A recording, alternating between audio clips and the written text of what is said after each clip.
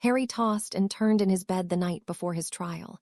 Despite his best efforts to relax or even distract himself, his mind kept asking him, what if? What if he lost? What if they snapped his wand?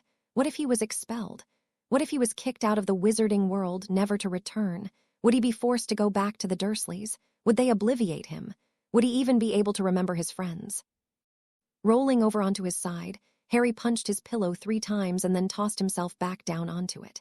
He managed to lie still for a second and a half before he rolled back the other way. Maybe Fleur could help him get into Beauxbatons, he thought. Huffing, Harry sat up and brought his legs up to rest his forehead on his knees. Suddenly, he heard a loud tap. Head snapping up, he looked over at the window and squinted, trying to see through the dark room. He reached over to the nightstand and, grabbing his glass, pushed them onto his face.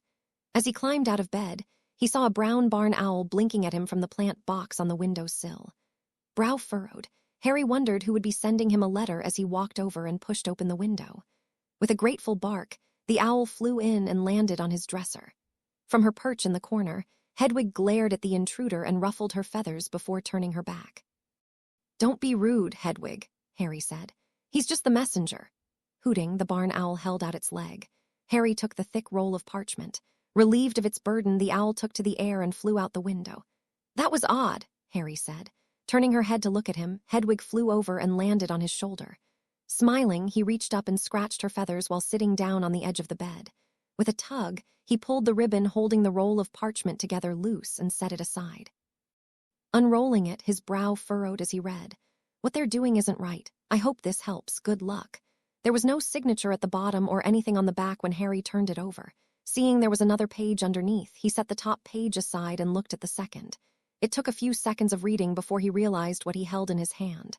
Eyes widening, he grinned and stood up. "We've got it, Hedwig," Harry said excitedly. "I need to go to the library." Hooting bemusedly, Hedwig gripped his shoulder tightly with her claws as he rushed out of the room. "I can't go in with you, I'm afraid. I'm not allowed," Mr. Weasley said apologetically. Harry nodded, worried his breakfast might come up if he spoke. Mr. Weasley patted him on the back as he walked forward and pushed open the door. The large, dark room felt oppressive as he stepped inside, and the sudden gaze of the entire Wisengamot made him want to turn around and run. "You're late," Fudge barked, seated behind a raised dais in the center of the semicircle of benches. Seeing the man that had called him a liar, maligned him in the press, and now wanted to bring him up on false charges, Harry gritted his teeth angrily and squared his shoulders. "I didn't know the time had changed," Harry said, his voice echoing in the room. Every head turned back to the minister to see his response. "That's not the Wisengamot's fault," Fudge blustered. "Now that we can begin, finally, disciplinary hearing of 12th of August into offenses committed by Harry James Potter of number 4 Privet Drive, Little Whinging, Surrey. Chief interrogators, Cornelius Oswald Fudge, Minister for Magic, and Amelia Susan Bones, head of the Department of Magical Law Enforcement." Harry only half listened as Fudge read out the expected charges.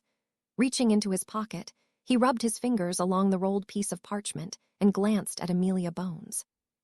He knew she was Susan's aunt, and everyone in the order spoke highly of her. "How do you plead?" Fudge asked, pulling Harry out of his thoughts. "Not guilty," Harry replied, his tone firm. "Did you not cast a patroness charm in a Muggle residence, knowing full well the illegality of your actions?" Fudge asked. "I did," Harry said. "There we have it," he exclaimed, thrusting a finger into the air with a triumphant look. "Witches and wizards of the Wisengamot, I only did it because of the Dementors." Harry yelled. The whole room froze for just a moment before hushed whispers broke out around him. "Dementors?" Bones asked, a raised hand quieting the room. "Yes, ma'am," Harry said. "My cousin and I were coming back from the park when we were attacked by 2 Dementors." "And you drove them off with a patroness?" she asked. "Yes, a fully corporeal patroness," Bones pressed. "Yes, impressive," she said with a nod. "And it is still against the law," Fudge barked angrily. "The Dementors are under the control of the Ministry, and they were not in Surrey. I say we take a vote. I have proof," Harry yelled, pulling the roll of parchment out of his pocket and thrusting it into the air. Around him, the Wisengamot broke into loud whispers once more. Fudge banged his gavel loudly several times. "Order, order," he shouted, sweat beading on his forehead. "What is this nonsense?"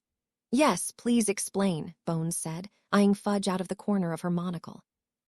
"Someone sent this to me last night," Harry said. "It's an order from the Ministry to send 2 Dementors to Little Whinging to kiss a dangerous criminal." "Let me see that," Bones said at the same time Fudge shouted. "Give that here." Staring at Fudge's quickly paling face, Harry marched up to Bones and handed her the parchment. She read it over quickly, a frown forming on her face before taking out her wand. Waving it in an intricate pattern, the parchment glowed bright gold. "It's authentic," she announced. "Let me see," Fudge barked, his hand held outwards expectantly. Bones pinned him with a stony glare for several seconds before Fudge swallowed thickly and leaned back in his seat. "Dolores Umbridge," Bones said loudly. "It says here you were the one to order the Dementors while Fudge was the one to sign off on it. Explain." Hem. A squat witch cleared her throat with a sickly smile. "It must have slipped my mind." "Let me get this straight," Bones said, eyeing Umbridge intently. "You signed for 2 Dementors to look for a wanted criminal, who isn't named in this order, by the way, in a Muggle neighborhood, without requesting Auror support to ensure there were no mishaps. What the hell were you thinking? This criminal has killed over a dozen people, and I wanted to ensure one of our venerable Aurors wasn't his next victim," Umbridge said, her sickly sweet smile fading quickly. "And just who was this unnamed criminal?" Bones asked. "Sirius Black," Umbridge replied. Harry snorted a bit too loudly and looked abashed when everyone turned to him. "Sirius Black," Bones said. "Why wasn't I told of this, and where exactly did you get this information?" "The information I received was from a highly trusted source and time-sensitive. There simply wasn't time to let you know," Umbridge said. "We will be talking about this source of yours later," Bones told Umbridge firmly. "Why wasn't I informed after the fact?" "There was nothing to tell," Umbridge replied with a simpering laugh. "The Dementors returned empty-handed. So, you sent 2 Dementors into a Muggle neighborhood without supervision, and conveniently forgot about it hours later when you came storming into my office to tell me Mr. Potter would be subjected to a full criminal trial for the use of the Patronus charm," Bones said with a glare. "How was I to know where Mr. Potter lived?" Umbridge asked innocently. "You had the notification of underage magic with his address on it in your hand," Bones barked before turning her glare on the pale and sweaty minister. "And you, minister, did the fact that you sent out 2 Dementors slip your mind as well?" "Come now, Amelia," Fudge said with a nervous smile. "You can't think this was done intentionally. You know how many papers I have to sign in a day. This is just an unfortunate mishap." "A mishap?" Bones asked incredulously. "You call this stupidity a mishap? It shouldn't have happened in the first place. We have policies in place to protect against just this sort of thing." "Certainly, you're not saying we shouldn't go after escaped murders?" Umbridge asked with an insufferable giggle. "Not at the cost of innocent lives, Muggle or magical," Bones said firmly. "It was only luck that Mr. Potter could cast a Patronus and save himself from a fate worse than death."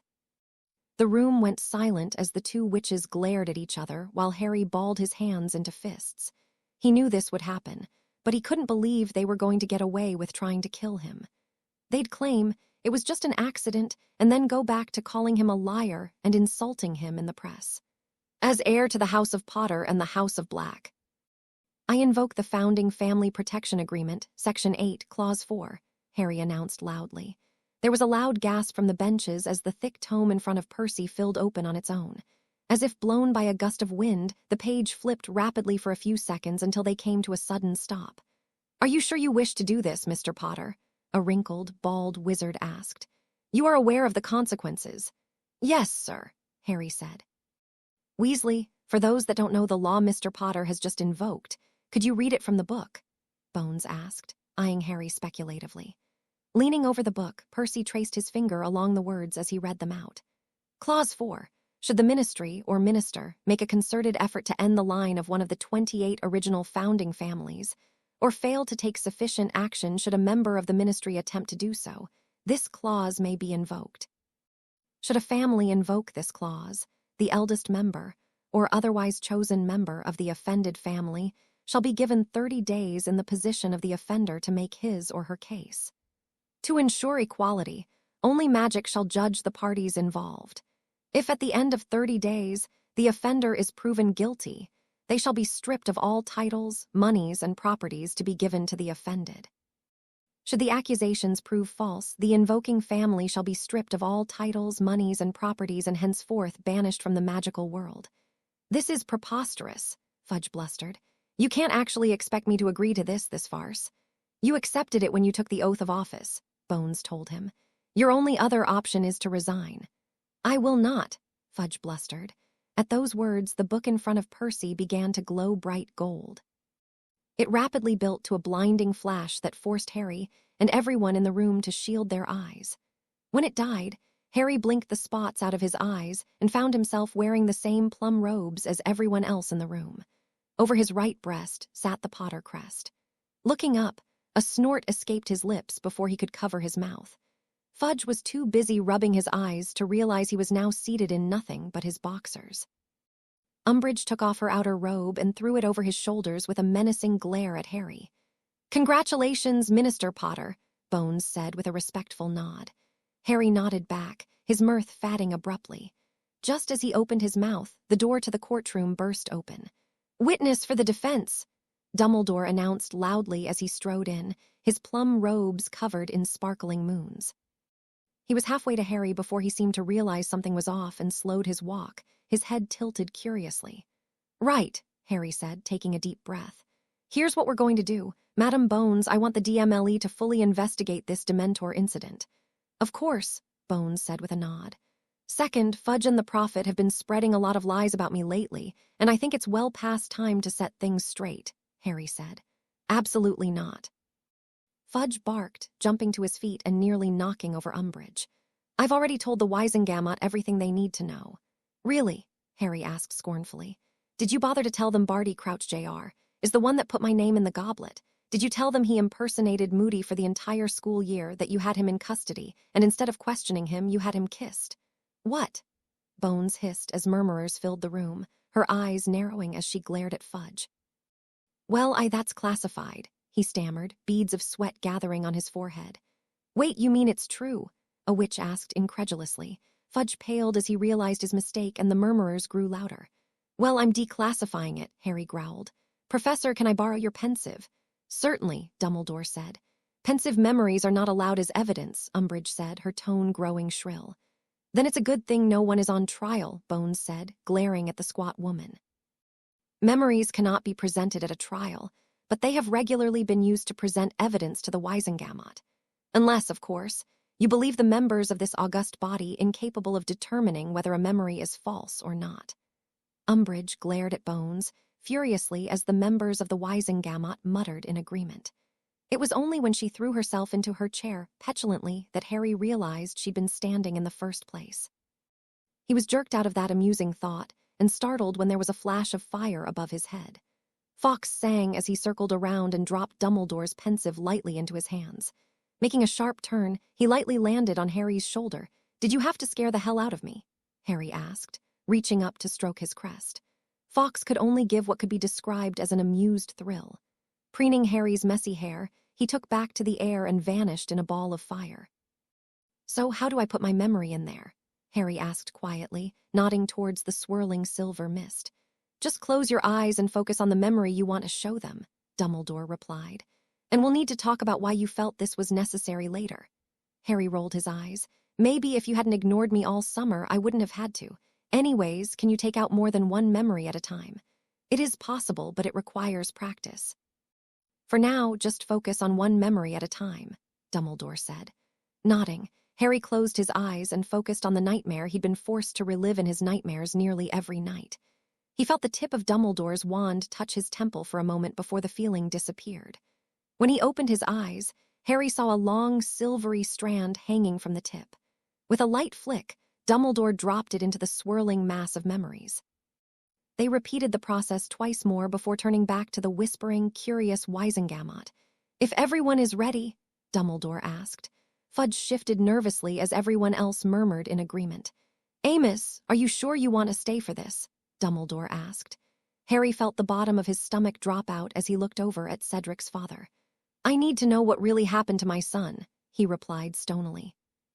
Dumbledore looked at him intently for a moment before nodding and turning back to the pensieve. Tapping 3 runes on the side of the pensieve, the pool of memories glowed silver and produced a life-size projection of the Triwizard Maze just above it. The courtroom was silent as they watched Harry and Cedric argue over who should take the cup before agreeing to take it together. In a swirl of color, they were port-kitted to the graveyard in Little Haggleton. Harry had to look away when he screamed out and grabbed his scar in the memory, knowing what would happen next. Avada Kedavra? The room gasped as one. That's Pettigrew, someone shouted. Harry looked over at Fudge and glared daggers at the man. Not that he noticed. He was too busy staring in horror at the memory playing in front of him. Gathering his courage, Harry looked back and watched as he was tied to the statue and Pettigrew completed the ritual. Gasps, screams, and shouts echoed around the room when Voldemort stepped out of the cauldron. "Quiet!" Bones barked.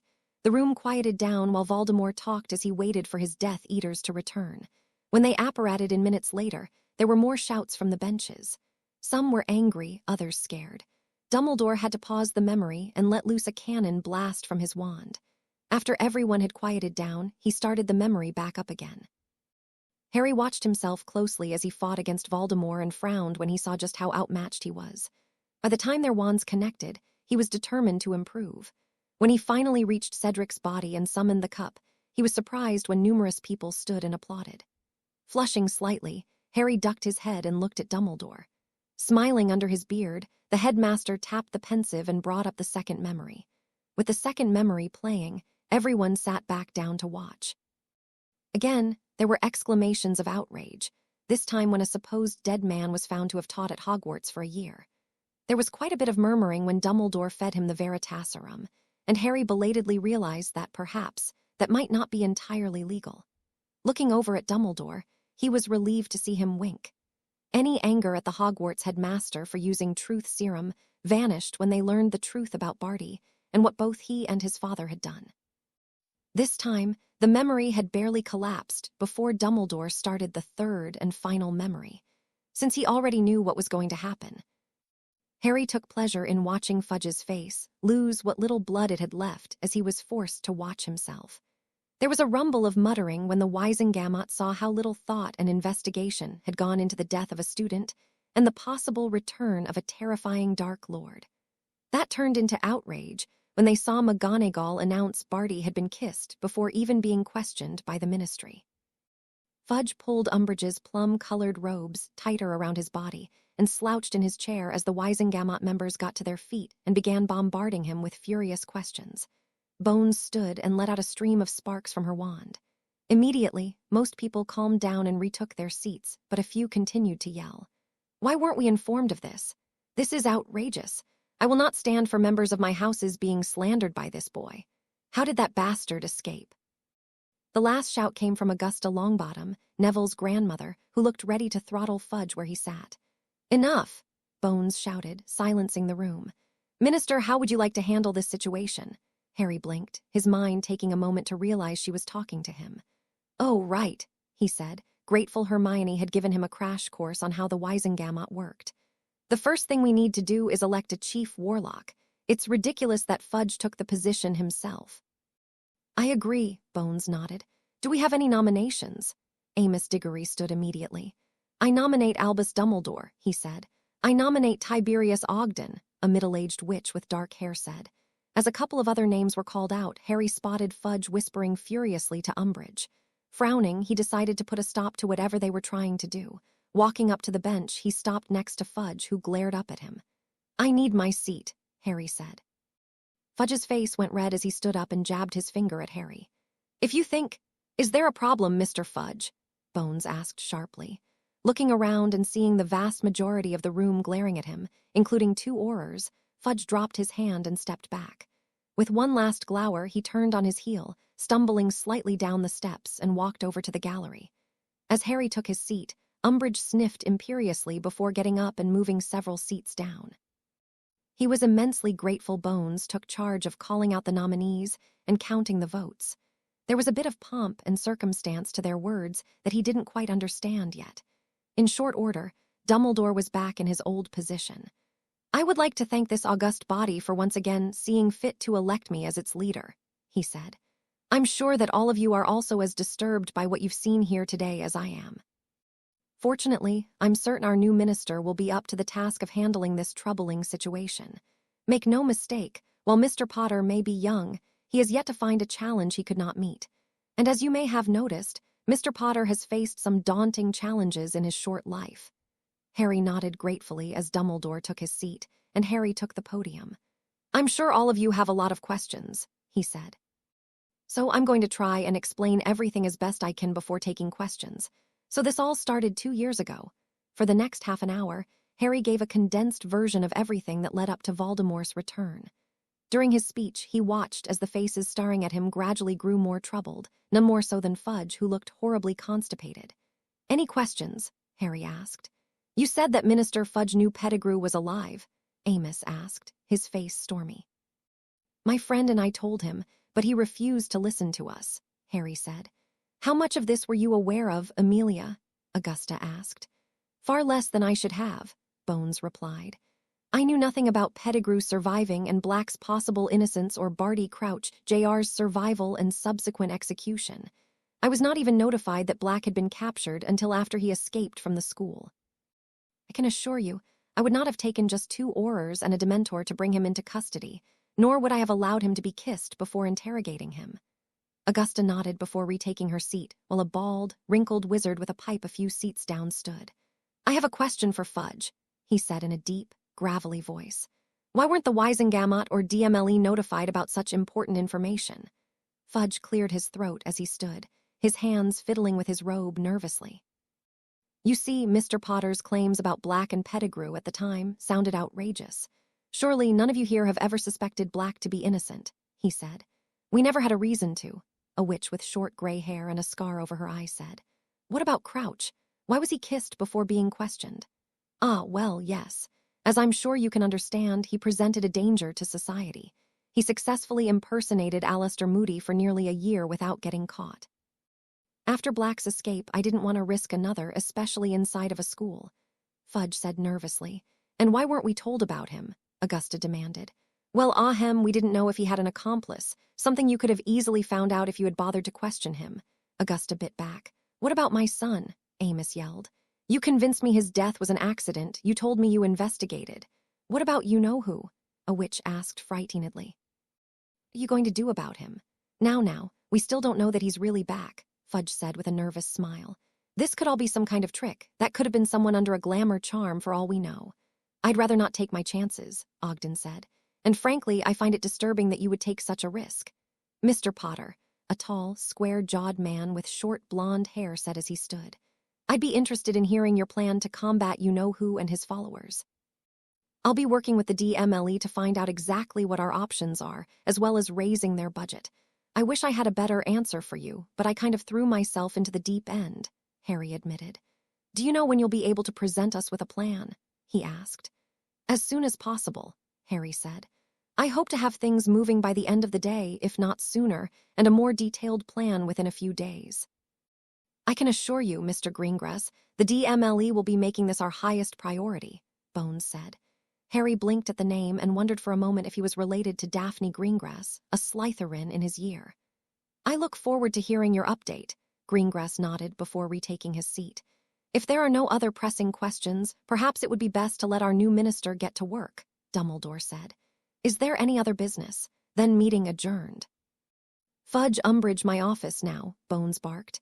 Oh, you're fired, by the way, Harry told Umbridge. The squat witch puffed up life a frog, her entire face turning red as she glared at him. You have no right to fire me, she hissed. Actually, he does, Bones said. On what grounds? Umbridge demanded. How about sending 2 Dementors after me and then trying to have me expelled for defending myself? Harry asked. Umbridge fumed silently, her face turning a puce he had only even believed Vernon was capable of. Dawlish Jones, please escort Mr. Fudge and Ms. Umbridge to my office, Bones said. You'll pay for this, you disgusting little half-blood, Umbridge snarled. When Hestia tried to grab her arm, Umbridge pulled away roughly and thrust her chin in the air as she stalked off. Minister, I need your permission to search their office, Bones told him quietly. Anything you need, Harry said. I'll send you a note as soon as I'm done so we can have a meeting, Bones said before turning away. Sighing, Harry began to walk towards the door. He made it only a few steps before Amos stopped him. Mr. Potter, Minister, I just wanted to thank you for bringing my son back, he said emotionally. I'm sorry I couldn't save him, Harry said. It wasn't your fault, Amos said. Even if Cedric knew what was going to happen, he still would have gone with you. With teary eyes, Amos patted him on the shoulder before walking away hurriedly. It's going to be a long day, Harry sighed. Did you really feel this was necessary? Dumbledore asked as they rode the elevator up to the minister's office. What else was I supposed to do? Harry asked frustratedly. I didn't even know if you'd be here today. They were going to get away with trying to kill me. Dumbledore sighed, his shoulders sagging as he seemed to age years in front of his eyes. I owe you an apology, he admitted.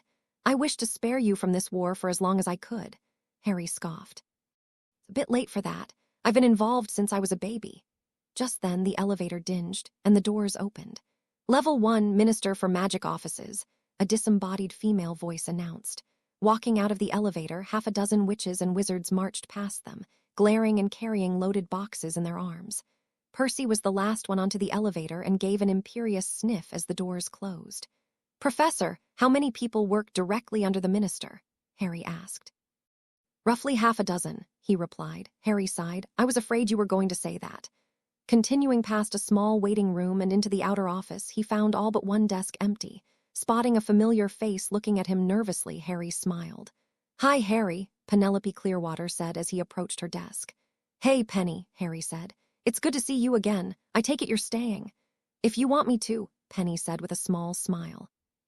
Congratulations, you're the new senior undersecretary, Harry grinned. Penny's eyes went wide and her jaw dropped. What? She gasped. But I'm just the male witch. Harry shrugged as he continued to smile. It's not like I have a lot of people to choose from, he said, gazing around the empty office. Well, if you're sure, Penny said, still looking a bit overwhelmed. This isn't going to cause problems between you and Percy, is it? Harry asked. What? Oh no, we broke up a while ago, Penny said. Percy was too obsessed with his career to make time for me. I'm sorry to hear that, Harry said. Though to be honest, I always thought you could do better. Excuse me, Minister, again. It took a moment for Harry to realize someone was referring to him. Turning around, he found Hestia Jones and 3 other orars waiting next to Dumbledore. Yes, he asked. We're here to search yours and the senior undersecretary's offices, Hestia told him. Madam Bones said you authorized it. Sure. Help yourselves, Harry said. Smiling, Hestia nodded to the other orar who made for the large office at the back of the room. When they weren't looking, Hestia turned to Harry and gave him a wink before following. Well, looks like we're gonna need new offices for a bit, Harry sighed. It shouldn't take long for them to search everything, Dumbledore said. I expect you'll have your offices back by tomorrow. All right, Harry said. In the meantime, it looks like we have some new people to hire. Umbridge did all the hearing, Penny said. The files for applicants would be in her office, which we won't be able to get to until tomorrow. Hopefully, Harry sighed. I remember a few of the summer applicants, Penny said. I could flu them and see if they still want the position. Summer applicants? Harry asked. Some of the older students will work at the ministry over the summer to get some experience, Dumbledore answered. That would work, Harry said. They'd probably only have a job for a month anyways. Do you think Fudge will get his job back? Penny asked. Even if he doesn't, someone else will still be minister, Harry shrugged. It's not like I'm going to be able to keep the job. Oh, well, should I still flu them? Penny asked. Sure, Harry said. I can refer you to some people with a bit more experience if you wish, Dumbledore said. That would be great, Penny smiled, then looked at Harry and bit her lip. Are you sure you want me to be your senior undersecretary? I'm sure, Harry smiled. You were a great head girl, Penny. I know you'll do a great job if you don't want it, though. No, Penny said quickly. I'll take the job. I'm just surprised you don't want some more experienced. I want someone I can trust, Harry said. Blushing, Penny smiled and ducked her head. Suddenly, a paper airplane began circling around Harry's head. Snatching it out of the air, he unfolded the parchment. Minister Potter, I would appreciate a meeting in my office at your earliest convenience. Madam Amelia Bones, head of the Department of Magical Law Enforcement, Bones wants to see me, Harry said. Would you like me to accompany you? Dumbledore asked. Probably a good idea, Harry sighed. I'll work on hearing a couple of people while you're gone, Penny said. Thanks, Harry smiled. I'll give you a list of names to contact when we get back from our meeting, Dumbledore told her. Penny nodded and headed for one of the other offices, while Harry and Dumbledore headed to the flue. It was a short ride down one level to the offices of the Department of Magical Law Enforcement. Unlike when Harry had passed by earlier with Mr. Weasley, the Auror department was now buzzing with activity. Tonks spotted him from across the room and waved with a bright smile before tripping on the corner of a desk and disappearing out of view. Covering a smile, Harry waved back as she got to her feet and brushed herself off, her hair now bright red. He followed Dumbledore past a maze of cubicles, ignoring the stares of the orars, and to the back of the room. The headmaster waited to the side as Harry raised his hand and knocked. "Enter," Bones barked. "You wanted to see me?" Harry asked. Looking into the office and seeing the hard-backed chairs on the other side of the desk, he couldn't help but feel like he was reporting to McGonagall for detention. "Yes," she said. "Please come in, you too, Dumbledore." Dumbledore transfigured the chairs into comfortable wingbacks before both of them took a seat. "I've sent Fudge and Umbridge home for the time being," Bones said. "Right now, I don't have enough evidence to hold them." "Figures," Harry muttered. "I understand your frustration," she sighed. "But we still have plenty of time to gather evidence. I'm certain the search of their offices will turn up something, and I'm very interested in finding out who sent you that order." "Only a few people would have access to that document," Dumbledore said. Bones nodded. "I have my suspicions," she said. "I plan on conducting interviews soon, but right now I have bigger concerns. McNair tried to kill one of my orars when they went to bring him in for questioning." "Are they all right?" Harry asked. "Shacklebolt managed to stop him in time," Bones said, sliding a piece of parchment across the desk towards Harry. "I need your approval to question him under Veritaserum." Grabbing the quill off of her desk, he read over it quickly and then signed at the bottom. "Thank you," Bones said, then slid over another piece of parchment. "I'd also like permission to begin patrolling Nocturn Alley." "Wait, you're not allowed to patrol there?" Harry asked incredulously. Bones pursed her lips. "No." "And that's something I've been fighting against for years," she said. "The former minister and his associates have business interests there. He didn't want the Auror patrols interfering with business." Shaking his head in disgust, Harry signed the parchment. "So, what's being done about the other Death Eaters?" Harry asked. "Right now, I can't use your memory alone to arrest them," Bones sighed. "All I can do is bring them in for questioning. However, since McNair was stupid enough to try and kill one of my Aurors, I can interrogate him.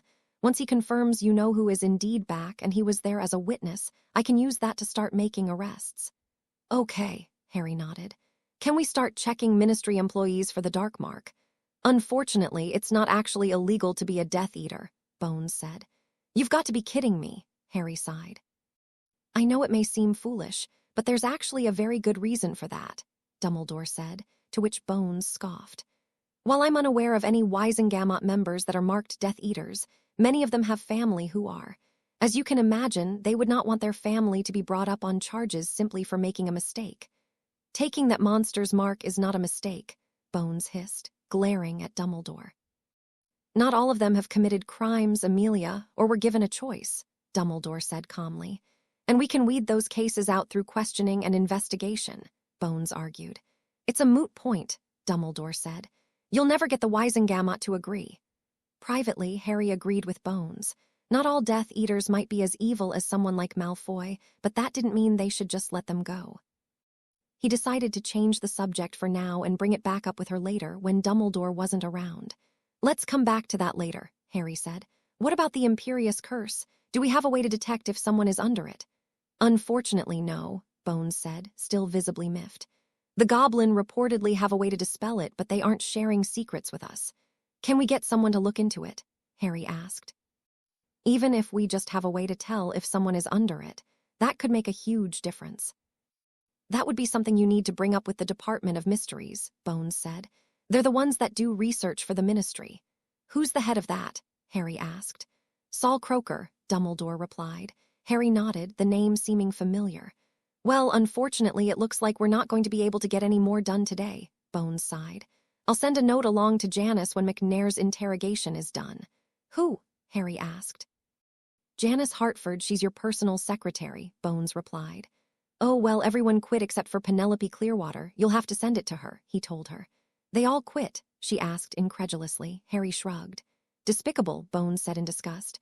"I'll see if I can spare a couple of people to send up to you until you can rebuild your staff." "Thanks," Harry said gratefully. "When do you want to meet again?" "Unless something comes up, let's plan on tomorrow morning," Bones said. "Sounds good," Harry said. Standing, he reached over the desk and shook her hand before he and Dumbledore left the office. "I'll help you as much as I can, but I'm afraid I need to get back to Hogwarts," Dumbledore said. "I still have a lot of work to do to get ready for next year." "All right," Harry said. "Thanks, Professor." "You're quite welcome," Dumbledore said as Harry exited the elevator. Watching the doors close, Harry sighed and rubbed his eyes. What the hell have I got myself into, he wondered. Walking back into the main office, Harry was surprised to see Penny talking to Daphne Greengrass. Hey, Harry, Penny said. This is Daphne. I hired her to take over my old job. I contacted a few others, but they all had other jobs already. All right, Harry sighed. I talked to Madame Bones and she said she'll try and send up a couple of people to help. Oh, good, Penny said, looking relieved. Did you get that list of names from Professor Dumbledore? No, I didn't. If you don't get it by the end of the day, send him an owl, Harry said, then turned to Daphne. Sorry, but things are a little chaotic at the moment. That's fine. I enjoy a good challenge, Daphne smirked. I'm sure you'll get plenty of that working for me, Harry smiled. Checking his watch, he noticed that it was getting close to lunchtime. Tell you what, how about I take you both out to lunch in London? Harry asked. Muggle London? Daphne asked. Yeah, is that all right? Harry asked, wondering if she had a problem with Muggles. No, it's fine, she said quickly. I've just never been there. You've never been to Muggle London? Penny asked incredulously. Daphne looked a little embarrassed, so Harry decided to jump in. To be fair, neither have I, he admitted. Wait, I thought you grew up with Muggles, Penny said. I did, but they never took me anywhere, he told her. Right, then you two are in for a treat, Penny grinned. There's this great Italian place a couple blocks away. Following Penny to the elevator, they ascended to the atrium. As they stepped out, Harry noticed a line of orars blocking a crowd of people from getting past the security desk. When they spotted Harry, all of them started yelling at once. Flashbulbs from cameras went off in rapid succession, nearly blinding him and the girls. Mr. Potter, is it true you've taken over the government? Did you really fire your entire staff? Is it true you want to disband the Wisengamot? Did you find proof Fudge was part of the Rotfang conspiracy? Reaching behind himself, Harry hammered the button for the elevator as the orars struggled to keep back the surging crowd. As soon as the doors opened, he grabbed Penny and Daphne by the arms and pulled them inside. Hitting the button for the first floor, the golden door slid closed, blocking out the sound. Bloody hell, Harry said, rubbing his eyes to get rid of the floating blots in his vision. You know you're going to have to talk to the press eventually, Daphne said. I know, Harry sighed. I can talk to my mother if you want, she said. She's a reporter for the Prophet. As long as she's nothing like Skeeter, that's fine, Harry said, then grinned. Looks like I have a new press secretary. What? Using the flue in the minister's office, Harry, Penny, and Daphne flew to the leaky cauldron before making their way straight out into London before anyone could recognize him. Daphne was surprisingly fascinated by almost everything as they walked past the shops. Penny was happy to explain everything she asked about, telling her about everything from computers and tellies to cell phones and cars. Why didn't we learn about any of this in Muggle studies? Daphne asked, staring at a red Ferrari in wonder. Hermione said Muggle studies is about 100 years behind, Harry said. It is, Penny agreed. They haven't updated the book since the late 1800s. Muggles have advanced leaps and bounds since then. I never thought they'd be able to come this far without magic, Daphne said, looking at a display of televisions playing a video of spaceships flying around and shooting lasers at each other. That's not real, Penny said, stifling a giggle. That's from a movie. It's made up to tell a story. I know what a movie is, Daphne said, rolling her eyes. Even Muggle can't go to space. Harry and Penny shared a look before they both broke into laughter. What? Daphne asked. Daphne, Muggles landed on the moon in 1969, Harry said. Really? She asked, eyes wide as she looked over at Penny. Really, Penny said. If you want to come over to my flat sometime, I can show you the video. I'd like that, Daphne smiled. My parents hate anything to do with Muggles. After a moment, she looked at Harry and Penny nervously. I didn't mean that like it sounded. They don't hate Muggles, they just don't understand them, she said. It's all right, Penny smiled. Tell you what, how about you and Harry come over this weekend and we can have a movie night? That'd be great, Daphne said, smiling excitedly. I've never seen a movie before. Sure, that sounds like fun, Harry said. I didn't get to watch the telly that much at the Dursleys. Why's that? Daphne asked. Harry shrugged. They don't like anything to do with magic, and unfortunately that includes me. Then why do you stay with them? She asked curiously. There are a ton of families that would love to take you in. Dumbledore put up wards there that protect me from Voldemort, Harry said. I'm not really sure how they work, but I have to stay there at least a month every summer. That sucks, Penny said, but at least you don't have to stay there long. You know, as minister, you could have them investigated, Daphne grinned. Harry paused in his walking and smiled as he imagined the looks on their faces if orars showed up at their door. That would be a great idea, Harry said, if I was going to be minister for more than a month. You're of age, Penny said. You could always run in the next election. I doubt anyone would actually vote for me, Harry said. I would, she smiled. Your load's better than Fudge already. He spent the entire last month figuring out how to discredit you and Dumbledore. And don't get me started on Umbridge. She's made my job miserable ever since she found out I'm a Muggle-born. I was already thinking about looking for a new job. That woman is disgusting, Daphne said. Mother has her over for tea on occasion just because she's so close to the minister. She goes on about how Muggle-borns and half-bloods are ruining magical Britain, and she's not even a pureblood herself. Her mother was a Muggle. You're kidding, Penny gasped. Nope, Daphne said, shaking her head. My father got her records from the ministry. Her mother was a Muggle but died when she was a baby, and then her father remarried into a pureblood family a couple of years later. Umbridge tries to hide it, but the records are there if you look for them. Huh, Harry said. That sounds a lot like Voldemort. What do you mean? Daphne asked. Well, Voldemort's not a pureblood either, Harry said. His father was a Muggle. That's crazy, Penny exclaimed. Then why does he hate Muggles and Muggle-borns so much? I don't think he hates Muggle-borns as much as he says he does, Harry told her. I think he just uses that to get purebloods on his side since they have all of the real power. Make sure you tell my mother about that when she interviews you, Daphne said. Look, there's the restaurant, Penny smiled. Trust me, you're going to love the food here. After a delicious lunch, Harry and the girls made their way back to the ministry. Shortly after they got there, 2 witches and a wizard sent by Bones showed up to help. There was also a mountain of letters from people and the press sitting next to Penny's old desk. The letters were a mix of people attacking him and telling him to get out of office, while others commended him for standing up to a corrupt minister. A handful of letters had curses or hexes on them and were sent to the DMLE. Daphne, how soon can your mum get here? Harry asked. Some of these people have no idea what actually happened. I'll flew her, Daphne said. Standing up, she walked into one of the offices while Harry took off his glasses and rubbed his eyes with a sigh. What's wrong? Penny asked. I don't know where most of these people are getting their information from, Harry said. They're accusing me of taking over the government and having half the ministry thrown in Azkaban. It's just rumors, Penny said, patting him on the back consolingly. I bet Fudge is making things up to try and make you look bad. It certainly wouldn't be the first time. This is a nightmare, Harry sighed. Why did I think this was a good idea? You never have been able to sit by while someone was doing something wrong, Penny smiled. Harry looked at Penny and smiled as she rubbed his shoulder. She'll be here in an hour, Daphne said, coming out of the office. Well, that should be fun, Harry said. Daphne's mother was an absolutely stunning witch.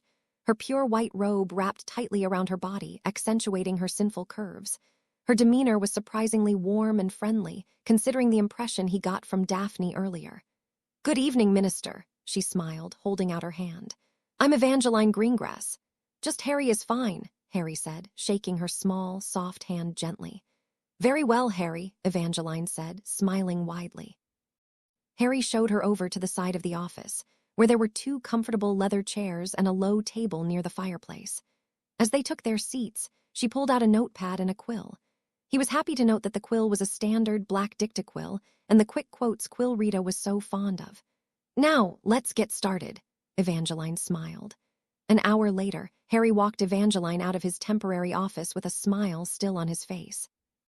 I have to say that went a lot better than the last interview I gave, Harry said. It was a pleasure working with you, Evangeline said.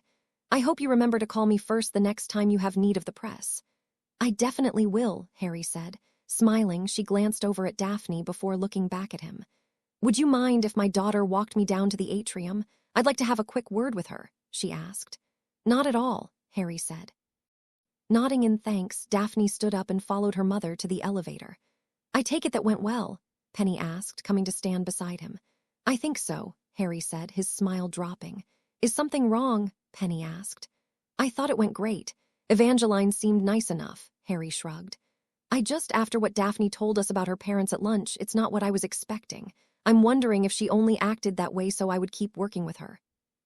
Well, I guess we'll find out tomorrow when the article comes out, Penny said. Tonight, Harry corrected her. Evangeline seemed pretty certain the Prophet would want to run a special edition for this. I guess it is pretty big news, Penny grinned. I wonder what the heading will be.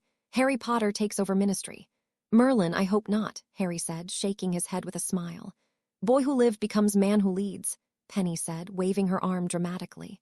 Oh, please no, Harry groaned. Penny giggled at the pleading look on his face. A couple of minutes later, Daphne returned alone. Mother said the interview went well, she asked. I think it did, Harry said. She was a lot nicer than I was expecting. That really didn't come out the way I wanted it to earlier, Daphne sighed. My father is a staunch traditionalist and my mother just goes along with it, but neither of them are pureblood fanatics like the Malfoys. They just want to keep our worlds separate. I think I get it, Penny said. Daphne nodded before her pale cheek turned a light pink. I should warn you now, Potter. My mother recommended that I try and get close to you, Daphne said.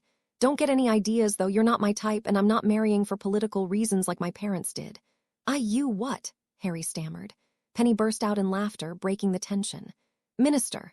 Harry turned around and smiled at Hestia. Yes, he asked. We're finished searching the offices, Hestia told him, holding out a scroll. Here's a list of everything we're taking as evidence. As Harry took the scroll, the other orars left the 2 offices, each levitating a stack of boxes behind them. He blinked as the elevator enlarged itself to accommodate everyone. Is there anything left? Harry asked. We left most of the furniture, Hestia joked. Smiling and giving him a jaunty salute, she joined the other orars in the elevator. Come on, I'll help you move into your office, Penny said. With Penny and Daphne helping, it only took Harry a few minutes to gather the few things he had in his temporary office. The minister's office was huge in comparison and decorated with ornate, gold-gilded furniture. Even the molding on the walls was gilded, making Harry feel like he was sitting in a palace instead of an office. Once everything was settled, he sat down at the desk and started making a list of everything he wanted to accomplish in his 30 days as minister. It was a long list, and he didn't know if he could do all of it, but he would certainly try. Harry spent a couple of hours working out what he needed to focus on first before Mr. Weasley came to tell him it was time to head home. To avoid running into the crowd that was likely still waiting for him in the atrium, they used the flue in his office to go to the leaky cauldron. From there, Mr. Weasley apparated them to the park just outside Grimmauld Place. They was a mix of reactions when he stepped into the kitchen. Sirius, the twins, Tonks, Ron, and Ginny thought kicking Fudge out of office and taking his job was the greatest prank ever devised. Mrs. Weasley and some of the older members of the Order thought he should have left them to handle things. Hermione alternated between scolding him and praising him in the same breath, leaving him with a bemused smile. I can't believe you're the youngest minister in history, Hermione said, practically bouncing in her chair. Oh, I hope this doesn't cause problems for Professor Dumbledore. Well, I got him his job back as Chief Warlock, Harry said. Really? Hermione asked, surprised. Well, maybe you can let him take over as minister for you. I can't, Harry said, shaking his head. I'm stuck with the job for 29 more days. What happens if you can't prove Fudge was behind the Dementor attack? Tonks asked. Fudge gets everything I own and I'll be banished from the wizarding world, Harry said. Sitting back in her chair, Tonks whistled. Don't worry, Harry said at the concerned looks directed at him. Amelia already has evidence that he knew about it, and she's looking through a lot more. It's true, Hestia said. We took about 24 boxes of documents from Fudge's old office today. I didn't see everything, but what I did see makes me wish someone had done this years ago. Let's change the conversation, shall we? Mrs. Weasley asked. At that moment, 6 owls swooped in through the enchanted window and dropped copies of the Evening Prophet on the table. Looking over at Hermione's copy, Harry saw a big picture of himself standing in the atrium from earlier in the day on the front page under the title, Potter Takes a Stand. Mrs. Weasley huffed and walked back over to the stove, stirring the pot vigorously. Hermione held her paper slightly to the side so both of them could read it together. Harry was immensely relieved to see that Evangeline hadn't twisted any of his words.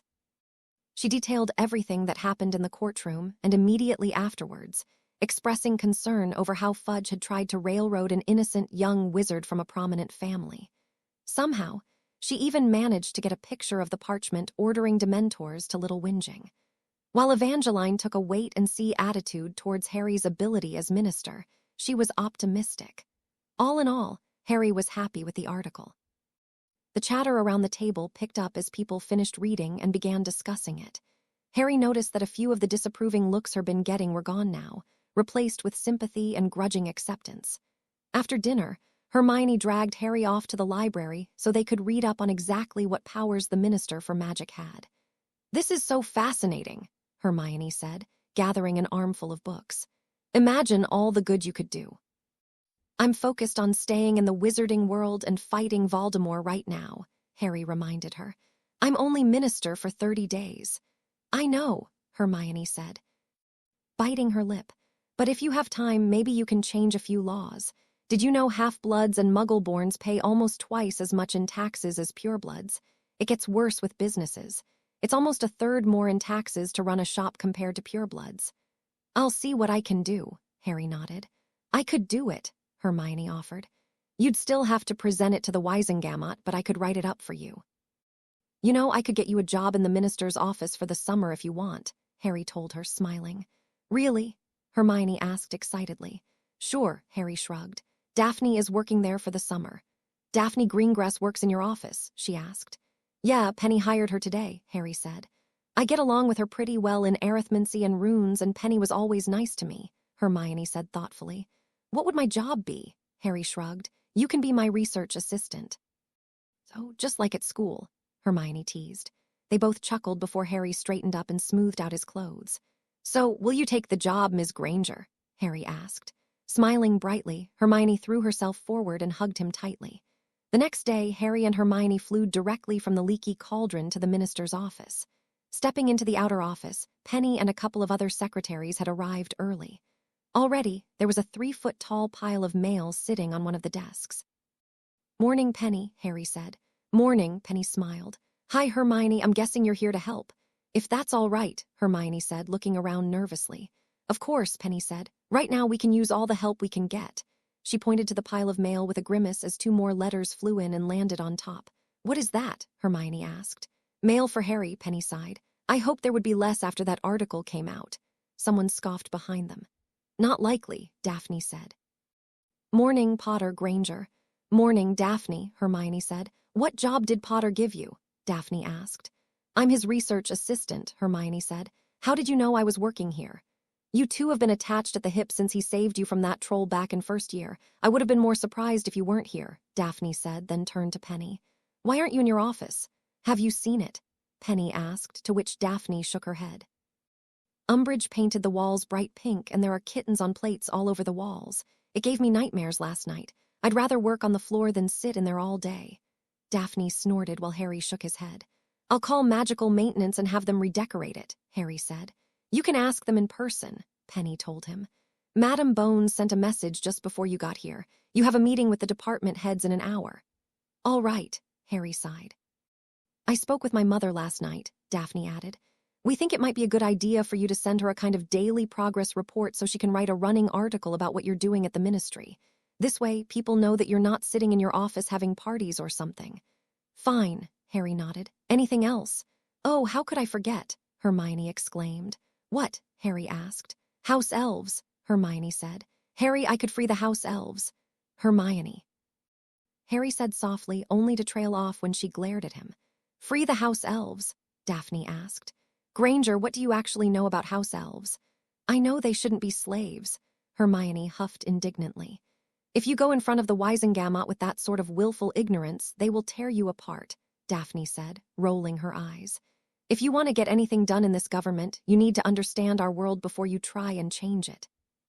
Anything else, and people will vote against you on principle. Would you want some magical showing up in your government and telling you how to run things when they don't even know what a car is?" Hermione blushed, her mouth opening and closing several times soundlessly before she looked down, chagrined. "But slavery isn't right," she muttered. "And what happens to those house elves when they're suddenly thrown out on the streets after centuries of living as slaves?" Daphne asked. "Merlin, Granger, you're supposed to be smart. You go in front of the Wisengamot like this, and anyone opposing you will make you look so bad it'll be years before anyone takes you seriously." "I agree with you, Hermione, but Daphne's right," Penny told her gently. "There's a lot of issues you need to think about before trying to free house elves. You also have to consider that most of the Wisengamot own house elves, and they're not going to want to get rid of them." "All right," Hermione said, holding her hands up in surrender. "What do I need to do?" Right now, the biggest thing is keeping the government running, Daphne said. If you want to work on freeing house elves, you're going to have to do it on your own time. Potter's going to need all the help he can get if he wants to actually make some serious changes around here. I suppose you're right, Hermione said contritely, then looked up at Harry. Sorry. It's all right, Harry said. Can we get to work now? Daphne asked. We've got a small mountain of letters to get through, not to mention whatever Potter has for us after his meeting. Speaking of which, I should go get ready for that, Harry said. Harry was only in his office for a couple of minutes when there was a knock at the door.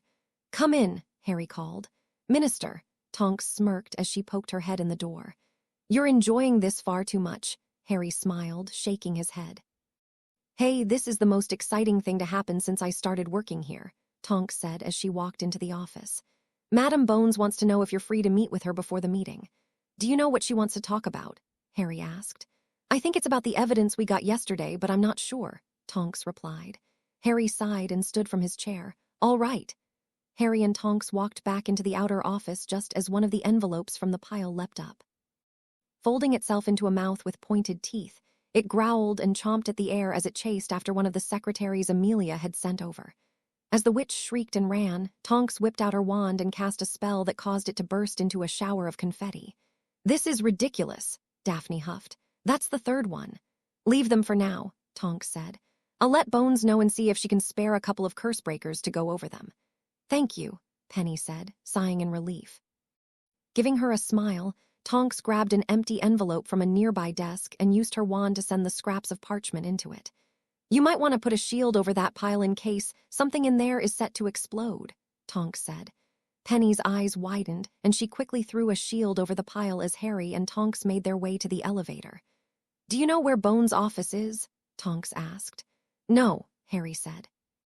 All right, I need to drop this off first, and I'll show you, Tonks said, holding up the envelope.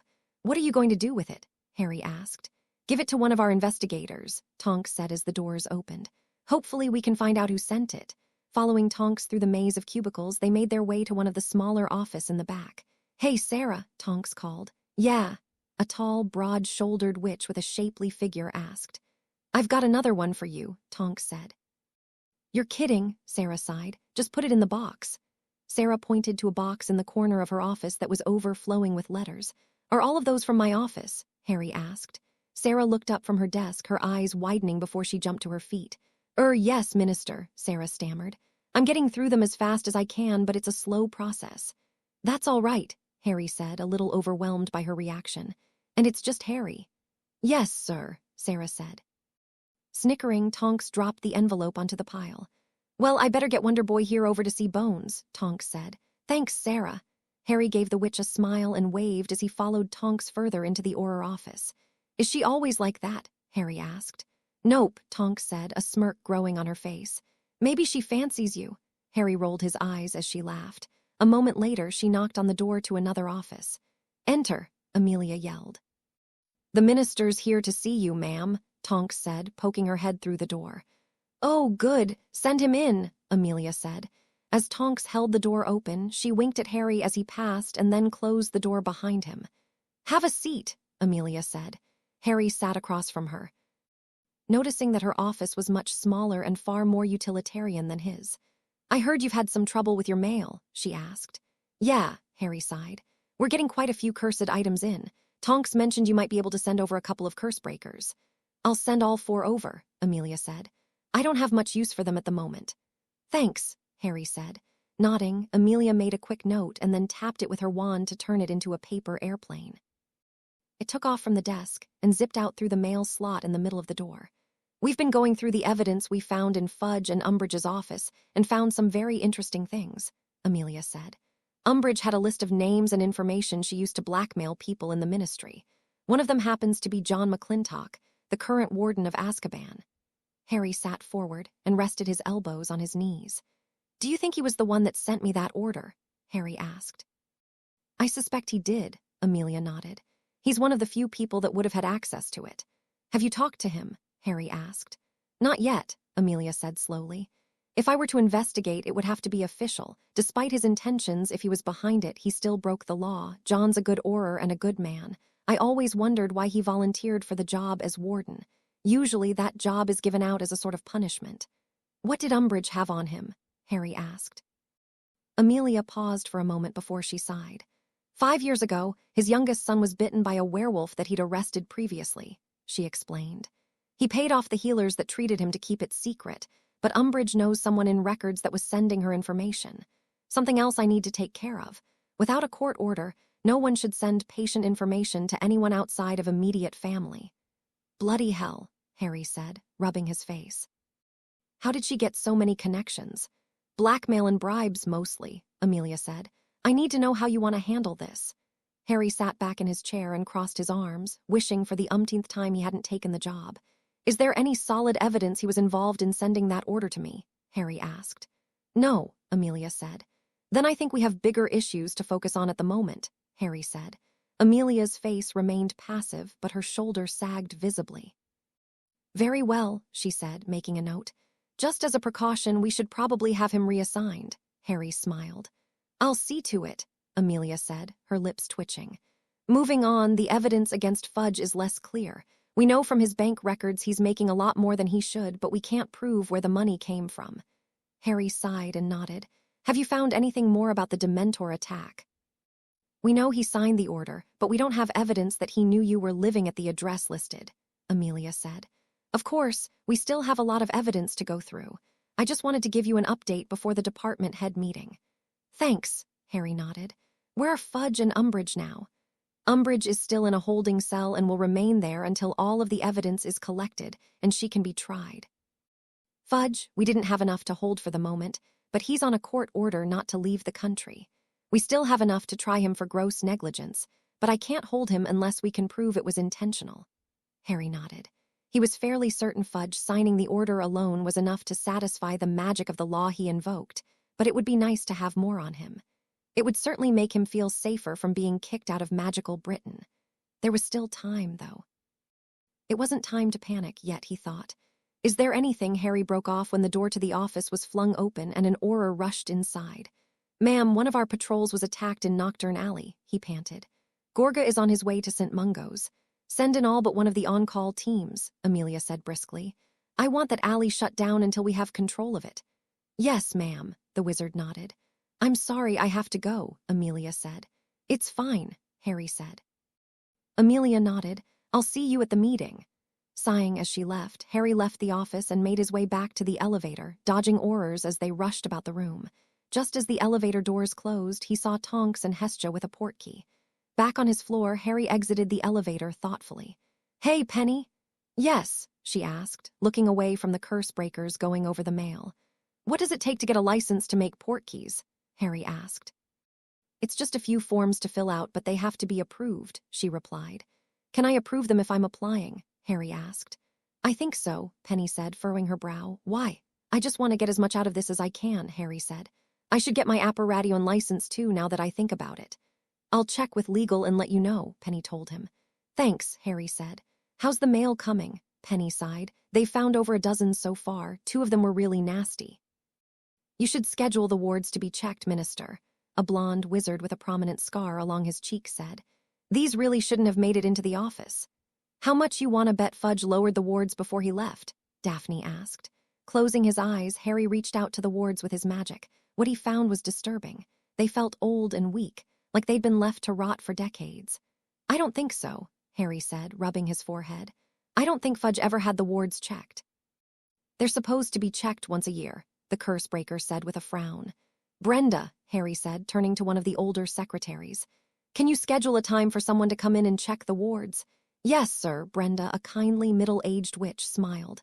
Is there a specific time you'd like them to come? As soon as possible, Harry said. Nodding, Brenda made a note in her planner.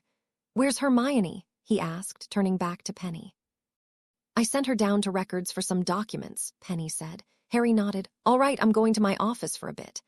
Don't forget your meeting, Penny said. I won't, Harry said. After relaxing in his office for a little while, Harry got back up and headed to the 3rd floor with Penny. She would be taking notes for him while he dealt with the meeting. Finding the conference room, they were greeted by a smiling Mr. Weasley. Good morning, he said brightly. Morning, Harry said. I thought I'd get here early and introduce you to a few people, Mr. Weasley smiled. You know Amos and Amelia already. Amos took over for Ludo a few months ago. The older witch is Mafalda Hopkirk, head of the Department of Magical Education. The man with the brown hair is Gethsemane Prickle, the new head of the Department for the Control and Regulation of Magical Creatures. The blonde wizard is Greg Gorman, head of International Magical Cooperation. The balding wizard is Dirk Cresswell, head of the Liaison for Goblin Relations. And finally, the red-haired witch is Julia Edgecombe, head of the Department of Magical Transportation. Mr. Weasley paused and looked around for a moment. "It looks like Amelia is running a bit late, and we're still missing one more," he said. "Sorry we're late," Amelia said, striding into the room just as Harry opened his mouth to explain why she was late. Behind her was a slim, elderly wizard in a plain black robe. His eyes were light blue and sharp as he looked around the room, his gaze landing on Harry for a long moment. "Minister, this is Saul Croker, head of the Department of Mysteries," Amelia said. "Croker?" Harry asked, shaking the man's hand. "Are you the one that threw Neville out of a window to see if he had magic?" Amelia startled and looked at Saul accusingly while the man himself smiled. "That was my brother, Algernon," Saul said. "I assure you my sister Augusta made her displeasure over that quite clear. Poor Algie spent 3 nights in St. Mungo's and couldn't sit for a week." "Oh, sorry," Harry said. "Quite all right," Saul told him. "So what does the Department of Mysteries actually do?" Harry asked. "That's the question, isn't it?" Saul asked, smiling. "Perhaps we can discuss it later this week over lunch." "Sure," Harry said. "Minister, perhaps we should get started," Amelia suggested. "Right," Harry nodded. "Are your orars all right?" "2 injured, but nothing serious," Amelia said as they took their seats. "Both of them will be back to work tomorrow." "Did something happen?" Mr. Weasley asked. "Just a bit of trouble in Nocturn Alley," Amelia said. "I've said for years that place needs to be cleaned up," Amos said. "It's about time our orars were allowed to do their job." There was a rumble of agreement among the others, except for Julia, who huffed and folded her arms over her chest. "Let's get started, shall we?" Amelia asked. The first hour of the meeting was fairly boring, with each head talking about the problems they had in their department.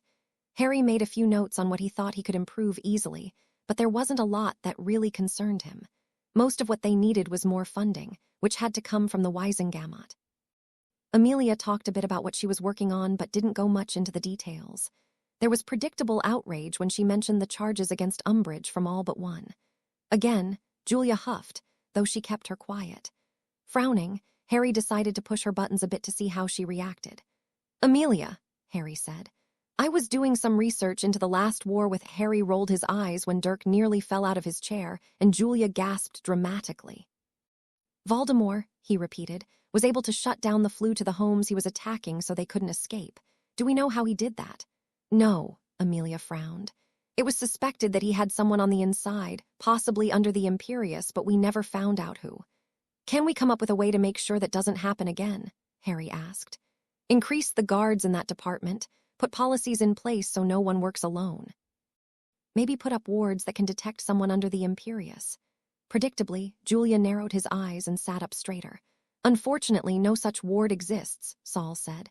"Putting new policies in place would certainly help," Amelia added. "We don't currently have a guard outside the ones in the atrium, but I'd be happy to assign one once I have the budget." "I'll work on getting that as soon as possible," Harry told her. "You can't be taking this seriously," Julia burst out. "Are you really going to listen to this boy?" Harry bristled at the word his uncle used throughout his childhood. "Excuse me?" Harry asked, narrowing his eyes. "Madam Edgecombe, whether you like it or not, Mr. Potter is the minister," Amelia said firmly. "If it bothers you that much, I'm sure we can find a replacement for you." Huffing, Julia looked around for support but found none. Folding her arms, she sulked back into her seat with a baleful glare. It's going to be a long month, Harry thought. Harry had just sat down at his desk groggily, a cup of coffee in his hand when the door opened. "Harry," Penny said, "Madam Bones is here to see you." "Send her in," Harry sighed. Penny moved out of the way and Amelia walked in. "Good morning, Minister," she said. "Morning," Harry murmured, raising his cup to his lip. Sitting down in the chair across from him, Amelia pulled a thin folder out of the pocket of her robes and set it on the desk. "I looked into the black case like you asked," she said, pursing her lips. "What I found is troubling, to say the least." Harry sighed and rubbed his temple. "What happened?" he asked tiredly. "There was practically no investigation. This is the entire file of the incident," Amelia said, nodding to the folder. Harry looked at it closer and was dismayed by just how thin it was. It couldn't have held more than a few pieces of parchment. All it contains is the report of what happened at Godric's Hollow, the incident report for the confrontation between Black and Pettigrew, and the arrest record for Black, Amelia explained.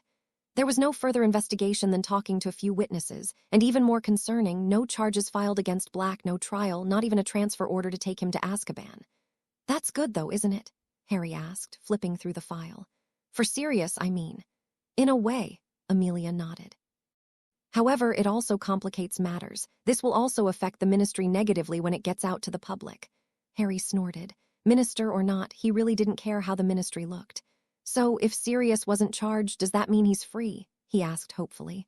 Amelia pursed her lips thoughtfully and adjusted her monocle. Technically, yes, she said. However, I would recommend still putting him on trial. What? Why? Harry asked incredulously. If you simply release him, people will still be suspicious, Amelia told him. Some may even believe he's controlling you and try to attack him. A trial bringing the truth to light will quell most people's worries. I would much rather put Pettigrew on trial, but until he's been captured, Black is our only option. Harry groaned quietly and rubbed the bridge of his nose. All right, he sighed. I'll schedule a trial before the full Wisengamot for Monday, Amelia said. I trust you can get a message to Black. Yeah, Harry nodded. What about the kiss-on-sight order? It's already been rescinded, Amelia told him. My orars are under strict instructions to bring him in unharmed unless attacked. Good, Harry nodded. Was there anything else? Just a word of advice, if I may, she asked. Of course, Harry said. You should try to make some public appearances, Amelia said. Harry grimaced at the thought, and she gave him a small smile.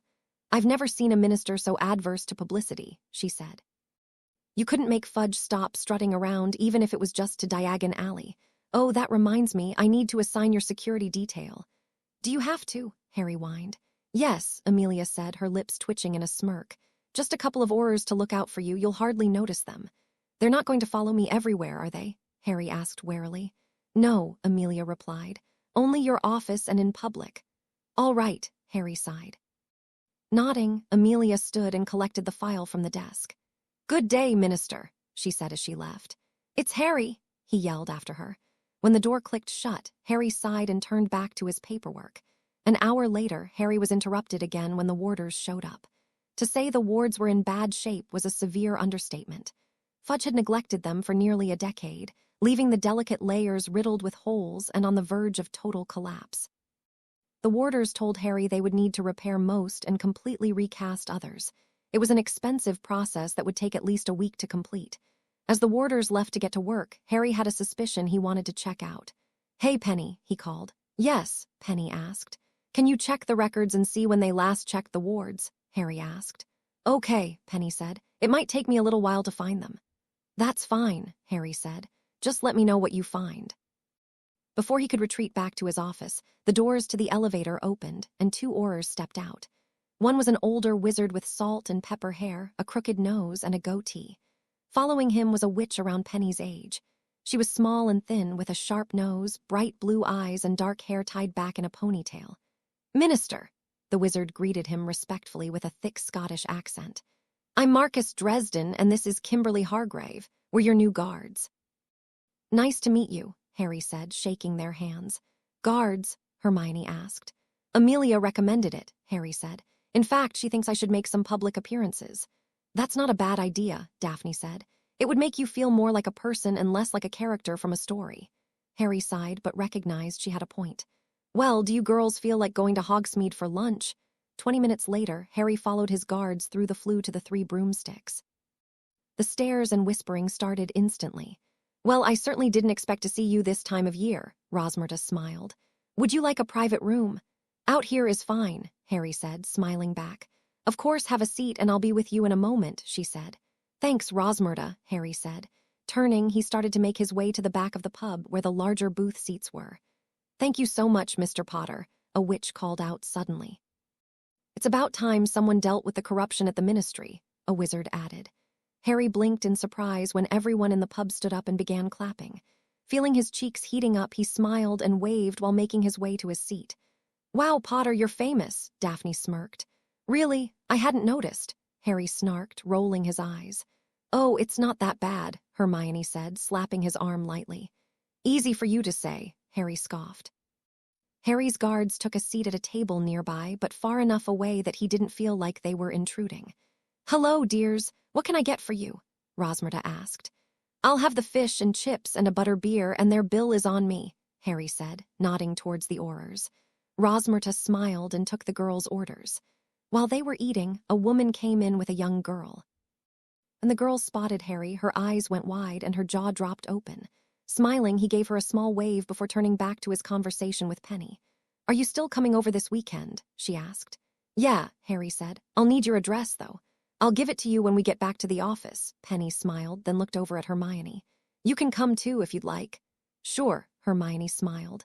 "It'll be nice to spend time with other girls for a change." "Hey," Harry said indignantly.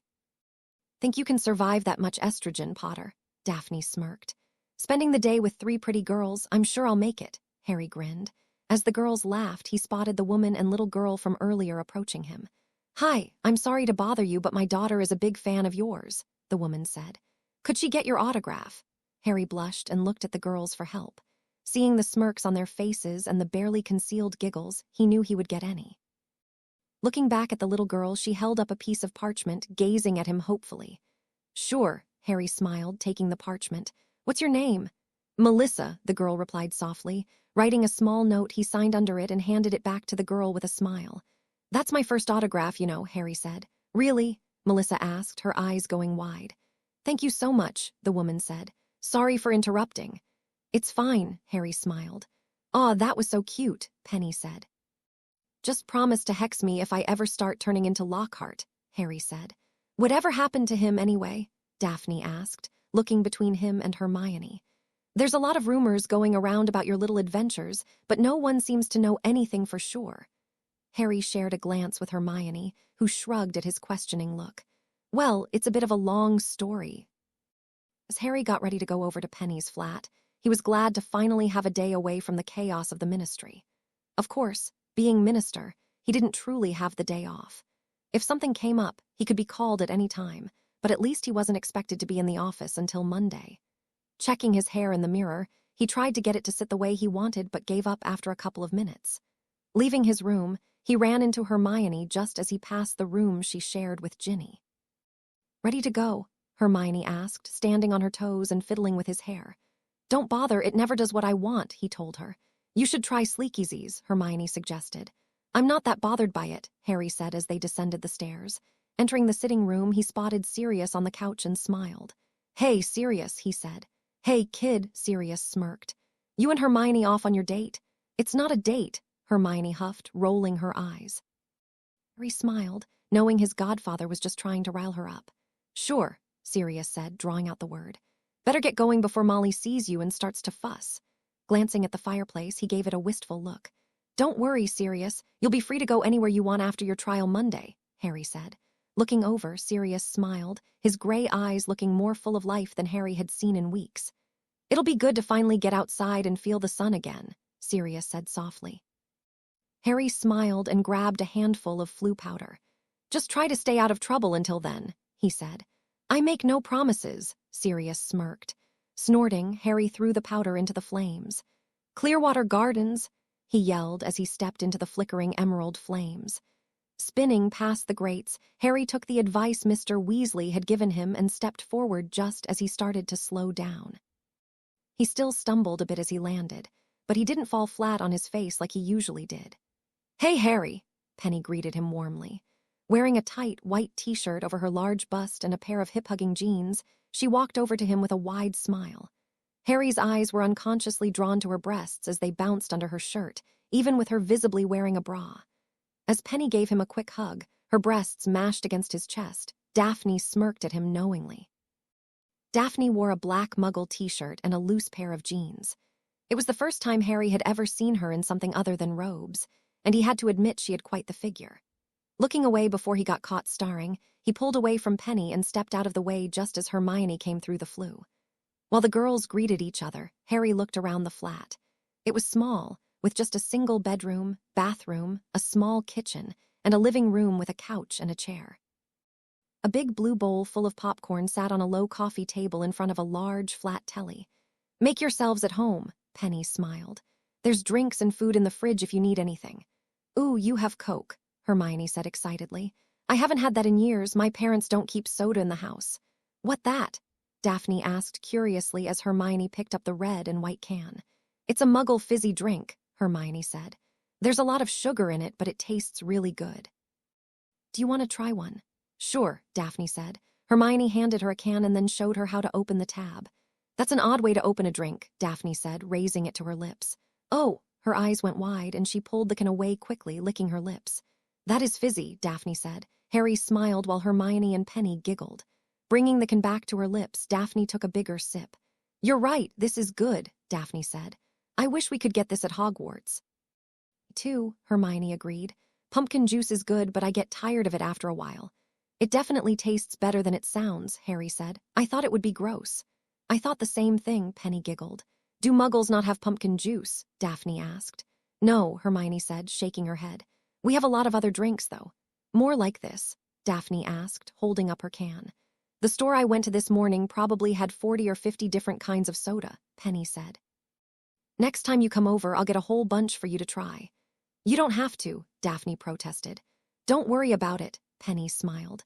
It's fun seeing you try new things for the first time. So, what are we watching? Hermione asked as they all moved into the living room. Star Wars, Penny grinned. As Harry sat down in the middle of the couch with Hermione on his left and Daphne taking the chair, Penny bent over at the waist to put a disc into the player.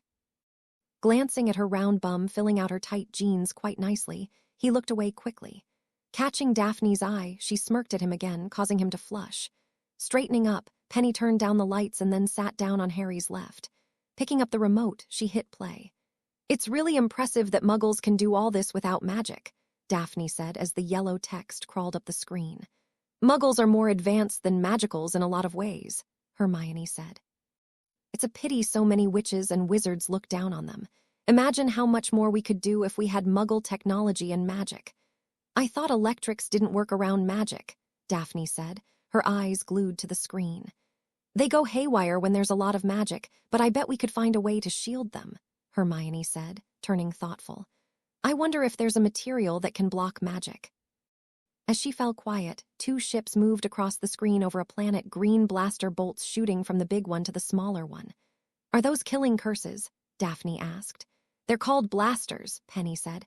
They work kind of like a confringo but more powerful.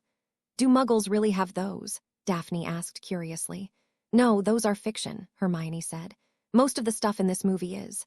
Next time I'll show you a movie that shows you what Muggles can really do, Penny said. Maybe Apollo 13. Are those metal people alive? Daphne asked, her brow furrowed and head tilted cutely. They're robots, Hermione explained. They're not alive, they're mechanical. The talking died down as they all settled in to watch the movie. Penny still asked questions once in a while, but they became much more infrequent as she was drawn into the story. When they got to the scene in the cantina, Penny shifted and leaned against Harry, her head resting on his shoulder. Glancing down at her, he swallowed thickly and tried not to move. The position was awkward, though, and his arm started to go numb over the next few minutes. Harry tried to ignore it, but eventually he had to do something. Nervously, he shrugged his shoulder, lifted his arm, and placed it around Penny's shoulders. He didn't dare look away from the screen, even as he noticed her looking up at him from the corner of his eye. A moment later, Penny tucked her legs under herself and leaned back against him. As she got comfortable, Harry stayed unnaturally still, not sure what to do with his hand. At first, he hung it over her shoulder, but realizing that put it dangerously close to her chest, he moved it to her upper arm. When he did, Penny snuggled into him, her hand coming up to rest on his chest.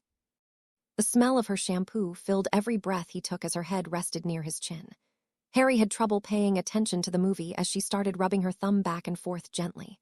Over the next couple of minutes, he relaxed and rubbed his thumb along the bare skin of her arm. When she didn't react, he settled in to enjoy the rest of the movie and the company of the pretty blonde leaning into him. Over an hour later, the film came to an end, and Penny regrettably moved. What did you think? She asked Daphne with a smile. That was really good, Daphne replied. I like how there was a bit of magic in there, even though they called it the Force. It is kind of like magic, Hermione admitted.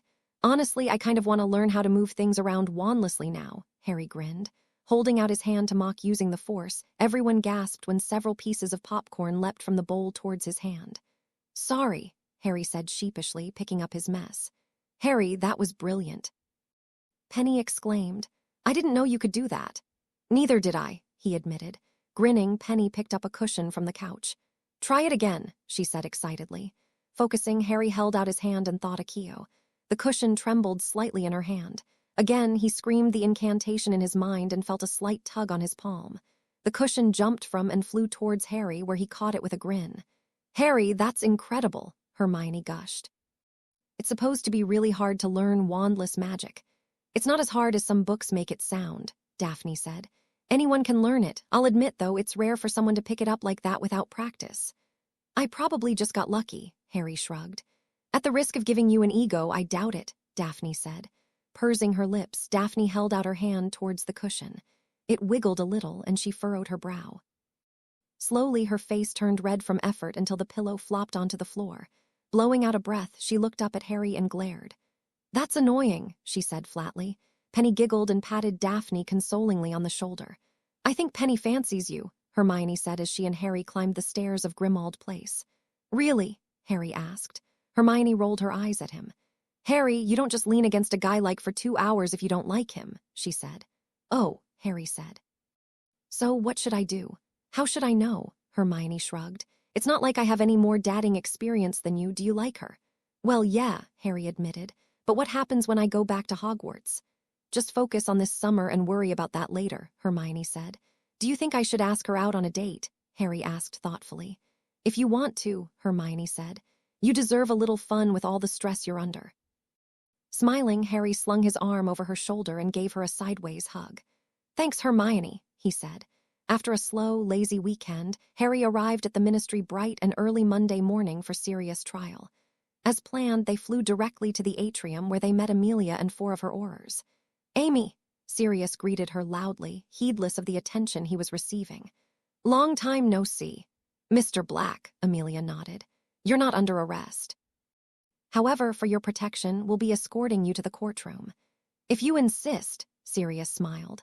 "I'll see you in the courtroom," Harry said, then turned to Amelia. "Please make sure he makes it there safely." "We will," Amelia nodded.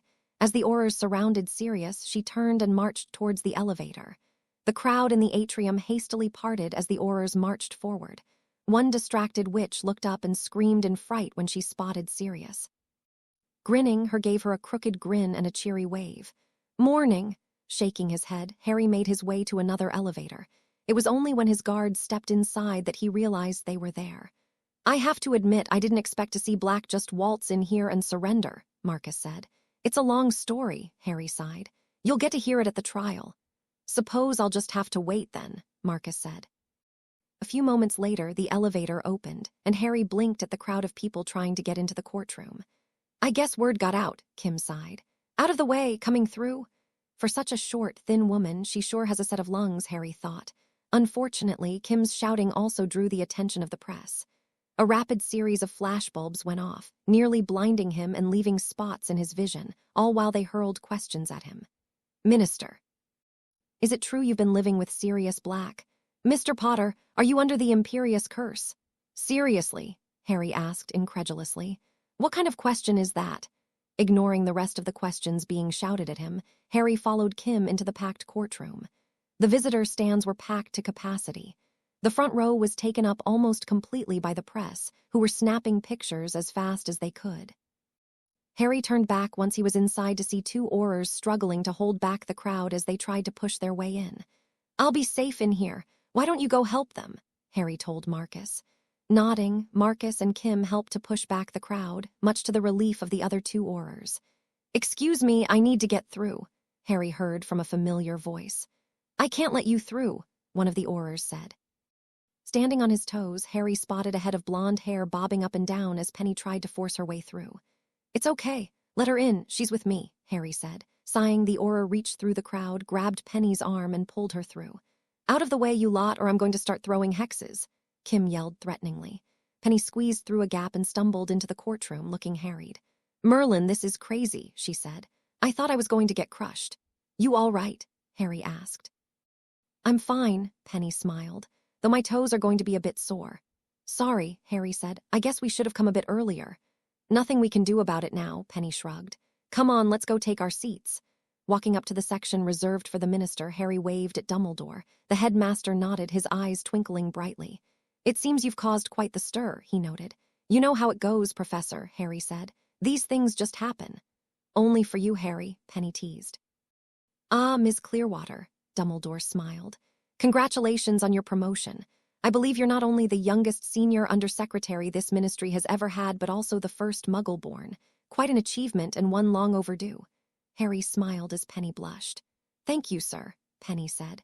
But it was Harry's doing. I don't really feel like I earned it. What one does with power matters far more than how they attained it, Dumbledore said before turning away. As he banged his gavel, Penny smiled and perked up a bit at those words. Order! This is the criminal trial for Sirius Black, 17th of July. The charges are as follows.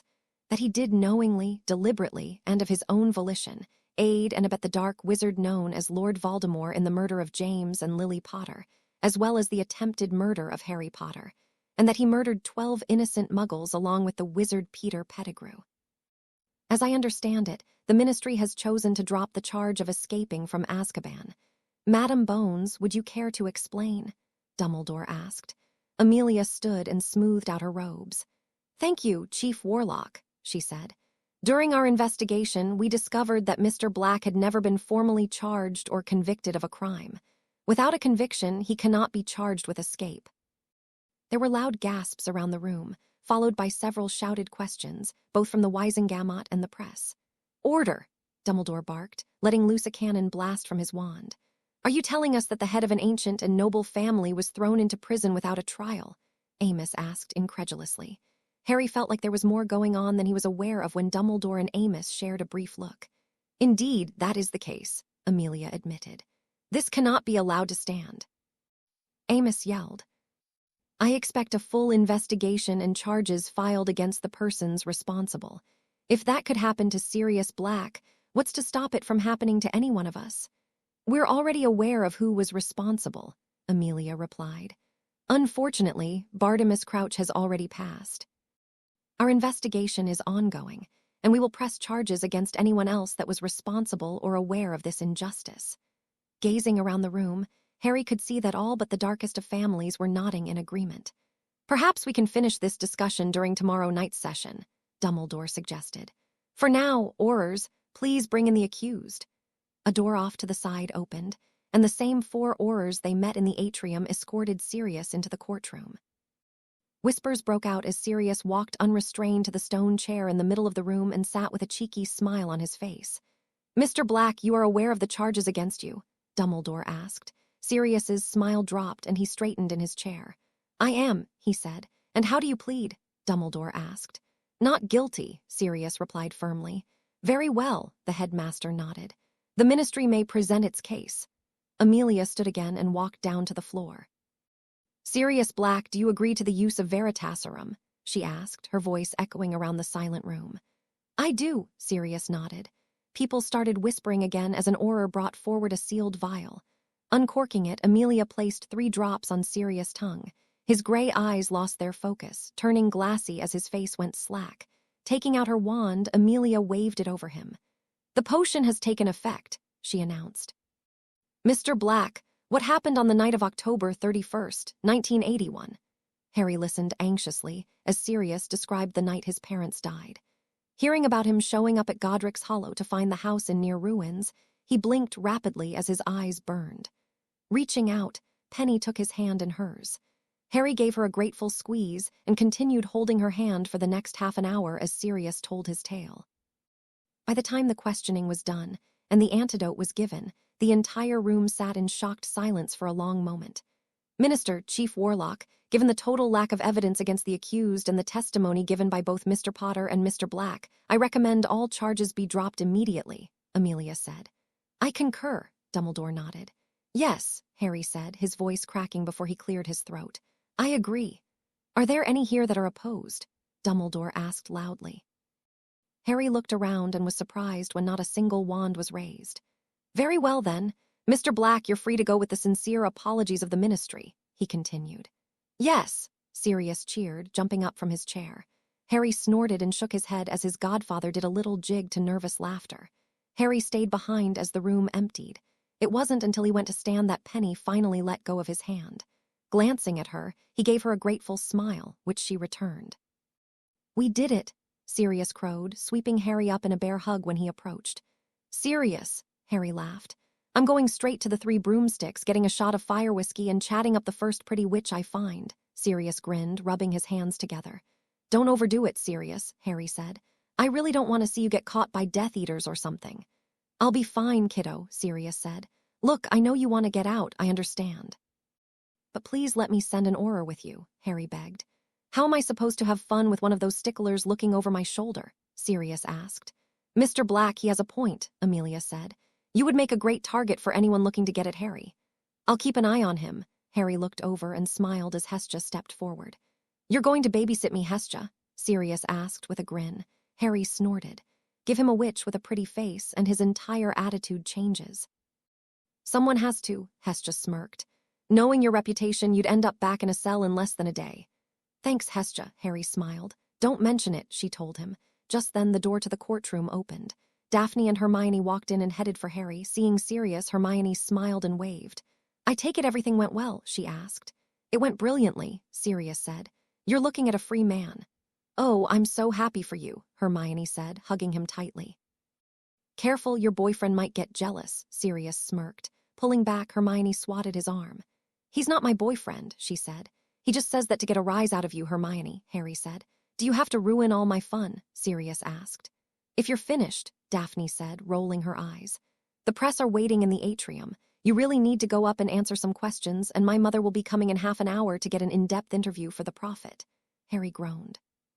"Don't worry, Harry," Penny said, patting his shoulder. "You'll do fine." "Are you coming with me?" he asked hopefully. "I'd be happy to," Penny smiled. "Thank you," Harry said gratefully. "Can you two stop flirting? We have work to do," Daphne said impatiently. Harry and Penny blushed and looked away from each other, prompting a bark of laughter from Sirius. "Right," Harry said. "Let's get this over with." As soon as Harry stepped out of the elevator, Penny met him with a pretty smile and a cup of coffee. "You're the best," Harry smiled. "Just trying to help," Penny said, her cheeks flushing lightly. "You've got a really busy day today. Madame Bones wants to see you as soon as possible. You have a Wisengamot meeting at 2. Saul Croker wants you to stop by the Department of Mysteries when you get a chance." "All right," Harry sighed. "Anything else?" "My mother wants another interview," Daphne said as she and Hermione followed him to his office. "This time she wants to do more of a fluff piece, telling people about your life. There's really not a lot of information about you available to the public, and it should really help with your image." "Great," Harry grumbled. "You know, I wasn't sure working for you was a good idea at first," Daphne smirked. "Now I'm really glad I took the job. I'll turn you into one of the most popular ministers for magic ever to hold office, and my career is going to be set before I even leave Hogwarts." "Glad I could help," Harry said with a wry smile. "Penny and I have been working on a new law," Hermione said eagerly. "It's called the Muggle-Born Equality Act. I finished the first draft last night. It lowers taxes for Muggle-born and half-blood businesses, makes it illegal for an employer to discriminate based on blood status, including at the ministry, and establishes fines for doing so." "What do you need me to do with it?" Harry asked, taking a massive pile of parchment from Hermione. "We just need you to look it over and familiarize yourself with it," Penny replied. "I plan to present it to the Wisengamot at next week's meeting. We just need you to know what it says so you can support it, if you want to, of course." "Is there a condensed version?" Harry asked, eyeing the foot-thick pile of parchment with distaste. "I could go over it with you at lunch," Penny offered. "I'd appreciate that," Harry smiled. "I'm sorry, but I just don't have the time to read through all of this. Was that everything?" "I think so," Penny said, looking to Hermione and Daphne for confirmation. When they shook their heads, she smiled and turned back to Harry.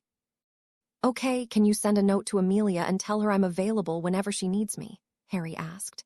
Getting a nod, he turned to Daphne as Penny left the office. "Set up a time with your mum and we'll do that interview," he told her. "Will do," Daphne nodded. "You know, it might help your public image if you did something for charity. Maybe you could make a donation or visit the children's wing at St. Mungo's." "Is that really necessary?" Harry asked. Only if you want public support for any changes you might make over the next 3 weeks, Daphne smirked. Harry sighed. Fine, set something up and then let me know when I need to be there. Gladly, Daphne smiled. As she turned to leave, Hermione smiled and gave him a cheery wave before following after her. Harry only had to wait a few minutes before Amelia came to his office. I hope you have some time free, she said, closing the door behind her. We have a lot to go through. I don't have anything pressing until the Wisengamot meeting at 2, Harry said. Nodding, Amelia sat across from him at the desk and pulled a stack of folders out of her pocket. First of all, I have the results of McNair's interrogation, Amelia began. I forgot about that, Harry frowned. Wasn't that almost a week ago? It was, Amelia nodded. But it took time to corroborate everything he told us. I wanted to make sure I had all the bases covered before the Wisengamot meeting. Nodding, Harry leaned forward to look at the file as she laid it out on the desk. McNair confirmed everything you told us about you-know-who's return and quite a bit more, Amelia continued. From what he told us after you escaped, they fled to Malfoy Manor to regroup. He gave us the names of everyone who was there, and quite honestly, it was shocking. These witches and wizards are some of the most powerful people in our society. Anyone unexpected or from the Wisengamot? Harry asked, glancing over the names. Form the Wisengamot, no, Amelia replied. However, many members have direct relatives that are on this list. As for unexpected, yes, there are far more ministry staff involved than I expected, including a handful of orars that I never thought would have joined you-know-who. Shit, Harry said, rubbing the bridge of his nose. Do they know anything? Fortunately, no, Amelia said. Nothing that isn't public knowledge anyways, but it does leave us with a problem. I can't make a move on any of the names McNair gave me until I've cleaned house.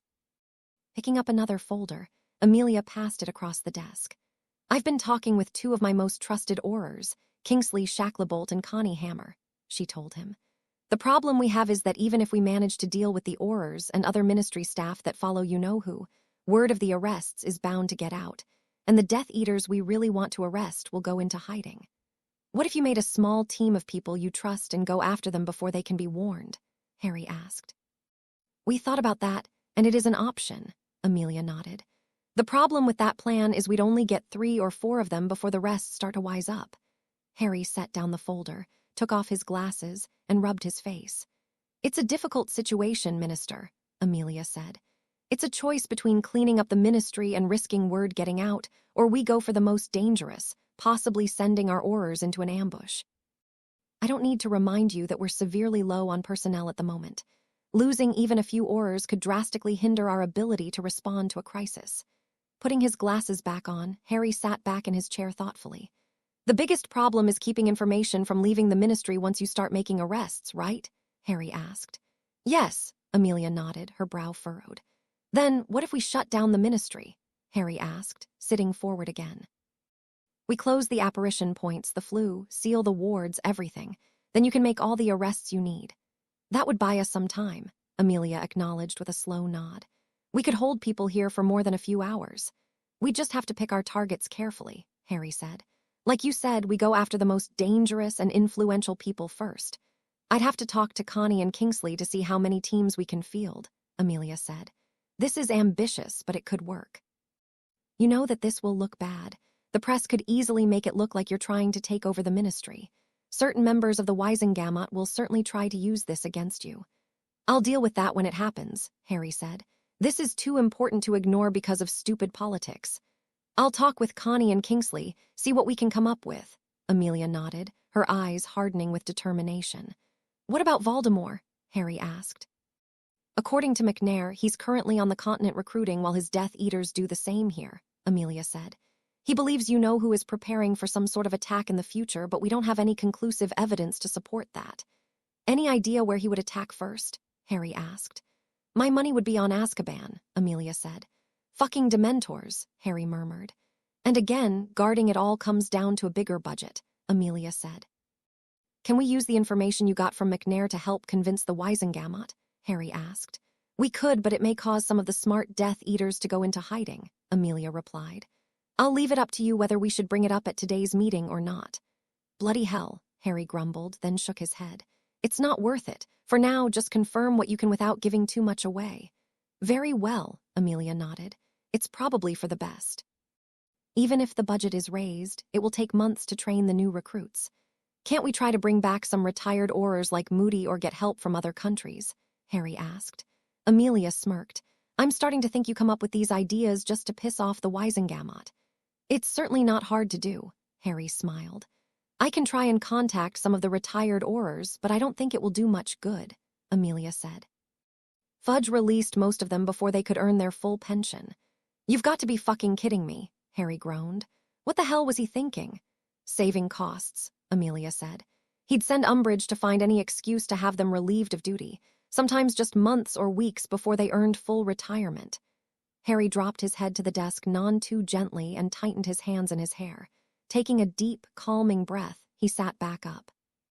As for asking for foreign assistance, it's possible, but you'll need to offer concessions, Amelia said. Like what? Harry asked. Amelia shrugged. It depends. Some may want lower tariffs, debt forgiveness, or they may want you to commit to giving them aid in the future. You'd be better off asking Greg Gorman about this. He'd be able to give you a better idea about what to expect. All right, Harry nodded. I should warn you, talks for that sort of thing can last for months, Amelia said.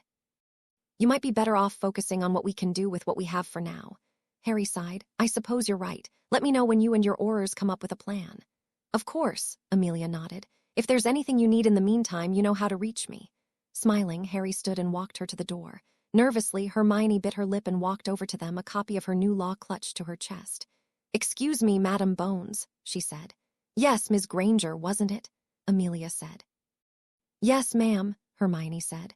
I was wondering if you have the time, of course, if you could look over this law Penny and I drafted. It's called the Muggle-Born Equality Act. It introduces new laws for fairer taxes and hearing practices. That's quite admirable, Amelia said. If I can find the time, I'll take a look at it. I'm afraid I'm quite busy at the moment. Oh, of course, Hermione said. I was just hoping you might have some feedback about the proposal. I've never written a law before, obviously, and I want to make sure I got it right. Have you thought of asking Arthur Weasley? Amelia asked. He has some experience with writing laws. Oh, how could I forget? Hermione gasped. I'll make him a copy and stop by his office at lunch. Thank you so much, Madam Bones. You're welcome, Amelia said as Hermione rushed back to her desk. Sorry, Harry said quietly. She gets like that. Well, if I'm going by weight, I think she's off to a good start, Amelia smiled, hefting the heavy document. Just remind her that most laws fail numerous times before passing. Everyone in the Wisengamot is going to want to give their input before they agree. I'll let her know, Harry said. Nodding, Amelia made her way to the elevator. Everything okay, Harry? Penny asked, her hand sliding across his shoulders as she walked up behind him. You look troubled. Just, Harry sighed. Thinking for a moment, he decided it wouldn't hurt to tell her and Hermione about what he'd learned. Hermione, can you come here for a second? Harry called. He debated with himself for a moment whether to invite Daphne as well, but in the end he decided he didn't quite know her well enough yet. What's up, Harry? Hermione asked. I need to see you two in my office for a few minutes, Harry said. The girls looked at him curiously but followed him back to his office where he closed the door. Instead of sitting at his desk, he led them over to the couch and chairs near the fireplace. Over the next few minutes, he explained everything Amelia had told him. That is tricky, Hermione frowned. Have you thought about talking to Professor Dumbledore? Harry sighed. I suppose I should. I'll talk to him after the Wisengamot meeting. He'll know what to do, Hermione said confidently. Harry nodded, but he wasn't as convinced. Dumbledore was only human, and it wasn't like the Order could help. I think your idea sounds the best, Penny said. It's risky, but if it works... Thanks, Harry smiled. I just hope we can pull it off. I wish we could get some of those retired orars to come back. Maybe if you explain the situation, they might be willing to give you a chance, Penny asked hopefully. But what if one of them is a Death Eater or decides to go to Voldemort? Hermione asked. It's not like they're fans of the Ministry. Maybe I don't have to give them all the details, Harry said thoughtfully, then sighed. Still, I don't know if they'd be willing to come back just to help me for a couple of weeks. It's worth asking, though, isn't it? Penny asked. I suppose you're right, Harry said, giving her a small smile. I'll talk to Dumbledore about it. Maybe he'll have some advice. Smiling, Penny ran her fingers lightly over his back. Harry closed his eyes and exhaled deeply, luxuriating in the pleasant feeling of her nails running lightly up and down his back. When he opened his eyes again, Hermione looked at him with a teasing smirk. Is everything ready for the Wisengamot meeting? Harry asked. All set, Penny grinned. Well, if you don't need me for anything else, I should get back to work, Hermione said. Me too, Penny agreed. Harry had to bite back a groan of disappointment when she removed her hand from his back. Actually, there's one other thing I wanted to talk to you about, Penny, Harry said. Giving Hermione a pointed look, she gave him a knowing smile and left. Nervously, Harry cleared his throat and wiped his sweaty palms on his trousers. What did you need, Harry? Penny asked. Well, I was wondering. Swallowing thickly, Harry took a deep breath. Would you like to have dinner with me, like as a date? Smiling softly, Penny tilted her head to the side in a way that looked like pity. Immediately, Harry felt his stomach drop. I'd love to, Penny said. That's all right, I underst. Wait, you said yes, Harry asked. Penny giggled, yes. Brilliant, Harry grinned. Any particular day? Penny asked. How about Friday night? Harry asked. That sounds perfect, Penny smiled. Leaning forward, she kissed his cheek. I look forward to it, she whispered. Harry watched in a daze as she walked out of the office, her hips swaying attractively. Yes, Harry cheered, throwing his fist into the air. Grinning, he walked back to his desk and sat down with a smile on his face. When lunch rolled around, Penny, Hermione, and Daphne joined him in his office to talk about their new law. Throughout their meal, Harry and Penny smiled every time they caught each other's eye. All right, what's going on? Daphne asked, glancing between them. You two are way more flirty than usual. Harry asked me on a date, Penny grinned. That's great, Hermione smiled while Daphne rolled her eyes. Great, Daphne grouched. More lovey-dovey bullshit.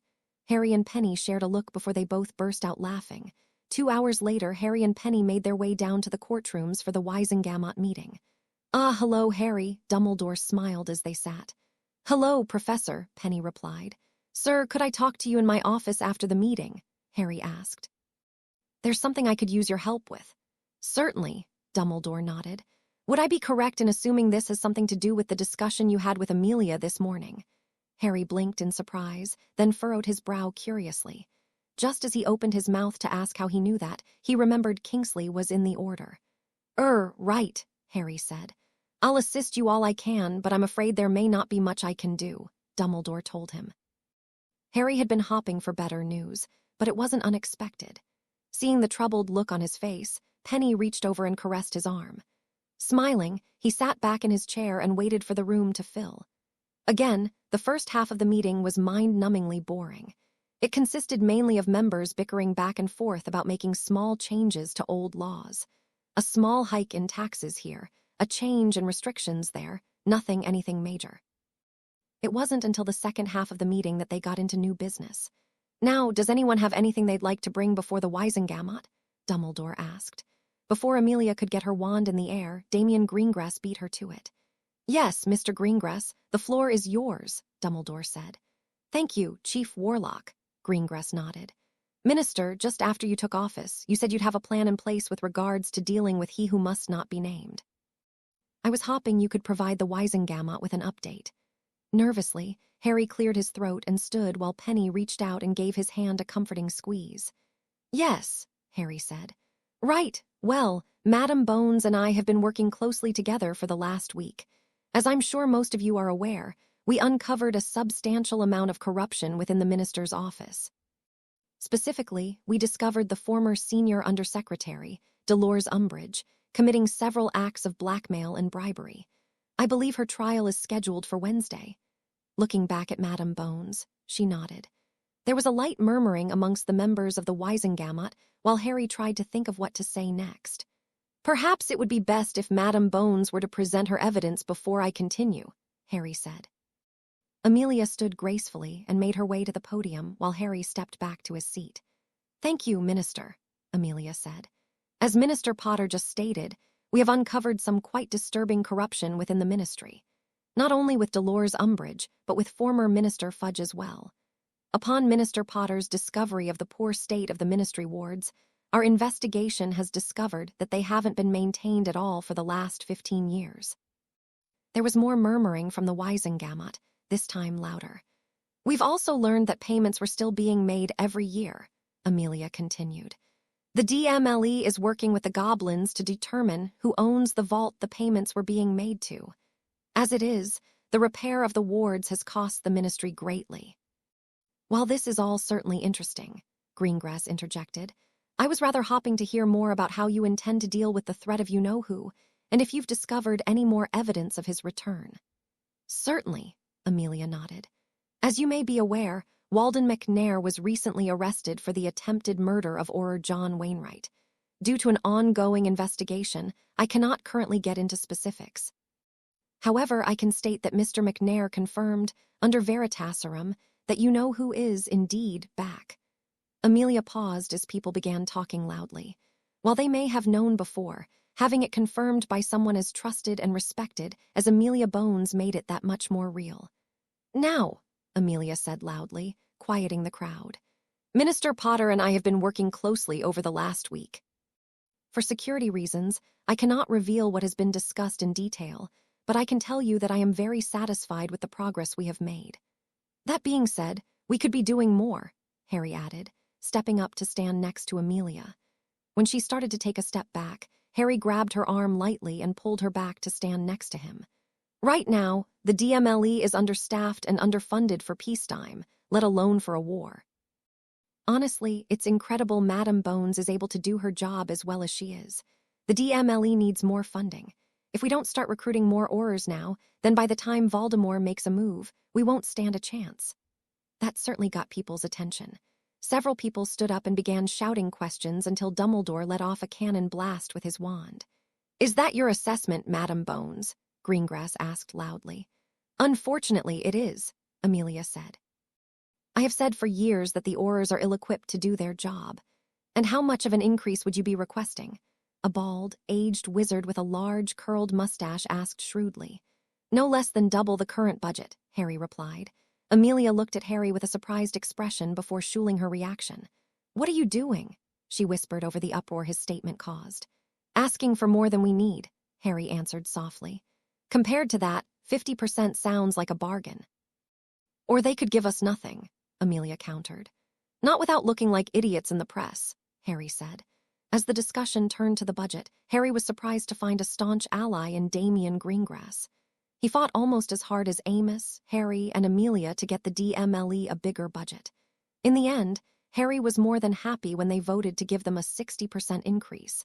It was more than either Harry or Amelia had dared to hope for. Penny, Harry said as the meeting moved on to another subject. Can you find those retired orars and call them in for a meeting? All of them? Penny asked. Yeah, Harry said. Bring them all in at once if you can. What do you plan to do? Amelia asked as she leaned forward in her seat. Beg. Harry replied. Smiling, Amelia snorted and patted him on the shoulder. Dumbledore was about as helpful as Harry expected him to be. The Order was useless for fighting outside of the orars he already had access to, and Dumbledore himself didn't have any better ideas. The only good thing that came from the conversation was that Harry was able to get a message to Moody, asking him to attend the meeting of retired orars he had Penny arrange. Surprisingly, the vast majority of them agreed to show up the next night. Harry assumed he had Moody to thank for that. Even if someone didn't like the grizzled old orar personally, he was still well respected. While having lunch in London with the girls, Harry invited Marcus and Kim to eat with them. I know you spend most of your time with me, but how do the orars feel about me being minister? He asked as they waited for their Indian food to be brought to the table. Most of them are really glad you took over, Kim told him. They especially like that you managed to get the whole department a raise. Not everyone is happy, obviously, Marcus added. I've heard some orars trying to find a way to press charges for sedition. Harry blinked in surprise, and Hermione gasped while Kim snorted. The only ones that think that are the ones that got into the orars because of Fudge and Umbridge, she said. It was an open secret that anyone could get a job there for enough money or if they had the right connection. Fortunately, most of them left when they realized how difficult the job can be. I'd say a good 3/4 of the orars are happy with what you've been doing, Marcus said. The rest are either undecided or they have ties back to the previous administration. And some of them are just tired of Tonks telling everyone how great you are, Kim smirked. Harry rolled his eyes. What's she been saying about me? Is it true the girls from Beauxbatons all threw a sex party for you for saving their champions hostage? She asked with a grin.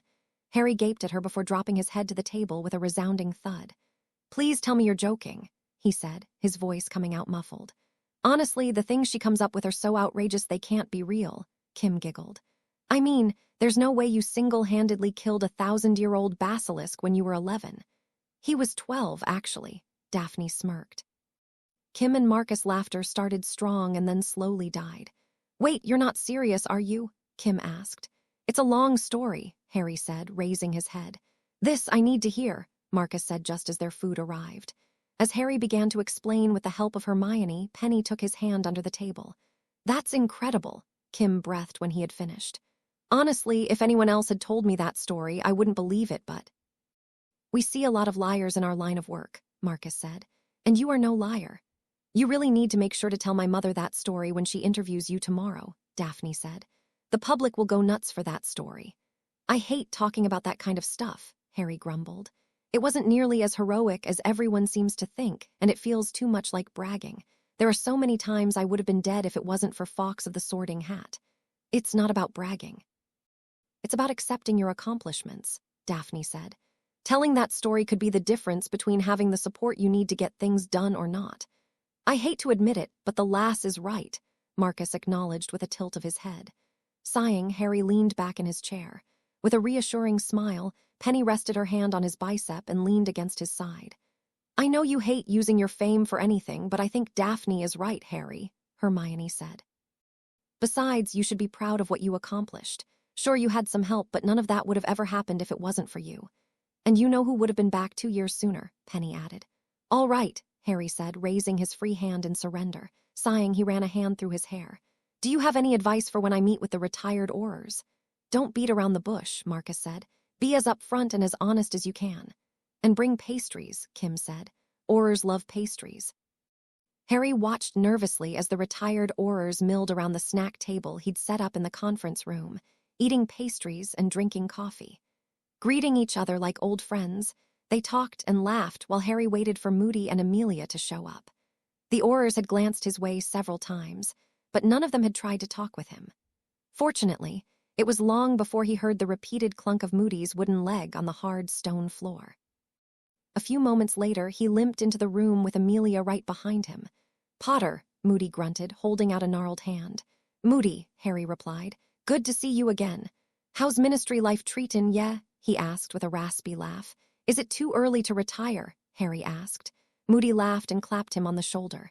Moody, one of the orars yelled. Haven't lost anything else since I last saw you, have you? Nothing important, Moody said. Hobbling over to the group of orars, Moody started shaking hands while Amelia stopped next to Harry. You ready to get started? She asked quietly. As I'll ever be, Harry said nervously. Smiling, she patted him on the shoulder. Everyone, Amelia called out. If you're finished with the reunion, perhaps we could get started. Always straight to business, Amy, a gray-haired witch asked with a smile. Some of us still have work to do, Matilda, Amelia replied with a smile of her own. So, what's got you pulling decrepit old witches and wizards like us out of retirement? A wizard asked as they took a seat. In a conference room designed to hold 20, some people still had to conjure chairs to sit on. Minister Potter has an offer he would like to make you, Amelia said. Clearing his throat, Harry stood at the head of the table. As I'm sure most of you have heard today, the DMLE got a much-needed raise in its budget, Harry said. First of all, each of you will be getting your full retirement from this point onwards. I wish I could backdate it so you got everything you deserve, but that just wasn't possible. A rumble of excitement ran through the room. And this is contingent on us agreeing to whatever you need us for, a graying wizard asked with a scowl. No, Harry said. That goes for everyone, even the orars that refuse to come. Furrowing his brow, the wizard levered himself out of his chair. Then I'll take my leave, he said. Oh, come on, Shaw, a heavily scarred wizard said in a deep voice. At least hear the lad out. I don't give a damn what the Minitree's got to say, Shaw growled. No matter who's running it. Harry waited with bated breath to see if anyone else would follow Shaw as he left the room. Thankfully, everyone else stayed in their seats. So what's this really about, Potter? Moody asked. We need help, Harry said. With Voldemort back, the Ministry just doesn't have the orars to protect everyone. It's going to take us months or years to get the new recruits trained. Not all of us are still up for chasing after dark wizards, lad, a witch said. We don't need you to be, Harry said. We need teachers. We need leaders. You fought in the last war. You know what to expect and how to get the new orars through what's coming. And what's to guarantee we'll still have a job after you leave? A wizard asked. Harry shared a look with Amelia. I can't, he admitted. Unfortunately, there's nothing I can do to stop a new minister from getting rid of all of you as soon as they take office. "What do you think about all of this, Amelia?" Matilda asked. "Minister Potter is the best minister I've had the pleasure of working with," Amelia said. "Everything he's told you is true. The orars really do need your help, and I'll do my best to keep you on once we have a new minister." "Why do I get the feeling there's more to this?" a wizard in the back asked. Amelia looked over at Harry and quirked an eyebrow. After a moment of thought, he nodded. "We're currently working on an operation," Amelia said. "Perhaps the largest single operation ever conducted on home soil. I'm sorry, but I can't tell you more than that right now." "Well, that sounds exciting," a wizard grinned. "Doesn't sound like we have much to lose. I'm in." "What say you, Moody?" Matilda asked. "I never did like retirement," he replied gruffly. Pulling out his flask, he drew deeply from it. "Did anyone check that for Polyjuice?" Harry whispered to Amelia. "I'll let you be the one to ask," Amelia smirked. "I'll take my chance," Harry grinned. "Can we have some time to think about this?" a wizard in the back asked. "Sure," Harry nodded. "Just keep in mind that this offer is only good so long as I'm in office." The wizard nodded, and Harry sat back in his chair as the orars started to talk. "What do you think?" Harry asked Amelia softly. "We'll know in a few days," she said. "You earned a lot of respect by letting Shaw leave the way you did." "It was the right thing to do," Harry said. "What Fudge and Umbridge did was bullshit. I don't blame him one bit for not staying. And that's why I like having you as minister," Amelia smiled. "Are you sure I can't convince you to run for office when your term is up?" "Come on, Amelia," Harry said, his cheeks flush. "I don't have the first clue what I'm actually doing." "You could have fooled me," Amelia said. Patting his knee, she stood and walked over to talk with the other orars. "Potter," Moody barked. "Get over here. There's some people I'd like you to meet." 8 orars had agreed to return by the time Harry left the conference room. Frankly, it was more than he had expected with how the ministry had treated them. Sitting in his office near the fire, Harry took a sip of his fire whiskey just as someone knocked on the door. "Come in," he called. Opening the door, Hermione slipped inside with a smile. "How'd it go?" she asked. "It went all right," Harry said. "A handful agreed to come back, but the rest wanted some time to think about it." "I'm sure more will come back over the next few days," Hermione said reassuringly. Harry smiled. "That's what Amelia said." "See," Hermione smiled. "Well, I'm going to head home for the night. Are you coming?" "I'll be along in a little bit," Harry told her. "I've got some paperwork I still need to finish." "Do you want some help?" Hermione asked. "No," Harry said, shaking his head with a smile. "You go home and get some rest. It's really not that much." "If you're sure," Hermione said, "and don't drink too much of that stuff." "Yes, Mum," Harry smirked. Slapping his shoulder lightly on the way to the flue, Hermione smiled before disappearing in a burst of emerald flames. After she left, Harry stared into the crackling flames, lost in thought. "Still at it." Harry jerked in his seat and turned towards the door. Seeing Penny in the doorway, he smiled and waved her in. "Just thinking," he said. "Oh," Penny asked, walking around the couch to sit next to him. "About what?" "The Orars, the Death Eaters, Voldemort, the Wisengamot," Harry said, trailing off. "Take your pick. But things really went well today, didn't they?" Penny asked, taking his hand in hers. "You got more than the budget you were hopping for. At least some of those Orars agreed to come back, and you have a plan to deal with the Death Eaters." "Yeah," Harry said softly. "So what's bothering you?" Penny asked. "It's all just going too well," Harry sighed. "I'm waiting for something to go wrong." "And if it doesn't?" Penny asked, smiling and leaning into his side. "Then I'll be really worried," Harry said, his lips twitching. "It means something really bad is going to happen." "Well, aren't you just a little ray of sunshine?" Penny chuckled. Harry shrugged with the shoulder she wasn't leaning on. "That's just the way my luck goes," Harry said. "The longer it takes for something bad to happen, the worse it'll be when it does." "Have you ever thought that maybe bad things happen because you expect them to?" Penny asked. "Not really," Harry smiled. "But you did forget one other really good thing that happened today." "What's that?" Penny asked, her brow furrowed cutely. Turning to her, Harry grinned. "I got a date with a really pretty girl." Penny smiled and blushed cutely while shaking her head. "Smooth, Potter," she said. Slowly, their faces drifted closer together. Harry paused and swallowed nervously when their lips were just a hair's breadth apart. Staring at him with her bright blue eyes, Penny's twitched into a smile right before she closed her eyes and closed the distance. Harry marveled at just how full and soft her lips were. The smell of her perfume filled his nose as he nervously wrapped his arm around her. Far too soon, Penny pulled back. Giggling prettily, she settled against his side and rested her hand on his chest. With a smile, Harry relaxed back against the couch and caressed her arm. "You know, you should try thinking that if good things keep happening, Something really good might happen next, Penny told him. It already did, Harry grinned. Giggling, Penny tilted her head up and kissed his cheek. Good answer, she said. The next morning, Harry stepped off the elevator and froze as he looked around the DMLE office. The place was buzzing with activity. Most, if not all, of the retired orars he had spoken to the night before were now getting situated around the office.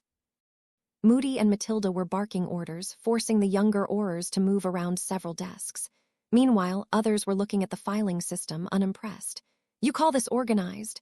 An older witch asked derisively. It's a wonder you get anything accomplished. It needs to be sorted by case number, then by date, not the other way around. Wow, Kim said softly from behind him. I can't believe you got this many to come back. Me neither, Harry blinked. That's a hell of a thing you've done, Marcus said, getting them to trust the ministry again. They don't, Amelia said as she joined them in watching over the office. They trust the current minister. What do you mean? Harry asked, his brow furrowed. Letting Shaw leave and still giving the ones that didn't show up their full pension had a bigger impact than I thought, Amelia said. All but one of the retired orars we talked to last night was here waiting for me this morning. Bloody hell, Harry said. Amelia, Matilda yelled before walking over. Who in Merlin's name did you have teaching these kids? Since Moody left, Dawlish and Scrimgeour are, Amelia said. Matilda snorted. Figures, this place is a mess. The filing system is all wrong and there's no discipline. The only one here with their head on straight so far is that Tonks girl. Don't worry, though. We'll have this place running ship-shape in no time. It's good to have you back, Amelia smiled. I did miss the old place, Matilda said, gazing around the office. It's hard to go from hunting dark wizards to sewing quilts. Quilts? Amelia asked with a twitch of her lips. My daughter put me up to it, Matilda said. Said it'd help me relax, load of bollocks. Anyways, Moody and Wellington want to get everyone under Master Orar in the training room this week so they can put them through their paces. I'll set up a schedule, Amelia nodded. Any chance I could join? Harry asked. I know you're going to be busy and I'm not as good as the Orars, but I'd appreciate some advice on my dueling. Besides, I hate being stuck in an office all day. A minister that's willing to get his robes dirty, Matilda asked with a smirk. I never thought I'd see the day. What year are you in, lad? 6th? I'm going into 5th, Harry said. 5th, eh? Well, I'm sure we can squeeze you in, Matilda said. If it's not any trouble, Harry said. Oh, it's no trouble at all, Matilda grinned. Trust me, most of this lot have been waiting for years to get their hands on a minister. Harry paled as the older witch gave him a predatory smile. A moment later, she and Amelia laughed while Marcus patted him on the shoulder. Letting out a breath, Harry smiled when he realized she was joking. Don't worry, lad, Matilda said. Moody seems pretty fond of you for pulling him out of his trunk. I'm sure he'll be happy to make time to teach you a thing or two. Thanks, Harry smiled. The elevator opened, and the group stepped out of the way. Surprisingly, Shaw stepped out with an older witch and wizard behind him. Well, look what the knees'll dragging in, Matilda said. Bennett, Shaw said, nodding to Matilda before turning to Harry and Amelia. I just want to make it clear I'm only staying as long as I feel it's worth my time. The second this department gets political, I'm out. I'm not risking my neck from some snot-nosed bureaucrat. Fair enough, Harry said, holding out his hand. Welcome back. Shaw stared at him intently for a long moment before nodding and shaking his hand. Where do you need me? He asked, looking at Amelia. I think Moody could use some help getting the training room organized, Amelia told him. Nodding, Shaw walked off without another word. Sorry, David, and I missed the meeting, the witch that had come with Shaw said with a kind smile. It was our grandson's birthday. Not a problem, Harry smiled, shaking her hand. We're glad to have you. Minister, this is Agatha Green and her husband, David, Amelia said. Pleasure, Harry said, shaking David's hand. David was a thin wizard with white hair and a round, youthful face. Agatha was quite short, with gray hair and a cane in her right hand. Likewise. David said, What can we do to help? Can you two help Melissa with the organization for now? Amelia asked. We've got a lot of rearranging to do to fit everyone in. Of course, Agatha smiled. I can ask magical maintenance to enlarge the room, Harry offered. Probably not a bad idea. A few new offices wouldn't hurt either, Amelia said, checking her watch. I'll see to it, Harry told her. Thank you, Amelia said. I'm sorry, but I have a meeting with Kingsley and Connie in a few minutes. Once we have a handle on our numbers, I'll bring you in so we can go over our options. Sounds good, Harry said. Shaking Amelia's hand, he got back into the elevator with Marcus and Kim. For the first time since he'd taken office, Harry felt like he was really accomplishing something. Harry grunted as the air was knocked from his lungs and he was tossed across the room. His back hit the hard stone wall before he fell. Sharp pain shook through his right knee and elbow as he impacted the floor. Seeing another red stunning hex coming his way, he scrambled out of the way. Raising his wand, Harry turned to Tonks just as she lazily fired a disarming hex. "Pratigo!" he shouted. The spell splashed against his shield in a flash of sparks. Dropping his shield, he twisted out of the way of another hex and brought his wand to bear. "Stupefy!" Tonks knocked his spell aside with a negligent flick of her wand. Harry heard a round of chuckles behind her and looked over to see a dozen trainees waiting against the back wall. "Great," Harry thought sarcastically. "Now everyone get to see me get my ass kicked." He dodged a couple of more spells from Tonks before she suddenly jerked her wand backwards. Prepared for a visible spell, he was completely caught off guard when his foot was yanked forward. When the force pulling him stopped abruptly, he landed heavily on his back. "Oof," Harry grunted. He tried to get to his feet, but only managed to get to one knee before Tonks shot off another disarming hex. Helplessly, he watched as his wand was torn from his grip. Reaching out instinctively, both he and Tonks watched in surprise as his wand stopped between them before shooting back into Harry's hand. "Expelliarmus," he shouted. Busy gaping at him, Tonks barely parried his hex in time. Gritting his teeth, Harry pushed himself to his feet painfully. "That's enough," Moody called. Sagging in relief, Harry panted heavily and slumped in exhaustion. "That was brilliant," Tonks grinned.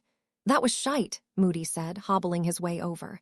"He did very well for a fifth year," Matilda argued. "Well, he isn't going to be fighting fifth years," Moody grumbled, coming to a stop in front of Harry and eyeing him closely. "Your spell knowledge is pathetic. You can't cast silently, and you spent more time throwing yourself around the room than on your feet." Harry flushed at the painfully honest description as Moody leaned on his staff.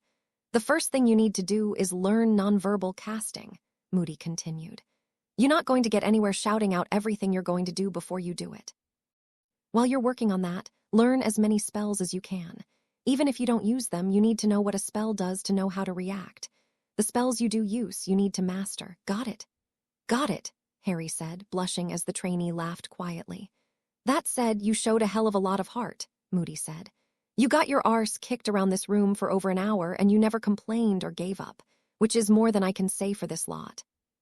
The trainees stopped laughing when Moody jerked his thumb at them. "Even with the lack of knowledge, he still put up a better fight than most of our trainees," Matilda smirked. "Aye," Moody agreed. "Speaking of which, we need to get to work with this useless lot." "Right," Harry said. "Thanks, Moody. I appreciate the advice." "Any time, lad," Moody replied, patting his shoulder. Nodding gratefully, Harry waved to Matilda and made his way gingerly toward the door. "You did great," Tonks grinned, swinging her arm over his shoulders as they walked past the trainees. "Yeah, great," Harry snorted. "Listen up, you lot," Moody shouted. "You work half as hard as Potter just did, and you might actually learn something today." "See, even Moody thinks so," Tonks smiled. "Look, for a fifth year, you did amazing. Sure, you might not know a lot of spells and you can't cast silently, but you never lost." Harry scoffed. "We both know you were taking it easy on me." "Maybe a little," Tonks smirked. "You still did that really cool wandless summoning. When did you learn to do that anyway?" "A few days ago," Harry said, wincing as his ribs ached. "It just sort of happened." "It was still impressive," Tonks told him as they entered the Auror offices. "Well, I guess we should get back to work. If you need help with anything, let me know. Learning nonverbal casting can be pretty frustrating until you get the hang of it." "Thanks, Tonks," Harry said. "You're welcome," Tonks grinned. Reaching up, she ruffled his hair before disappearing amongst the cubicles. Running a hand through his hair in an attempt to straighten it, Marcus and Kim fell in behind him as he made his way to the elevator. After pushing the button for his floor, Harry rolled his shoulder with a wince. "Do you want me to call a healer?" Kim asked. "No, I'm fine," Harry said. Kim sighed. "Why do men have to be all macho when they get hurt?" "It's just a few bruises," Harry said. "Yeah, and they make a balm for that," she smirked. Harry rolled his eyes as the elevator door opened. Penny looked up with a smile when she saw him, then frowned when she noticed him walking gingerly. "You okay?" she asked when he reached her desk. "I'm fine," Harry said, "just a bit sore." "You were gone for a while. How did it go?" Penny asked. "Not great," Harry admitted. "Tonks looked like she had fun tossing me around the room, though." Smiling, Penny shook her head and took his hand. "Are you going to keep training with her?" Penny asked. "When I have time," Harry replied. Unfortunately, I don't have a lot of that at the moment.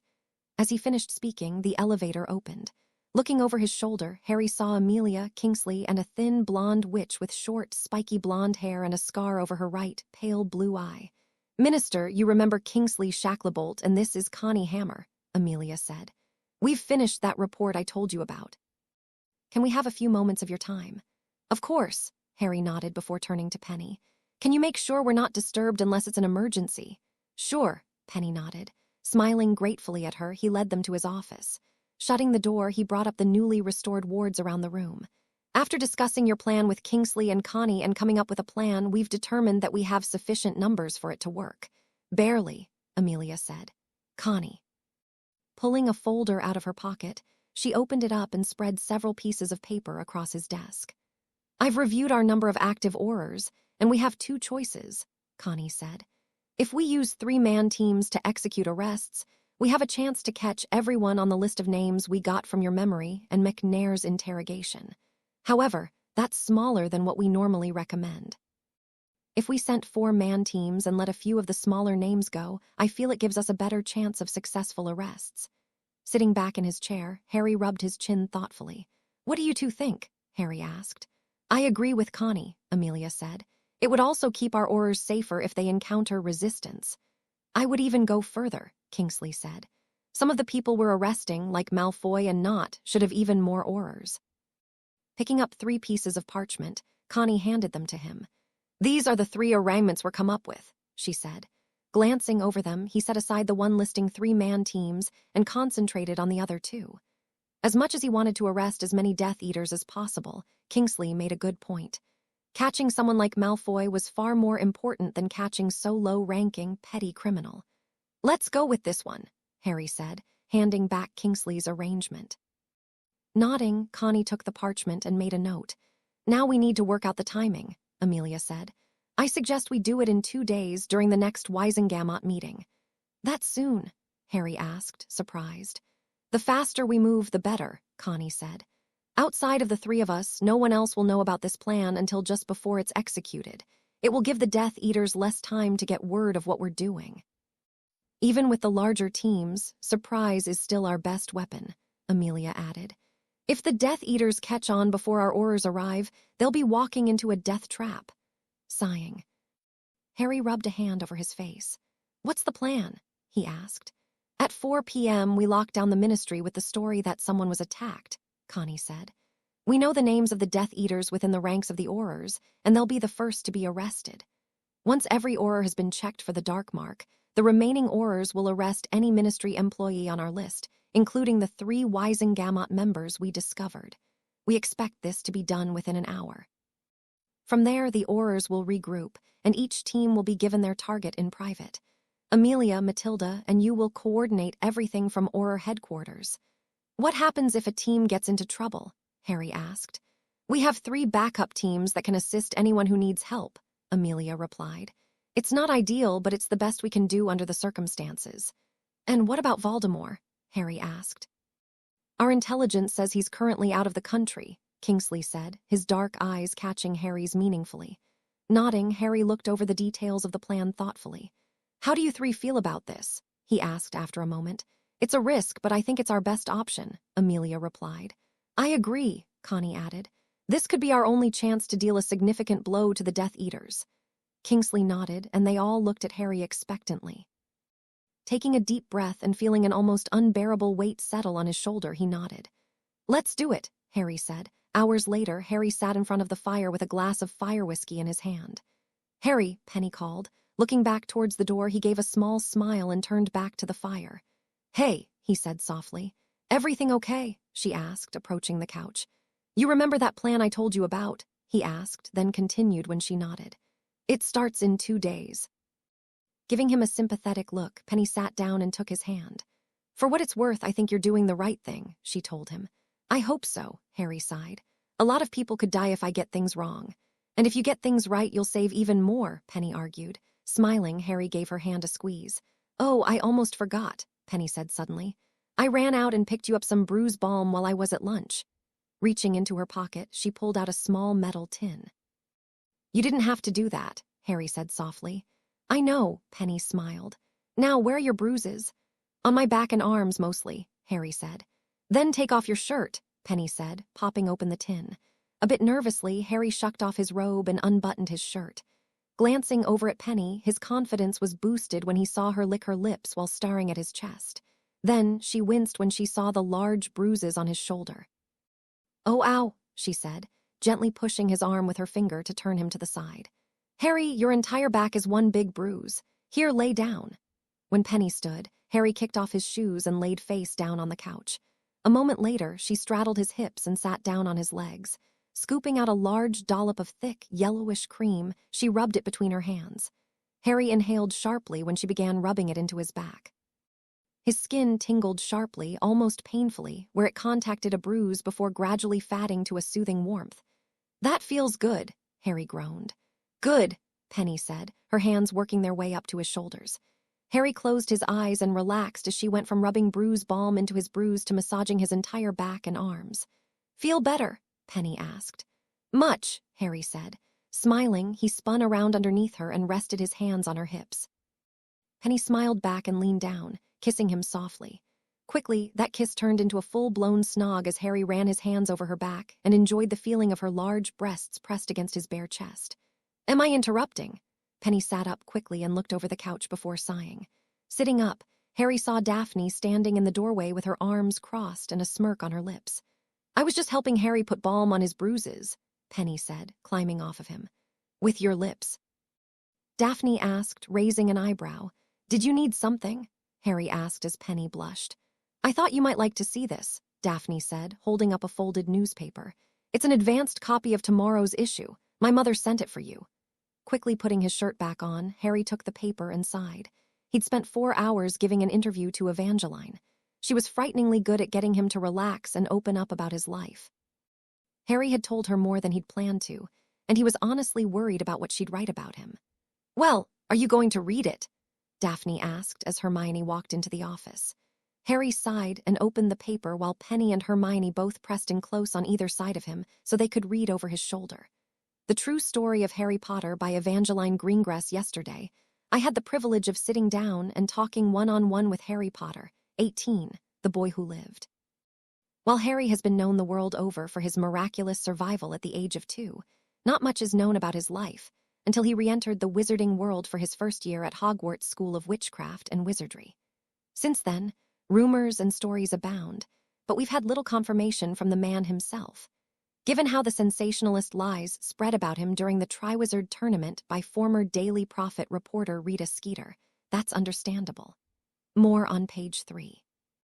I have already documented the extraordinary circumstances that led to Harry becoming the youngest minister for magic in history, but I was interested in getting to know the real Harry Potter. What kind of man is our current minister for magic? Finding those answers has left me shocked, astounded, but most importantly, hopeful for the future. Our story begins in Harry's first year, when he met his best friend, Hermione Granger, 19, in an improbable way. Reading on, Harry was relieved she kept to the truth. There were a few things he wished he hadn't talked about so openly, but Evangeline never lied or even exaggerated what she wrote about him.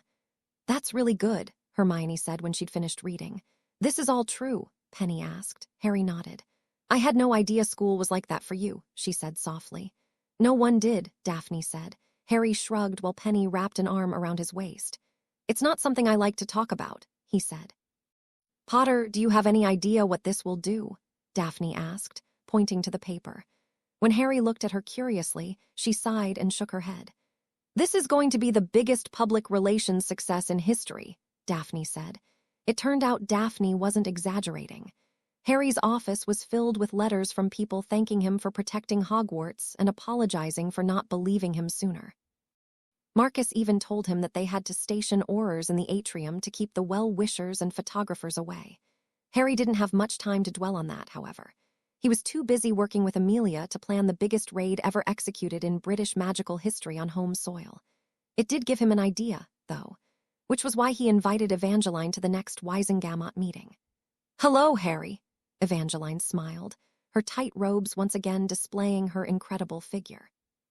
Eva, Harry said, shaking her hand, thank you for coming.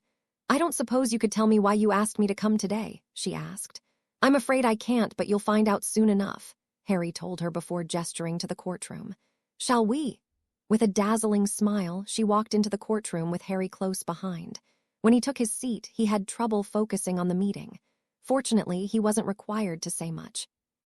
Finally, after a long, agonizing wait, he got the message he'd been waiting for. The flu is disabled. Bring up the wards, Connie's voice said through the communications charm she'd put on him that morning. Closing his eyes, Harry took a deep breath and reached out to the wards. An instant later, the visitor's entrance stopped working, and the door to the courtroom latched with an audible click. What's going on? Someone demanded loudly. Before Amelia could answer, Kingsley Link's patroness flew through the doors. There's been an attack within the ministry. We're locking everything down until the culprit has been caught, came Kingsley's soothing baritone. How long is this going to take? An older with asked impatiently. I have a meeting to get to. I'm afraid I don't know, Amelia said. Perhaps we should continue with the meeting. If we don't have an answer by then, I'll check with my orars. Minister, Dumbledore asked. Opening his eyes, Harry caught Evangeline watching him intently. Let's continue the meeting, he replied. Watching him for a moment, Dumbledore nodded and continued as he normally would. Harry had to fight the urge to bounce his leg nervously as he waited. Everything had to go right, or the whole plan could be ruined. If one Death Eater managed to get a message out, dozens of orars could be slaughtered. Just as the meeting was coming to an end, the door to the courtroom opened. All talking stopped as Kingsley strode in with nearly 24 orars behind him. As the orars spread out around the room, he walked up to Harry and bent down to his ear. We got them, Kingsley whispered. Letting out a breath, Harry nodded while he walked over to Amelia. Thank you, Kingsley, she said, climbing to her feet. Anxious to move, Harry did the same, even though he didn't need to.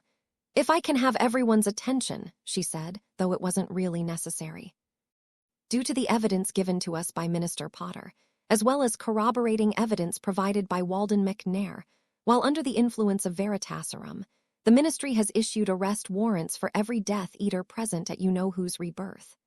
Thaddeus Knott, Richard Rosier, and George Selwyn, you are hereby under arrest for aiding and abetting the dark wizard He Who Must Not Be Named. Surrender your wands peacefully. As the orars converged on the three wizards, none of them was foolish enough to go for their wands. This is preposterous. You can't do this. These men are well-respected members of the community. You can't just arrest them. Enough, Amelia yelled, firing a cannon blast from her wand. I assure you, all three of them will be given the opportunity to prove their innocence under Veritaserum.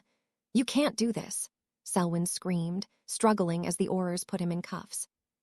I can, Harry said, a hard edge to his tone. You'll pay for this, boy, Selwyn growled. The Dark Lord will make you all pay. Get him out of here, Amelia yelled. What is going on here, Madam Bones? Damian Greengrass asked. I think we all deserve an answer. You do, but not now, Harry said. I'll explain everything tomorrow. For now, settle in. No one leaves the ministry until we're finished. And how long will that take? The same witch from before demanded. A few hours, at least. Possibly longer, Amelia replied. What? You can't keep us here. Quiet, Harry shouted. We can and we are. I apologize for the inconvenience, but it's necessary. The ministry is officially on lockdown. I suggest you get comfortable. Leaving his seat, Harry headed for the door. As he passed Evangeline, he motioned for her to follow. Raising an eyebrow, she caught up with him and Amelia as they headed toward the elevator. Can I know what this is about now? She asked excitedly. In a moment, Harry said, nodding to Marcus, who summoned the elevator. Minister, are you sure? Amelia asked. Yes, Harry said. I want an honest documentation of everything that happens. And if something goes wrong, she asked. Then everyone will know what not to do the next time something like this happens, Harry said. Amelia stared at him for a long moment. As you wish, Minister, she said respectfully.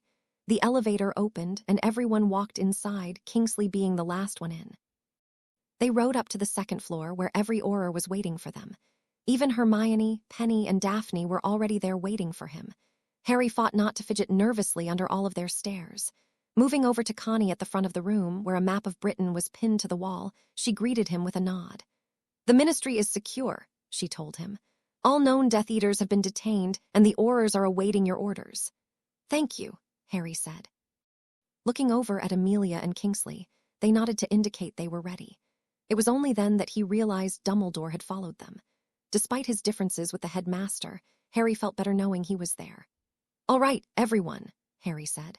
I'm sure you're all wondering what's happening. For the last week, Amelia, Kingsley, Connie, and I have been preparing a plan to arrest every Death Eater we know of. The only way we could do that without them going into hiding is to arrest all of them in one night." A loud murmur ran through the assembled orars, and Harry stepped back with a nod to Amelia. Clearing her throat, she stepped forward. "The senior orars have already been briefed," she began. "When your name is called, come forward to receive your assignment, and do not share the name of your suspect with anyone outside of your team until all arrests have been made. This is a security precaution, and breaching it will see you immediately suspended." Harry took a deep breath as Amelia finished giving out instructions, and the senior orars started calling out names. "When you asked me to come to a Wisingmont meeting, I certainly didn't expect this," Evangeline said. "That was kind of the point," Harry said. "Without the element of surprise, too many of them would have run or gone into hiding." "So, you need to arrest them all at once," Evangeline nodded, then smiled and practically purred. "My, how ambitious." "Just doing what I need to," Harry said with a light blush. Smiling, Evangeline patted his arm gently and then walked over to Daphne. Watching her go, Harry jumped when he felt an arm snake around his waist. "Sorry," Penny said. "It's all right," Harry said, wrapping his arm around her. "I'm just nervous." "You'll do fine," Penny said firmly. Harry wished he had her confidence. For now, he just took comfort in her presence as the orars finished getting their assignments. "Minister, we're ready," Amelia said quietly. "If you want to change your mind, now is the time." Harry took a deep breath and looked around at the sea of orars he was about to send into danger. "Can I get all of the senior orars over here?" Harry called, then waited until they were all there before continuing. "Does anyone have a good reason we shouldn't do this?" The older orars looked at each other, but none of them spoke. "Right," Harry said, his adrenaline running. "It's our job, lad," Moody reminded him quietly. Harry nodded. "Send them." With grim, focused expressions, the senior orars leading the teams grabbed their portkeys. The rest of the senior orars, mostly the ones Harry had brought back out of retirement, gathered around the map to coordinate. "Remember your training," Moody barked. "This needs to be quick and clean. Portkeys on my mark." Glancing around at the orars one last time, Harry caught Tonk's eye. He gave her a stiff nod, which she returned with a smile and a wink. 3, 2, 1, go, Moody yelled. In a swirl of color, they all vanished. Harry felt like he might vomit as he turned back to the map and watched Matilda and Connie move pieces around like they were playing a board game. "Teams 1 through 6 are in position," Connie said as a cascade of voices came from a specially enchanted wireless in front of her. "Teams 7 and 10 are breaching now," Matilda said. "Any resistance so far?" Amelia asked. "Nothing yet," Connie replied. "Teams 12 and 16 are clear. The suspects weren't home," Agatha Green said. "Same with 8 and 12, Matilda added. 7 and 9 have 4 in custody." "We knew we might miss some of them," Amelia said. Despite her calm tone, Harry couldn't shake the feeling something was off.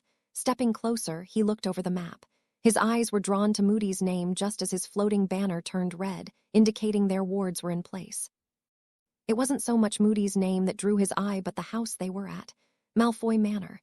"Team 10 has a barricaded suspect," Matilda said, drawing his attention away from the map. "Heavy fighting at the Knott residence," Connie said, then paused. "Goyle is in custody. More fighting at the Crab and Carrow residences." "Send Team 6 to the Crabs and Team 12 to the Carrows," Amelia said briskly. "Scrimgeour, take your team and get over to the Knotts." Nodding, Scrimgeour grabbed a portkey and walked over to his team.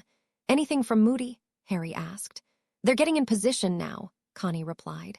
"Team 7 has 2 in custody and 1 injured orar," Matilda said. "He's being sent to St. Mungo's, but it's nothing severe." Harry let out a slow breath and wiped his sweaty palms on his trousers. Stepping behind him, Penny rubbed his back soothingly while Hermione bit her lip nervously. "Team 14 just reported use of the killing curse," Agatha called out urgently. "Peterson is down." Harry's heart dropped into his stomach like a lead weight. "Dawlish, go," Amelia barked. "Ma'am, Moody says he's got over a dozen Death Eaters at Malfoy Manor," Connie said. "They're holding position just outside." "Shit," Amelia cursed. "Tell them to get out," Harry said.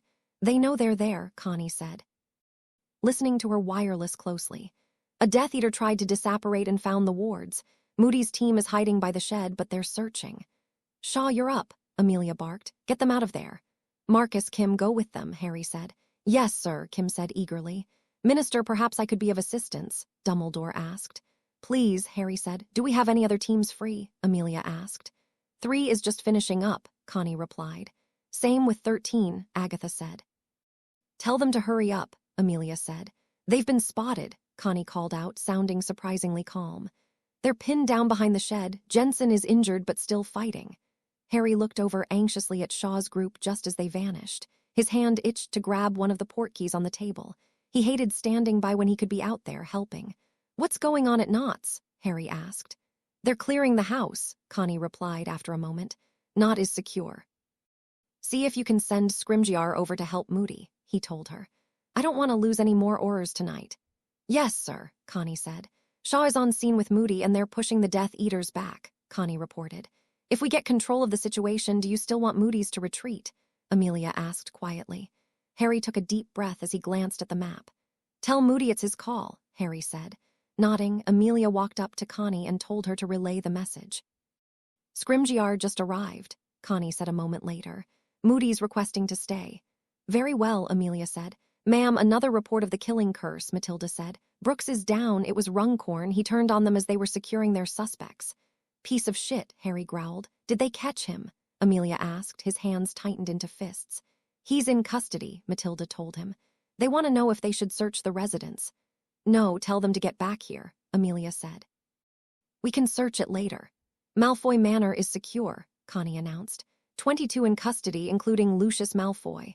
Harry nodded grimly, unable to feel any joy despite the success. Gradually, all of the teams began to finish up and return with the Death Eaters they'd arrested.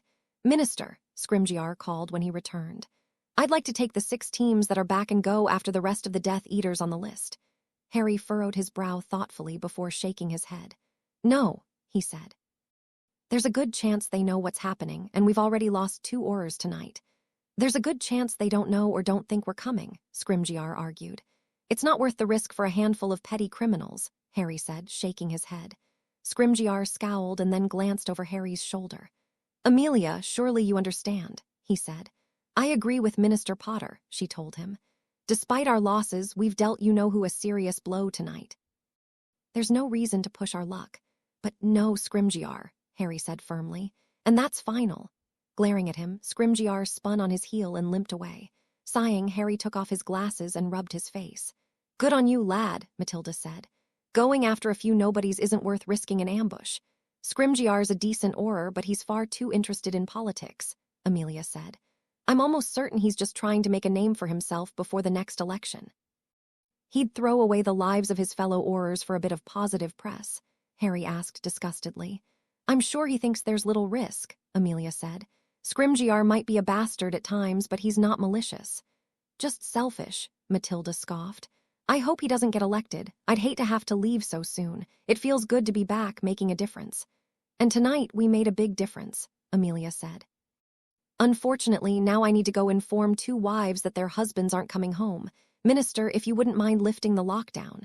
Sure, Harry said, reaching out to the wards. In fact, I'll come with you. Are you sure? Amelia asked, surprised. This was my idea, so it's my responsibility, Harry said, his throat tightening. Very well, she nodded. As they started towards the elevator, Marcus and Kim joined them. Kim had a cut on her forehead and Marcus' robes were singed around the shoulder. You two all right? Harry asked. A little banged up, but we're fine, Kim said. Why don't you and Marcus take the rest of the night off? Harry suggested. You have your responsibilities, Minister. We have ours, Marcus said. Besides, I'd rather not have to go visit Tonks when she's in hospital, Kim said. What happened to Tonks? Harry asked worriedly. Surprisingly, Kim smirked. She stepped in a hole when we were leaving and broke her ankle. Despite himself, Harry smiled. As hundreds of owls winged their way across England, carrying a special edition of the Evening Prophet, Harry sat in his office signing paperwork.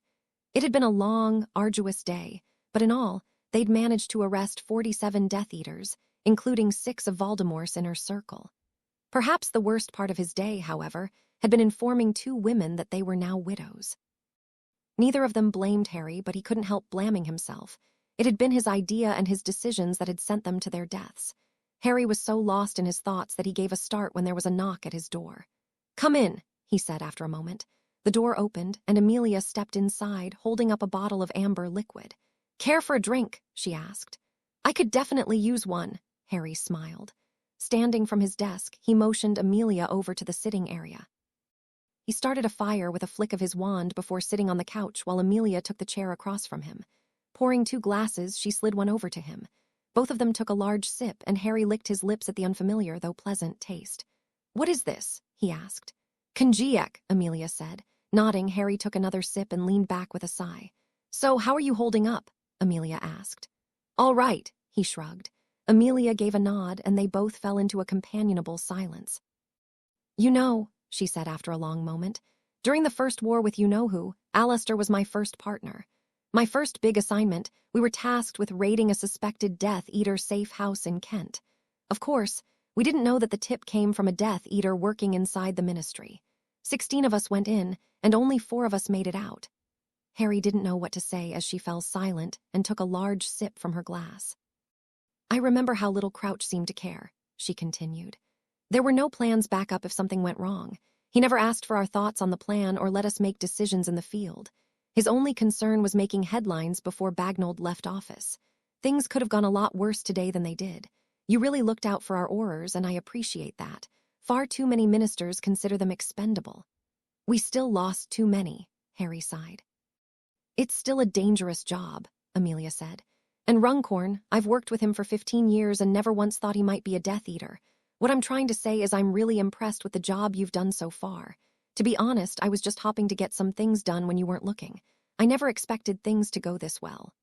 "Thanks, I think," Harry said, smiling as he brought his glass to his lips. "We actually have a lot in common, you know," Amelia said.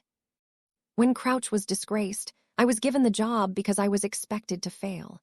Fudge didn't like me because I was competent, and I didn't kiss his ass.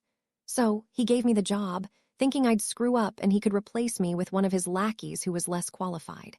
It's part of the reason our budget was so low. When he realized I could do the job, and do it well, he kept cutting it to make my job harder. In hindsight, I probably should have complained a bit louder back then, but I was too determined to prove him wrong. And that is why I hate politics," Harry said. "That makes 2 of us," Amelia smiled.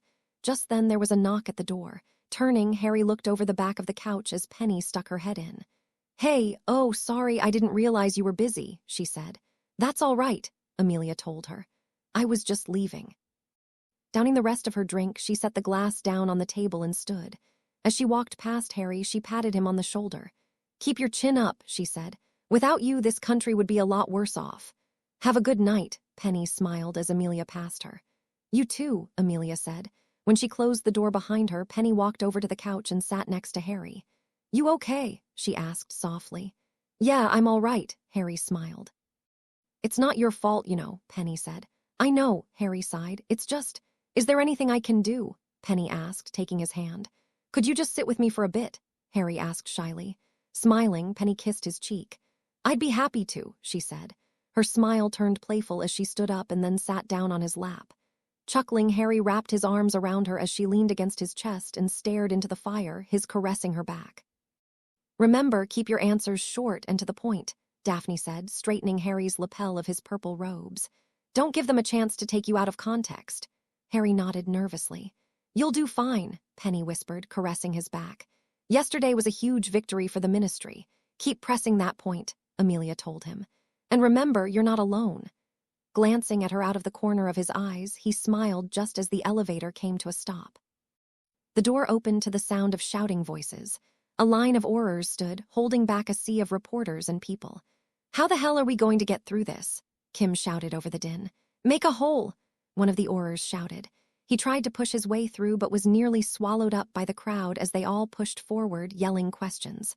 Annoyed, Harry raised his wand to his throat. "Quite," he barked. Everyone fell quiet until a blonde witch with garish makeup and an acid green quill floating next to her shoved her way forward. "Harry, so good to see you," Rita simpered. "You have to tells us." Her mouth continued to moor, but not a sound left her lips. Harry smirked as Daphne discreetly tucked away her wand. "I know you all have questions," Harry said. "I'll be happy to answer them in the atrium after the Weisengamot meeting. Now, if you could please let us through." The reporter at the front grumbled but moved out of the way as the orars made a path. Behind the reporter were a combination of well-wishers and critics. Some thanked him, while others hurled insults. In the case of one angry young man, he tried to hurl more than that. Fortunately, the orars were on him before his wand had even cleared his robes. "You'll pay for what you've done to my family, Potter. You'll pay," he shouted as the orars cuffed him. "Let me know what that was about when you find out," Harry whispered to Amelia. She nodded as they pushed open the doors to the courtroom. All conversation stopped, eyes following their every move as they walked to the front and took their seats. The viewing gallery was packed to the brim, some even standing due to the lack of seats. "Minister," Dumbledore greeted him with a smile. "Would you like to hold normal proceedings first?" "No," Harry said, shaking his head. "Let's get this over with." "Very well," Dumbledore nodded, stepping back from the podium. Clearing his throat, Harry stepped up with Amelia at his side. "Right, first things first, let's go over what happened," Harry said. "Last night, the Auror Department successfully the largest raid on British magical soil. Using the information obtained from my own testimony, and that from convicted Death Eater Walden McNair, we identified the locations of over a dozen safe houses and residences harboring Death Eaters. Troublingly, a number of Death Eaters that were identified worked for the Ministry, including 4 in the Auror Department. After speaking extensively with Madame Bones, we devised a plan that would allow us to clean up the Ministry and arrest the majority of the Death Eaters we were after, all in one night. During yesterday's meeting, while the Ministry was on lockdown, we arrested all known Death Eaters within the Ministry. Once the Ministry was safe, we executed the arrests of 47 Death Eaters. 4 more were regrettably killed while resisting arrest. Sadly, 2 Aurors also lost their lives. Auror Marcus Peterson was killed while attempting to get non-combatants away from the fighting at the Knot residence. Auror Augustus Brooks was cursed in the back by fellow Auror-turned-traitor, Albert Runcorn. I will be petitioning this body during today's meeting to see that both of these wizards receive the Order of Merlin, 3rd class, for their heroic sacrifices. Taking a deep breath, Harry looked around the room, meeting the eyes of as many as he could. "Despite those tragic losses, we achieved our goal of crippling," he broke off, hands clenched into fists at the fearful gasps and shouts around the room. "Voldemort's forces. This is not the end, but it is an important first step in combating his forces. Now I'm sure many of you have questions, and I'll be happy to take them now. Why weren't we informed of this?" a wizard shouted furiously, jumping to his feet. "Tibris Knot," Amelia whispered helpfully. "Security," Harry replied shortly. "Information was given out on a need-to-know basis." "This is outrageous," Knot shouted. "You can't just go around arresting members of some of our most important families." "I can when they break the law," Harry said forcefully. "We are in this war because the Ministry failed to act after the last one. Over half of the Death Eaters we arrested claimed the Imperious Curse last time, and the Ministry let them go.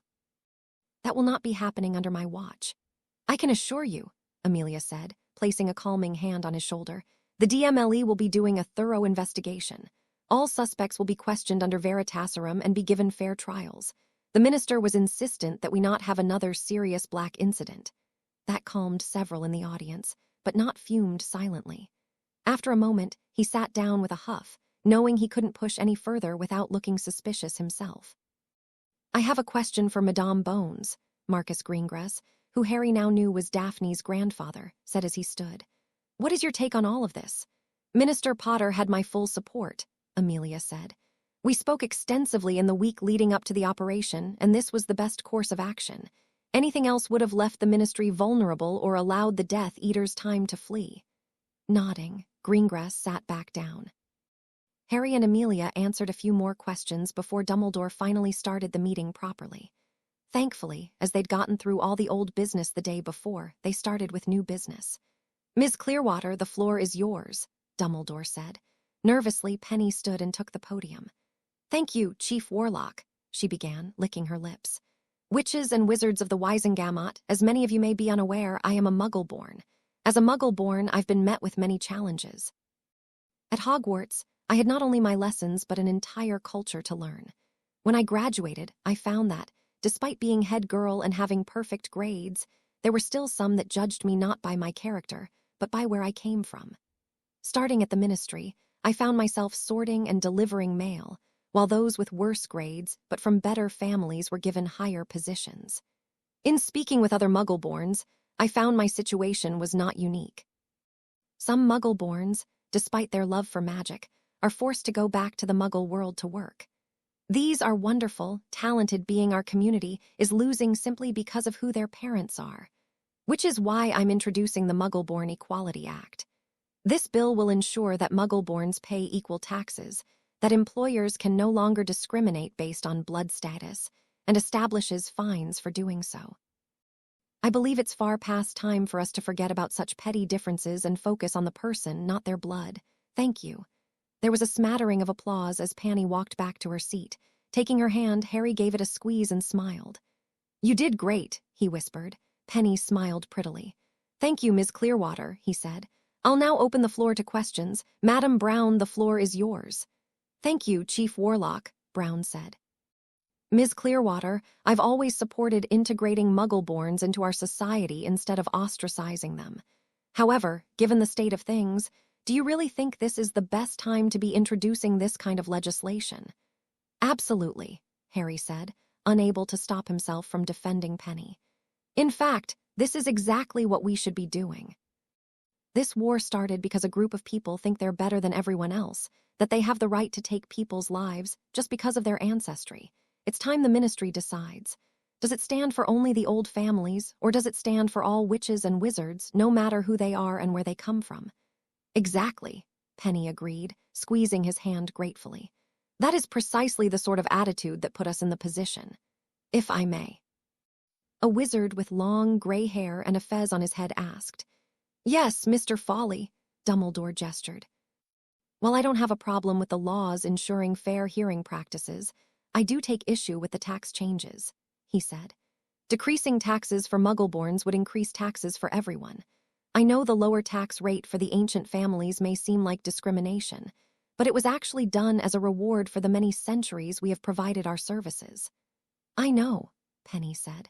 But that doesn't change the fact that higher taxes are driving Muggle-borns away. The increased business taxes, especially, hinder new businesses. I know of at least 20 businesses that moved to the continent in the last 20 years because of it, including the Firebolt Broom Company. The innovations that once made us the greatest magical notion in the world are moving away and taking their money with them. I see, Folly said thoughtfully. Thank you for bringing that to my attention. The questions went on for quite a bit longer. Harry was impressed with how Penny answered them calmly and rationally. Thankfully, the meeting ended after that, though Harry knew he still had quite the task in front of him. With Penny and Amelia at his side and Hermione and Daphne bringing up the rear, they all took the elevator up to the atrium. A small platform had been set up, with orars guarding the stage. Of course, Harry was bombarded with questions. Holding his hands up for quiet, he stepped up and waited for silence. Is it true you're arresting the opposition to take over the ministry? Rita asked the moment she could be heard. What? Harry asked. It was in the Prophet this morning, Daphne whispered. She thinks you're trying to get elected minister by arresting everyone that could run against you. Oh, for Merlin's sake, Harry grumbled softly before addressing the crowd of reporters. Look, I'm only going to say this once. I have never wanted to be minister. I took the job because I had no other choice. As soon as my 30 days are up, I'm going back to school. I have no intention of running for a full term. So you have evidence Fudge tried to kill you? A woman asked eagerly. We have compelling evidence that former Minister Fudge knew there had been an attempt and did nothing to stop it, Amelia replied. However, it will be up to magic itself to decide if he is guilty. Minister, do you have a girlfriend? A witch shouted from the back. Witch Weekly, give them an answer or they'll make something up, Daphne murmured. I do, but I'm not saying who it is, Harry said. Can we get back to the reason we're holding this press conference? Have you learned anything from the Death Eaters you arrested? Evangeline asked. Not yet, but we've only just started, Amelia told her. Will the trials be made public? A wizard with a French accent next to her asked. That's still something we need to discuss, Harry said. However, even if the trials are not public, the results will be. How are you determining if someone was under the Imperius or not? A Swedish witch asked. Everyone arrested was given a full medical examination where we looked for signs of the curse, and they will be questioned under Veritaserum, Amelia replied. If this sort of thing had been done at the end of the last war, we may not be in this position. Have you decided on who you want to take over as minister? A wizard in the back asked. Harry thought for a moment before answering. I'd like to see Amelia take over, he said.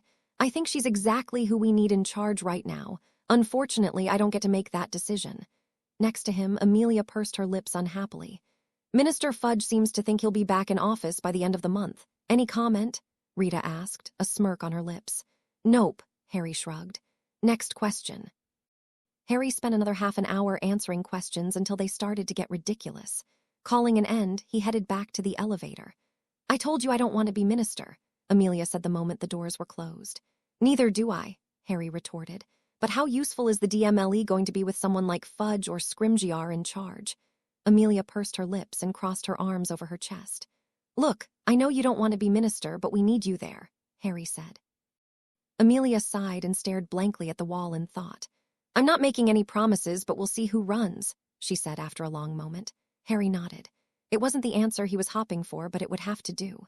Hopefully, Amelia would come around before he left office. Wizarding Britain needed someone like her right now. Getting off the elevator, Harry checked his watch. It was only early afternoon, but he already felt exhausted. It probably didn't help he had trouble sleeping the night before. You okay? Penny asked, rubbing his back. Yeah, Harry smiled, just tired. Why don't you take the rest of the day off? She asked softly. You've been working hard the last 2 weeks. You need to take some time for yourself. What about everyone else? Harry asked. Penny smiled. They're working because you are, she told him. How about instead of going out tonight, we go back to my place, have a nice quiet dinner, and watch a movie? Harry smiled, taking her hand in his. I'd like that, he said, turning to the room. Everyone, I'm going to take the rest of the night off, and I want you to do the same. Thanks for all your hard work this week. I really appreciate it. There was a murmur of excitement as everyone began to pack up. Smiling prettily, Penny kissed him on the cheek. See you at my place in an hour, she asked. I'll see you then, Harry smiled. Harry only made it a few steps towards his office before Daphne caught up with him. You did well with the press today, she told him. Thanks, Harry said. What was with all the foreign reporters today? This was international news, Daphne said. This is the first time since Grindelwald that something like this has happened. Other countries are starting to take notice. Too bad they're not willing to help, Harry grumbled, throwing his purple robes over the back of his chair. Have you asked? Daphne asked.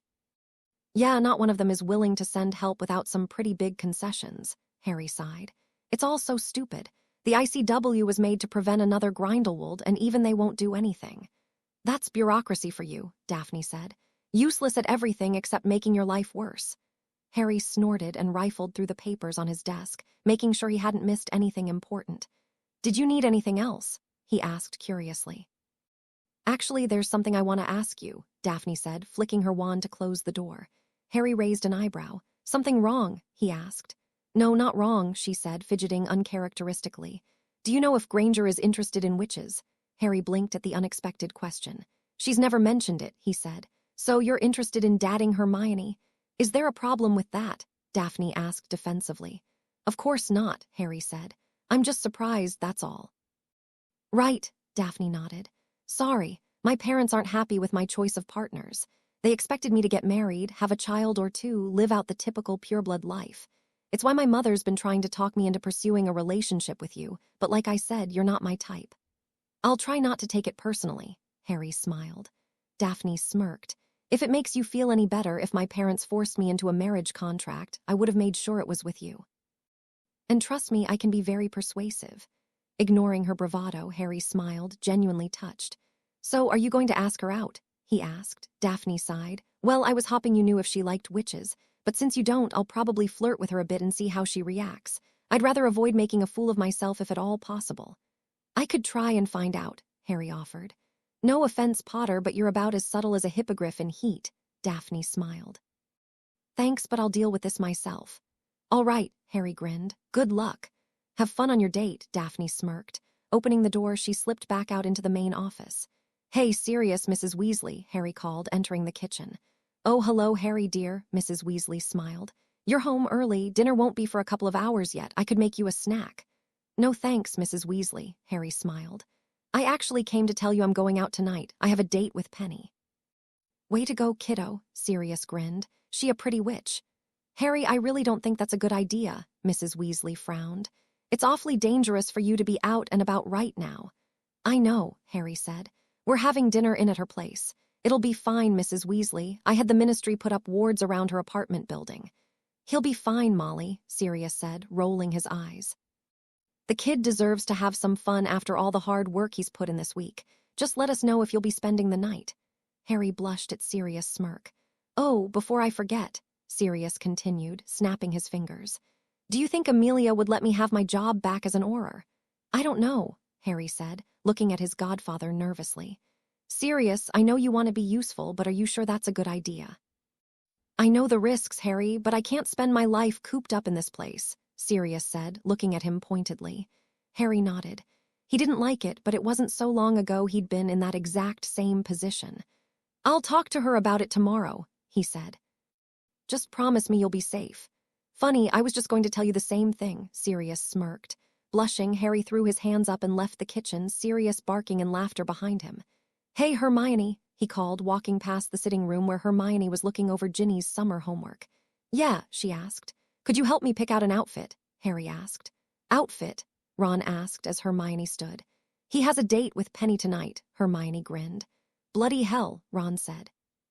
"She's got really nice. Ronald," Hermione exclaimed as Ron held his hands over his chest. "What?" he asked. "Estru in it." "Erg," Hermione grunted exasperatedly. Grabbing Harry's sleeve, she dragged him up the stairs and into his room. "All right, the first thing I need to know is what kind of restaurant are you going to?" she asked. "We're not," Harry told her. "We're having dinner at her place." "I thought you were going out," Hermione said, looking at him curiously. Harry shrugged. It was her idea. "Honestly, after this week, I think we both just want to relax." "Okay," Hermione said, looking through his wardrobe thoughtfully. "So something nice but casual. Could I ask you a personal question?" Harry asked as she started pulling out a couple of shirts. "Sure," she said distractedly. "Are you attracted to witches?" he asked. Hermione looked at him sharply and blinked. Harry knew he probably shouldn't have asked, but his curiosity was getting the better of him.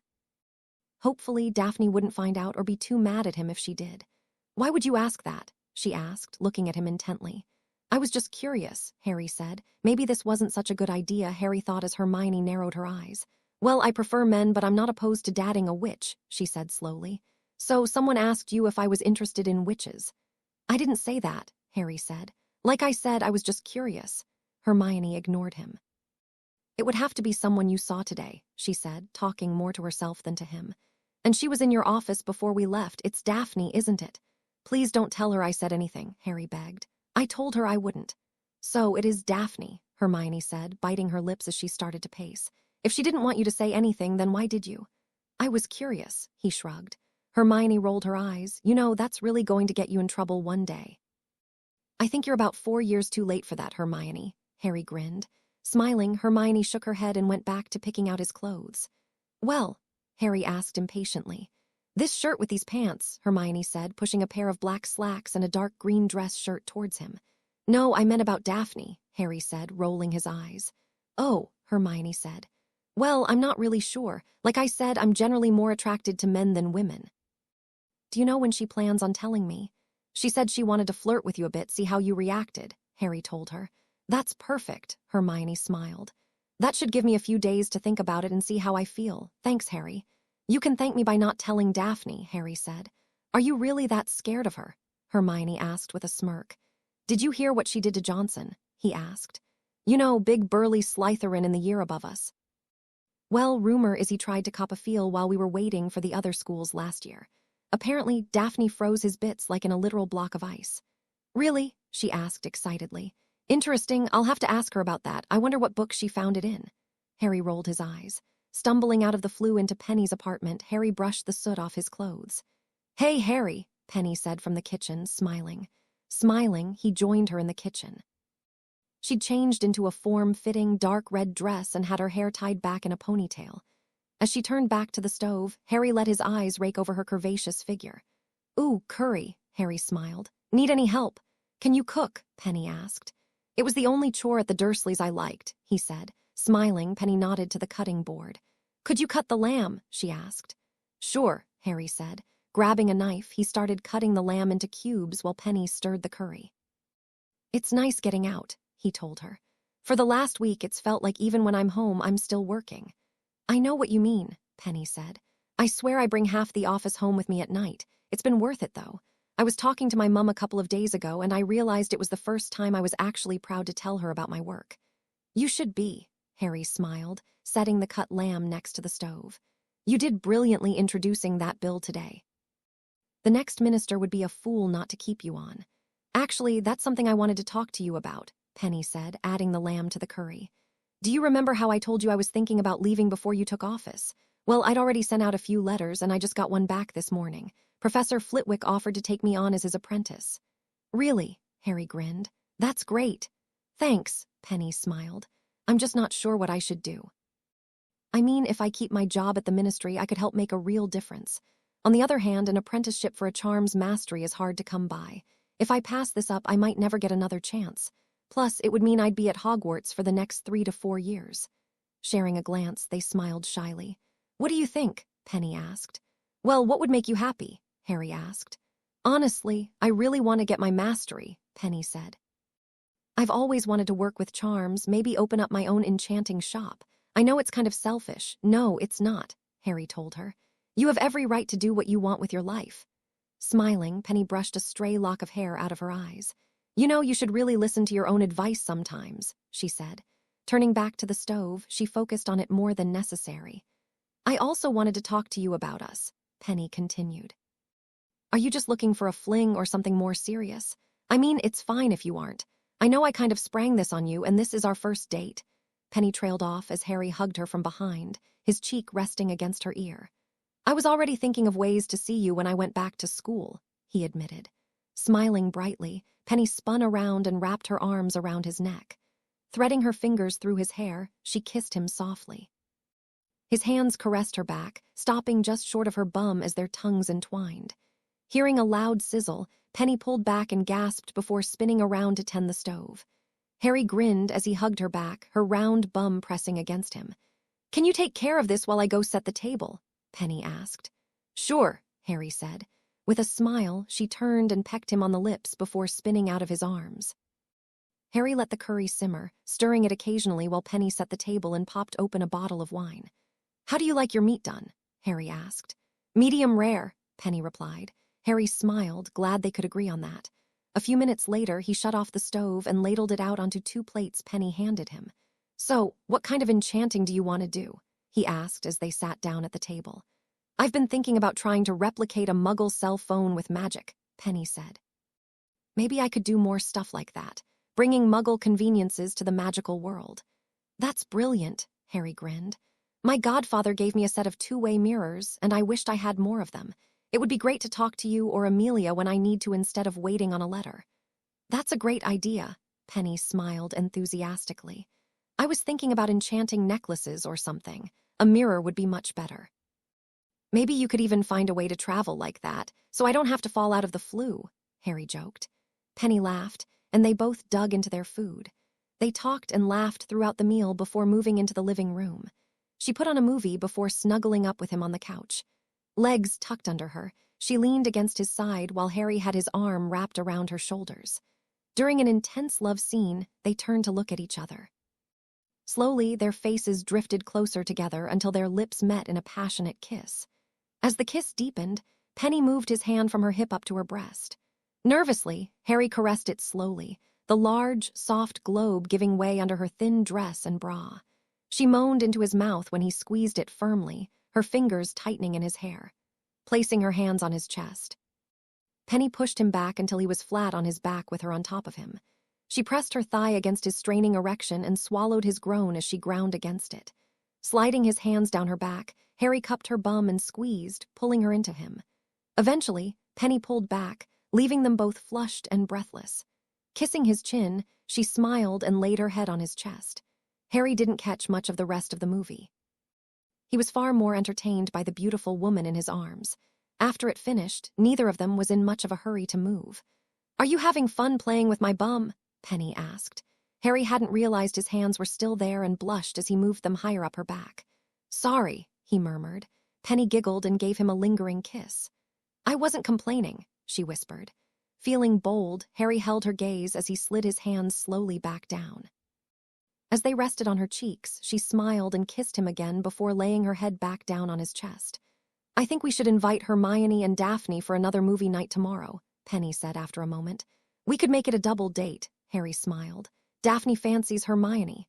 Really? She asked, surprised. What makes you think that? Daphne told me, he admitted. Hermione might have figured it out when I said too much, but she's not sure how she feels about it. Penny hummed thoughtfully. Well, it would give them a chance to feel each other out. I think Daphne's more interested in feeling her up, Harry smirked. That was horrible, Penny giggled. So, movie night tomorrow? Brilliant, Harry grinned. Harry stumbled out of the flue to a round of giggles from the girls. Rolling his eyes, he dusted off his clothes. When he looked up, he couldn't help but stare at Penny for a moment. She wore a pair of tight jeans and a red halter top. A flush heated up his cheek as his gaze darted to her face. Smirking, Penny walked forward, kissing his cheek and hugging him tightly. Come on, I ordered pizza, she smiled. Walking over to the small kitchen, Harry raised his eyebrow at the number of drinks and snacks littering the counter, with just enough space cleared for 2 pizza boxes. I didn't know what everyone would like, so I got 1 sausage and pepperoni and 1 margarita, Penny said. Margarita? Daphne asked. I thought that was a muggle drink. It's pronounced the same but spelled differently, Penny smiled. But on a pizza, it just means tomato sauce, mozzarella, and basil. I also got a whole bunch of soda, crisps, and candy bars for you to try. You really didn't have to do all this, Daphne said, looking overwhelmed by the selection in front of her. I know, Penny shrugged with a smile. I may have gone a bit overboard, but I've never gotten to show a magical the Muggle world before. Here, try this, Hermione said, handing Daphne a can of Sprite. So, what are we watching? Harry asked as they all moved into the living room. I thought we could watch Apollo 13, Penny replied before turning to Daphne. It's based on a true story about American astronauts. They were going to the moon when their ship was damaged and they had to come back to Earth. It's a really good movie, Hermione added. Sure, Daphne shrugged. Did they make a movie about the people that actually landed on the moon? Harry sat down on the love seat while Daphne and Hermione took the couch. I'm not sure, Penny admitted. But I can show you the real footage they recorded on my laptop later if you want. Okay. You know, it honestly amazes me what Muggles can do without magic, Daphne said thoughtfully. Penny smiled as she walked over and put the movie into the DVD player. Walking back over to the couch, she folded her leg under her bum and leaned against Harry's side. With a smile, he wrapped his arm around her, his arm resting on the bare skin of her upper back. Without a bra, he could feel her soft breasts pressing against his ribs. Harry had to focus his mind on other thoughts to quell his growing excitement. On the couch across from them, Daphne sat so close to Hermione that their shoulders were touching. Neither of them looked at each other, but he could see both of them shifting occasionally, their hands and thighs briefly brushing against each other. Daphne caught him watching them out of the corner of her eye and glared as if daring him to say something. With a smirk, he turned back to the movie. As he got caught up in the story, Harry didn't notice that his hand had trailed dangerously low as he trailed his fingers lightly up and down Penny's side. It wasn't until his fingers pressed against something surprisingly soft compared to her ribs that he realized he was touching the side of her breast. Blushing, he quickly moved his hand up and hoped she hadn't noticed. Penny started shaking next to him. Glancing at her nervously, he blushed even harder when he realized she was laughing at him silently. Blue eyes sparkling, she leaned over and kissed him on the lips. When she turned back to the telly, she winced suddenly and rubbed her neck. Since the love seat wasn't facing the telly, they both had to look sideways to see it. Can you sit back against the arm of the sofa? Penny whispered. Harry looked at her curiously but did as she asked. Grabbing his leg, she pushed it to the back of the love seat and then settled herself between his legs, her back resting against his chest. Once she was comfortable, she took his hand and pulled his arms around her.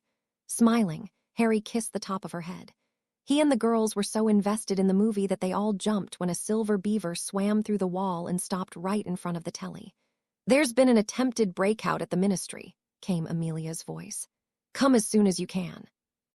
Bugger, Harry grunted. I need to go. I'll be right behind you. I need to change my shirt, Penny said. Without waiting for a reply, she dashed into the bedroom and slammed the door. Do you want us to come with you? Hermione asked. Yeah, Harry said. I might need your help. Grabbing an unopened can of Fanta off the coffee table, he tapped it with his wand. Portus, Harry muttered, briefly causing the can to glow blue. Just as Hermione and Daphne gathered around him, Penny came racing out of the bedroom wearing a loose black t-shirt. Harry held up the can, and the girls all placed a finger on it. With another tap of his wand and a yank behind the navel, They were sucked into a swirl of color and wind. A few seconds later, they landed in Harry's office at the ministry. Being a Sunday, the office was empty of the normal hustle and bustle. Racing across the office, they got in the elevator and made their way down a floor to the DMLE. Where the minister's office had been silent and empty, the DMLE was buzzing with activity. Amelia was barking out orders to a group of orars when she spotted them. Sending them off, she waved him over. "What happened?" Harry asked. "Follow me," Amelia replied. Leading him to the back of the office, they walked down a long, plain hall leading to the interview rooms. "A few minutes ago, we caught 2 orars on guard duty trying to sneak several Death Eaters, including Lucius Malfoy and Thaddeus Knott, out of their holding cells," Amelia said. "Are they Death Eaters?" Harry asked. "They don't have the mark and they claim they were threatened into it," Amelia told him. "I'm waiting on a reply from Judge Pennington for permission to administer Veritaserum."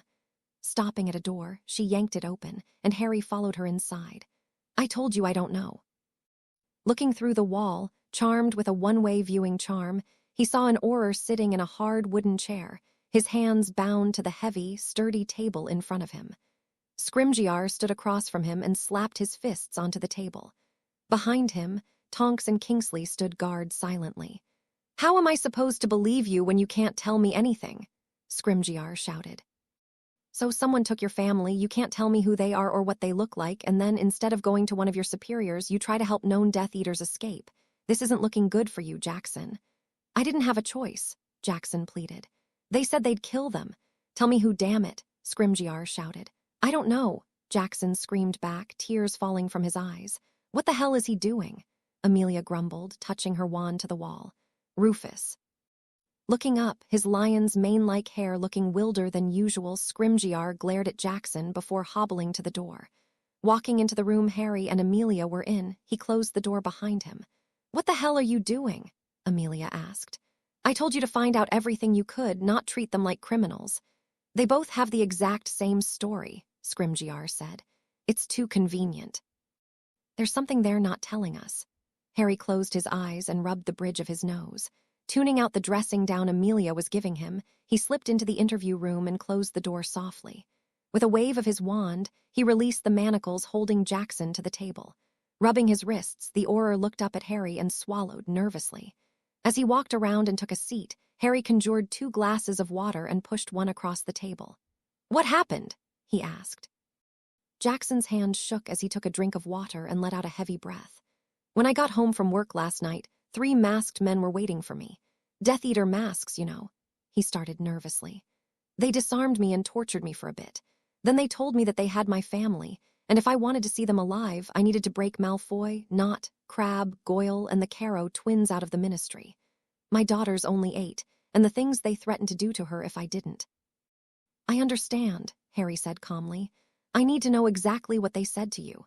"They told me to break them out of the ministry and take them to an abandoned mill in Tamworth by 7 tonight, Jackson said. "Did they tell you about Richards?" Harry asked curiously. "Yeah," Jackson said, blinking like he hadn't considered that before. "Yeah, they did." "How would they have known you were on guard duty?" Harry questioned. I don't know," Jackson stammered, staring down at his glass. "I mean, I might have complained about it after a couple of pints at the pub." "We all make mistakes," Harry reassured him. "Is there anything else you can tell me? Did you recognize any of their voices, maybe a distinct accent?" "No," Jackson said, shaking his head. Sighing, Harry stood, walked around the table, and patted him on the shoulder. "I'll do everything I can to get your families back," Harry promised. "Thank you, Minister," Jackson said gratefully, blinking back tears. Giving his shoulder a squeeze, Harry looked back at Tonks and Kingsley and nodded for them to follow him. Walking back into the observation room, Tonks entered last and closed the door. "What are our options?" Harry asked. "Short of giving in to their demands, I can't think of another option," Amelia admitted. "You can't seriously be considering letting them go," Scrimgeour growled angrily. "The ministry doesn't give in to terrorists' demands." "So what, you want to just leave them to a fate worse than death?" Harry asked just as angrily. "All we need to do is send a few orars, catch whoever is waiting for the Death Eaters and interrogate them. We'll have their families back in a few hours," Scrimgeour said. "And if they get away?" Amelia asked, raising an eyebrow. "I don't like this any more than you do, but it's too risky. If we send the prisoners with an escort of orars, we can make sure they make the trade." "This is ridiculous," Scrimgeour yelled. We can't just hand them over after all the work it took to catch them. You mark my words, if we let Malfoy go free, we'll never see him again. I have an idea, Tonks said hesitantly. Not now, Scrimgeour barked. Oh, shut up, Harry said. SCR Imager's face turned red as he glared at Harry, but he ignored him and turned to Tonks. What is it, Tonks? He asked. Well, we confiscated a whole bunch of polyjuice potion from a brothel in Nocturn Alley a couple of days ago, Tonks said. What if we polyjuiced a bunch of orars to look like the prisoners? The Death Eaters will think they're getting the trade they want, and once the families are safe, we can arrest them. Tonks, that's brilliant, Harry grinned. Indeed, Amelia nodded, checking her watch. We have just under 3 hours. We'll need to check the polyjuice potion to make sure it works. All right, we've got a plan. Let's get to work, Harry said. Yes, sir, Amelia smiled. Harry rolled his eyes as they made their way back to the Auror office. It only took a few minutes to discover that the polyjuice worked just fine. Quickly, Amelia gathered together a few orars and told them who they were going to impersonate. Seeing that Tonks wasn't even in the lineup, he pulled her aside. Why didn't you pick Tonks? Harry asked quietly. Tonks is a good orrar, but I wanted our best for this, Amelia replied. But this isn't just about looking the part. They need to act the part too, Harry told her. Any small mistake could give them away. Tonks has more experience impersonating people than anyone else. Besides, she doesn't need the polyjuice potion. I don't know if there's a way to check for that. There is, Amelia said thoughtfully. You're right, or Tonks. Tonks jumped and looked surprised when she spotted Amelia waving her over. Making her way over, she stopped next to Harry. Yes, ma'am, she asked. I was just speaking with the minister, and he made a very good point, Amelia said. Can you transform into Lucius Malfoy without the use of polyjuice? Tonks' eyes widened as she looked between Harry and Amelia.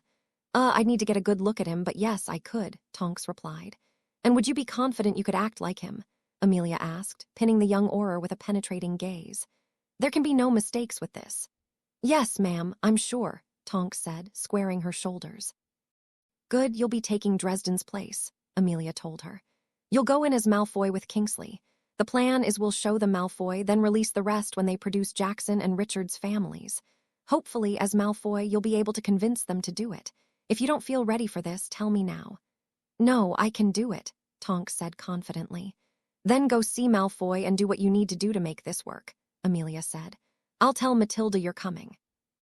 Turning away, she left to go tell the other Aurors about the change.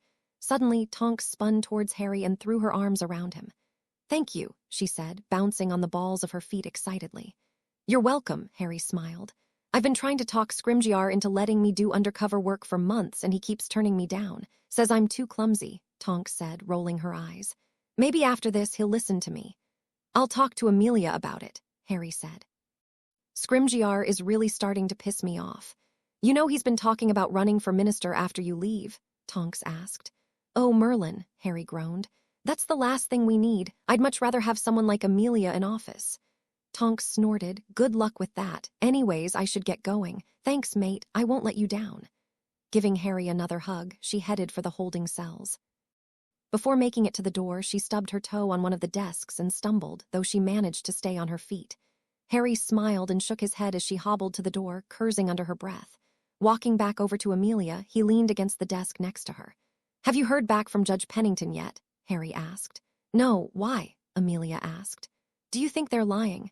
It would be nice to know for sure, Harry sighed. I've been thinking about what we can do if something goes wrong. I'd like to have permission to use Veritaserum on them if we have to. Amelia checked her watch and pursed her lips. We've got an hour left. I could send someone to find him, she offered. That would probably be best, Harry said. Nodding in agreement, Amelia called over an Auror. She gave her a small stack of parchment and told her to find Judge Pennington as quickly as possible. As she left, Matilda joined them and leaned heavily on the table. Amelia, Minister, I'm concerned about sending Kingsley and Hartford with the polyjuiced Aurors, she said softly. Why? Amelia asked, her brow furrowed. I've seen kidnappers react badly when they don't see who they expect, Matilda said. I think it would be better to send Richards and Jackson. Amelia pursed her lips unhappily. I don't think they can remain objective, she said, shaking her head. They're too emotionally involved. Of course they are, Matilda said. It's their families on the line. Are you really worried they can't handle it, or are you made they didn't come to you first? Amelia narrowed her eyes and glared at Matilda. They should have come to me instead of breaking the law, she hissed. Oh, come on, Amy. What would you have done if it was Susan's life at stake? Matilda asked, which earned her an even worse glare. You know damn well you would have done whatever it took to get her back safe, and to hell with any laws you had to break to do it. Amelia continued glaring at her for a long moment before she let out a sigh and removed her monocle. Do you really think they can be trusted not to act emotionally if something unexpected happens? She asked softly. I think we're far better off sending in who the kidnappers are expecting than someone they aren't. Matilda said, Jackson and Richards will do whatever it takes to get their families home safe. Amelia sighed again and turned to Harry. What are your thoughts, Minister? She asked. Harry thought for a long moment before he replied. Look, I'm not going to pretend I know anything about how to deal with kidnappers or ransom demands, but if I was in their shoes, I'd want to go, Harry said. Amelia stared down at the table, tapping her finger rhythmically. Harry could see how much the decision weighed on her, and he felt a wave of sympathy for her. A single mistake could leave several innocent people dead. If we get approval to use Veritaserum, they pass the questioning, and I think they can handle it. I'll send them, Amelia said. Fair enough, Matilda nodded. As if summoned by the conversation, the Auror Amelia had sent to find Judge Pennington returned with a wizard in tow. He was tall, thin, and quite old. The long white hair flowing over his shoulders was only equaled in length by his mustache, braided to hand down on either side of his slightly shorter beard. Madam Bones, Minister, he greeted. Your Auror said you needed a few warrants signed, but I'd like to hear a bit more before I approve them. Nodding, Amelia gave him a brief overview of the situation. I see, Pennington frowned, curling his braided mustache around his finger. And the one for Mr. Malfoy. I was under the impression Judge Fernsby already signed off on that. He did, but I'd like to question him again to see if he knows anything about the kidnapping, Amelia replied. Obviously, we couldn't have known to ask him about it the last time we questioned him. Do you have evidence suggesting he would be aware of any pertinent information? Pennington asked. He was specifically named by the kidnappers, along with a few other suspects. However, given his connections, we believe Malfoy to be the most likely to know anything, Amelia said. I'd like to question them all with your permission. I was just concerned we wouldn't be able to reach you in time. My apologies, I was bowling with Albus, Pennington said. I'll allow them to be questioned under Veritaserum, but only the suspects that were directly named and only about this crime. As for the Aurors, do you have reason to believe they were not coerced into this? No, Amelia answered.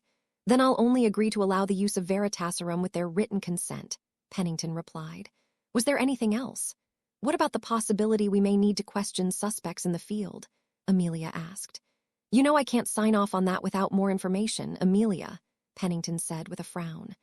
However, I understand this is a delicate situation. As a compromise, I'll remain present to sign any further warrants we might require. Thank you, Amelia said gratefully before turning to Matilda. Matilda, get the consent forms for Jackson and Richards and see if they'll sign them. I'll be along after I question Malfoy. Yes, ma'am, Matilda smiled. Harry followed Amelia back to the interview room holding Malfoy. When they opened the door, they found Malfoy standing against the wall in nothing but a pair of black silk boxers while Tonks stared at him a few feet away. The blonde glared at them, his cheeks tinged red from anger and embarrassment. His skin was lily white and his body had virtually no definition to it. He reminded Harry of one of those featureless action figures Dudley used to play with as a child. Oh, hey, boss, Tonks said. Oror Tonks, can you come back in a few minutes? We need to question Mr. Malfoy, Amelia said. That's all right, I think I'm done, Tonks told her. Scrunching up her face, she morphed into an exact duplicate of Lucius Malfoy. Tonks winced slightly and tugged at her robes, which were now far too tight. A quick wave of her wand loosened them up considerably. What do you think? She asked, her voice matching Malfoy's. That's creepy, Harry muttered while Amelia looked her over critically. Tonks grinned, which looked disturbing on Lucius' face. Excellent work, Oror Tonks, Amelia said. And you won't have a problem holding this. Nope, Tonks said. As long as I'm conscious, I can hold it as long as I need to. And is everything accurate? Amelia asked, looking her over closely. Everything but the bits, Tonks replied. I can do them if you want, but I didn't think it was necessary. Disgusting, Malfoy sneered, his hands moving to cover himself. No, I don't think they'll look that closely, Amelia said, her lips twitching. I hope not, Tonks snorted. Shifting back to her normal look, She picked up Malfoy's clothes off the floor and headed for the door. "Where are you going with my robes?" Malfoy shouted. "Shut up and sit down, Mr. Malfoy. You have much bigger concerns to worry about," Amelia told him firmly.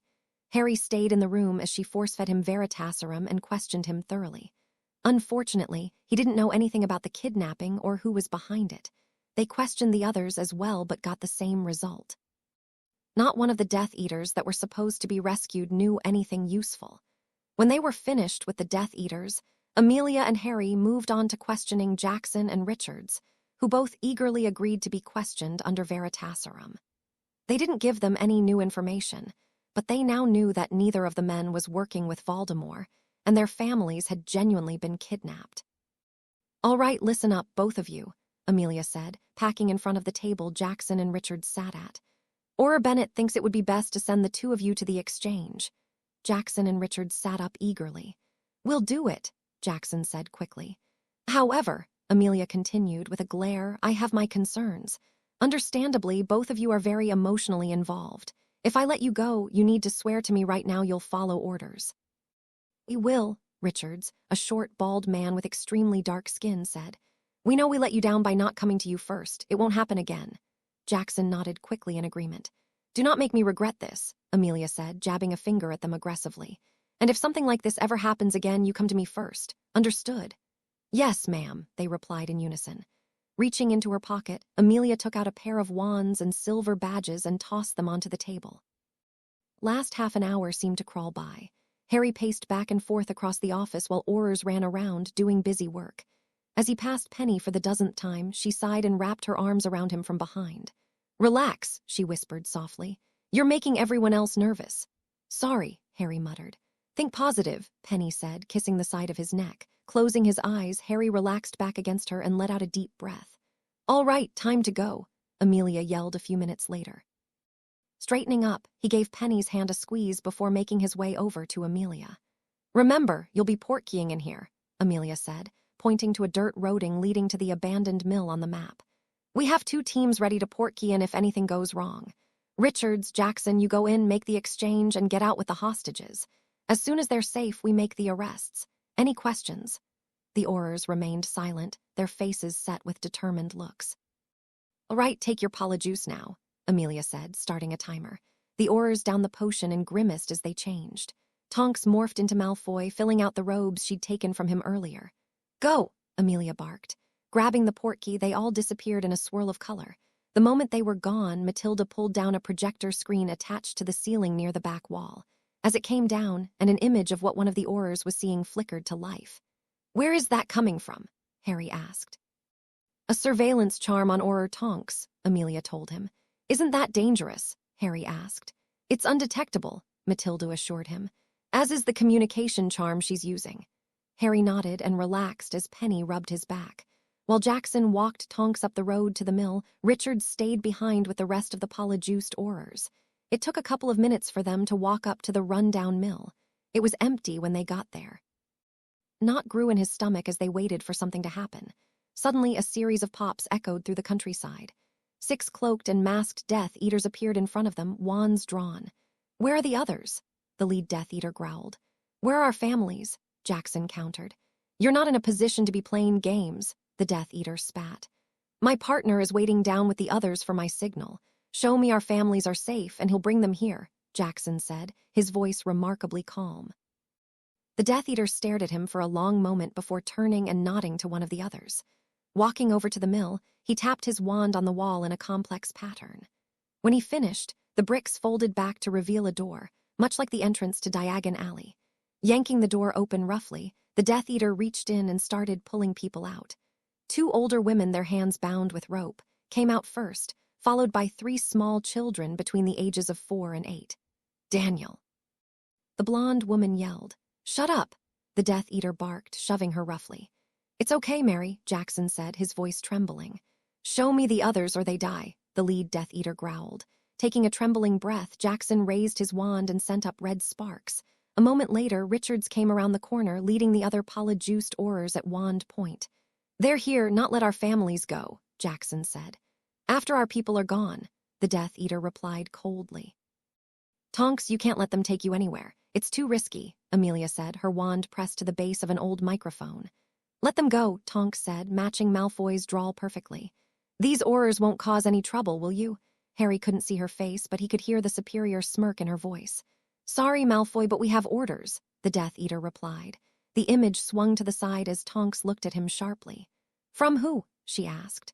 The Dark Lord, the Death Eater answered. Shit, Harry cursed. Go along with it for now, Amelia told Tonks. But do not leave with them. Everyone pick a target. Wait for Tonks' signal and then hit them hard.